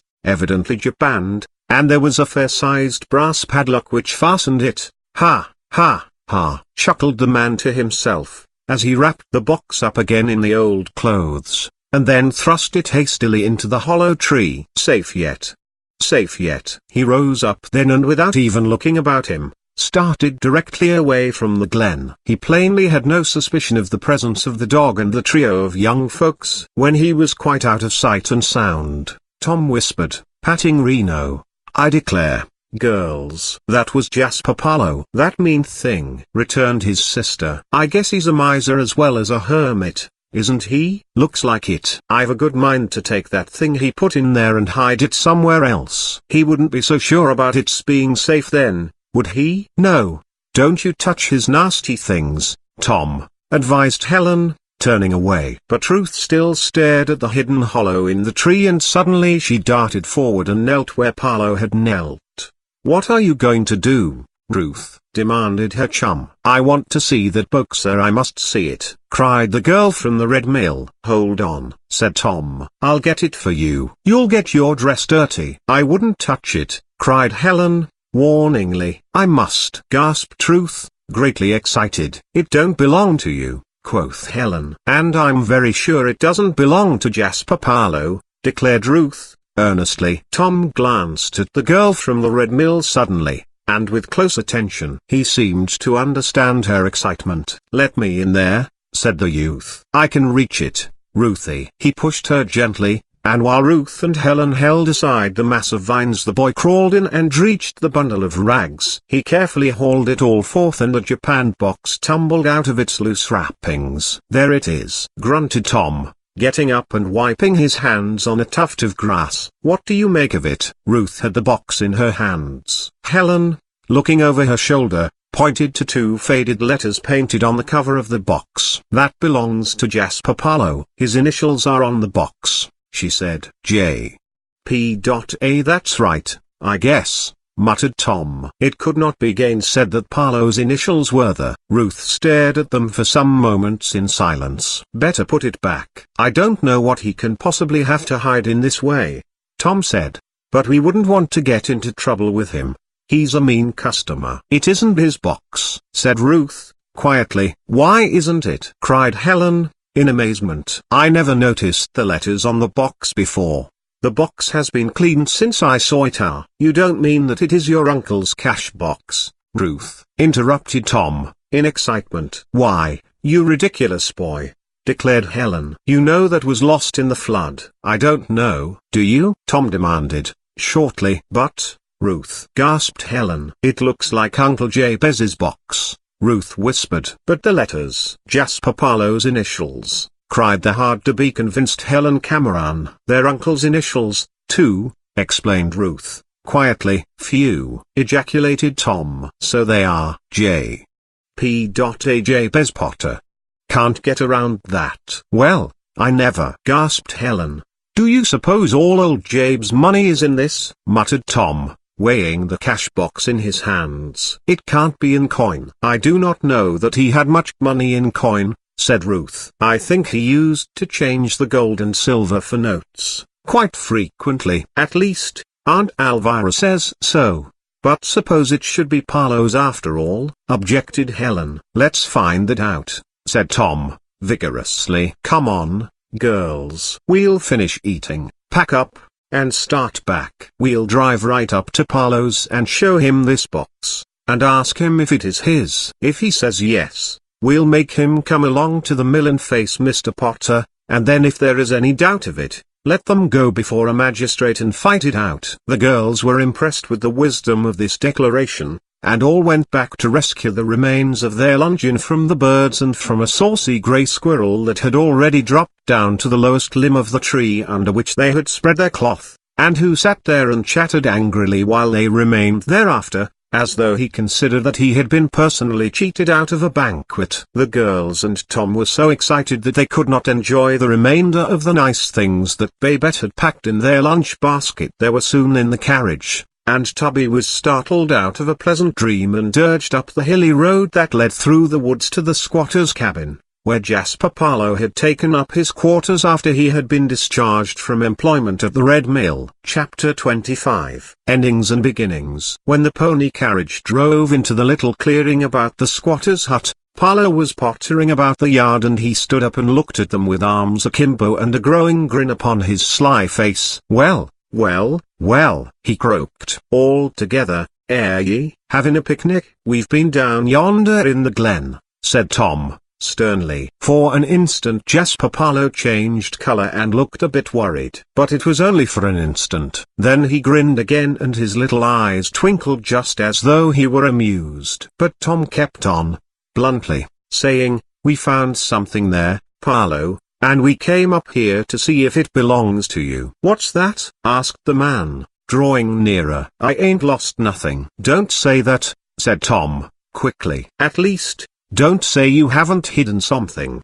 But he could not catch Mr. Parlow again. The man shook his head slowly and looked as though he hadn't the least idea of what Tom was driving at. "Look here," continued the boy, and drew forth the japanned box. "Well, well," and Jasper's mean little eyes twinkled more than ever. "You don't mean to say you found that down yonder?" "We did," said Tom, tartly. "Now, where was it?" "Where it had been hidden," snapped Tom, quite disgusted with the old man. "Where it was supposed to be very safe, I reckon." "Like enough, Tom," said Jasper, mildly. "What do you reckon I'm doing with it?" "You don't claim it to be yours, then?" demanded Tom, in some surprise. "No, oh," said Parlow, slowly. "It has your initials on it," said Helen, quickly. "That's odd, ain't it?" returned Parlow, standing where he was and not offering to touch the box. "But other people have the same initials that I have." His grin grew to huge proportions,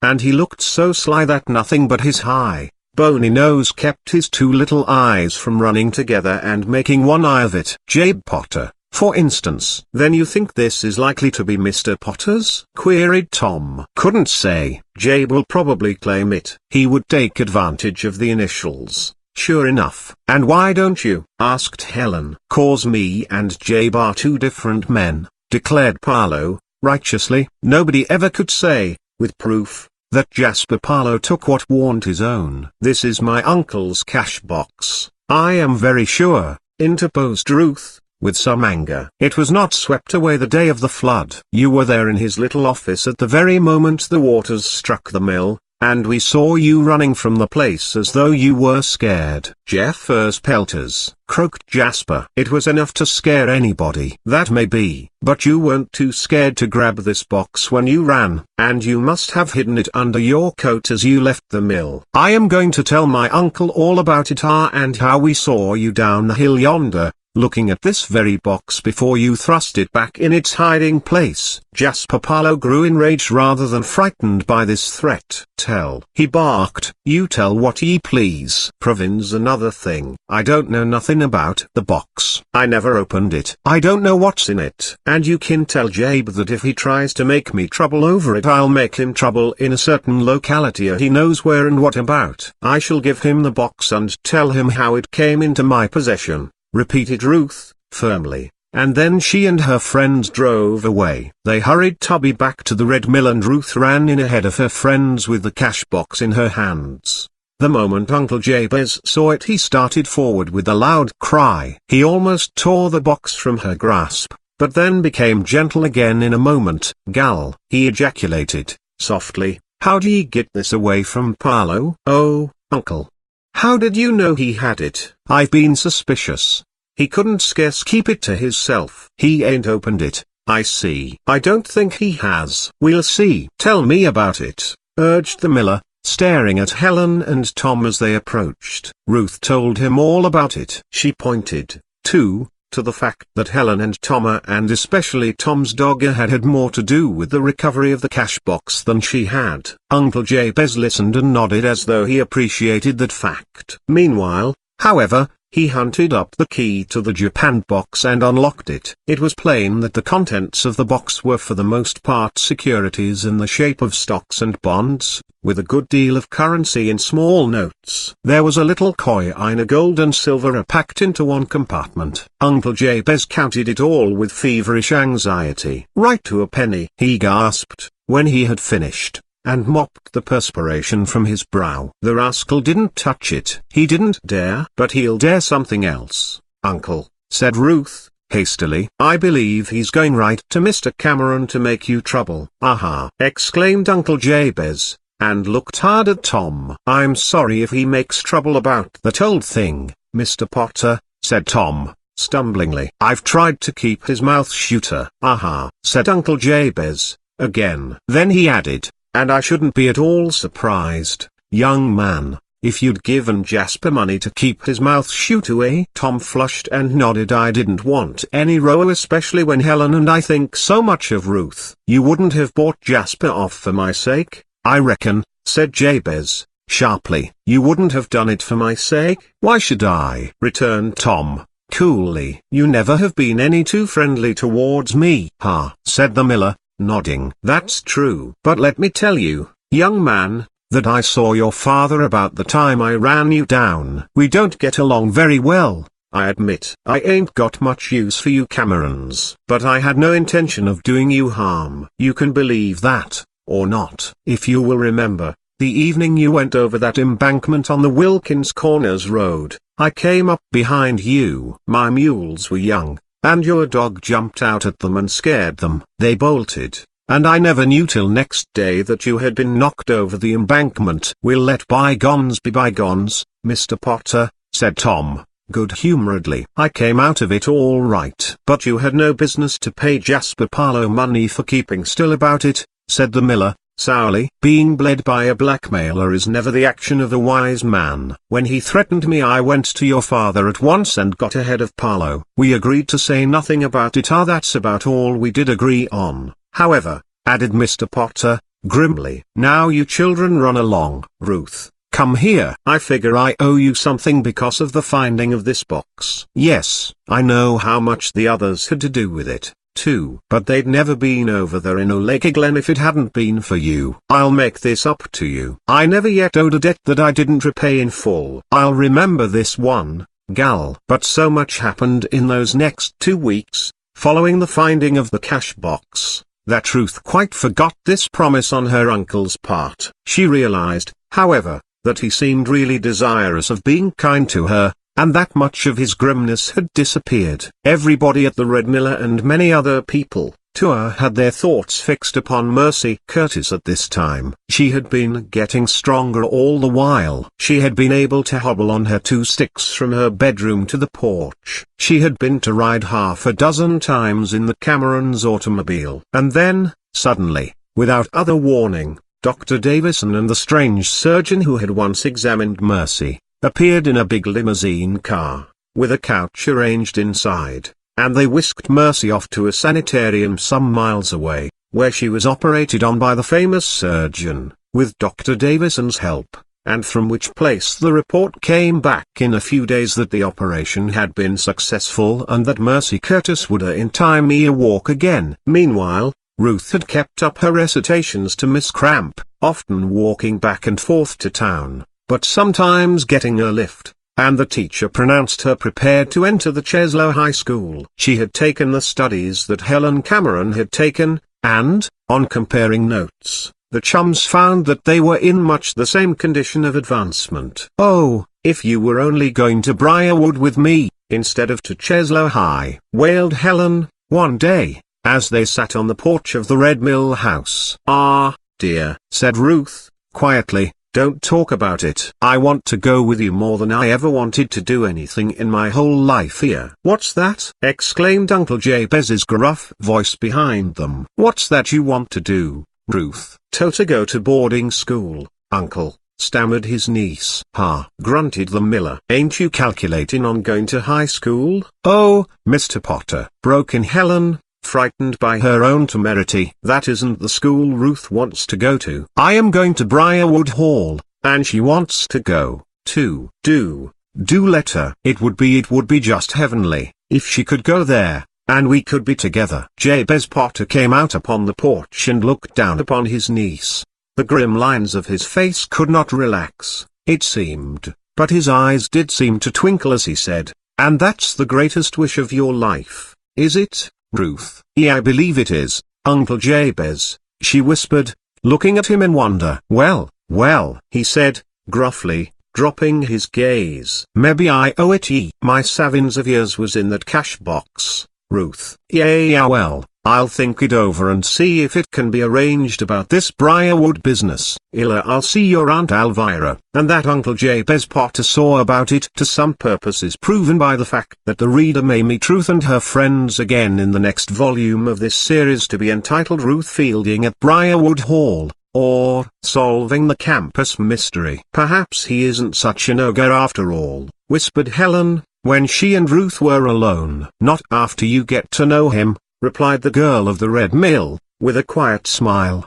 The end. Thank you for listening Free Audiobooks channel. If you like the audiobook, please do not forget to click like and subscribe buttons.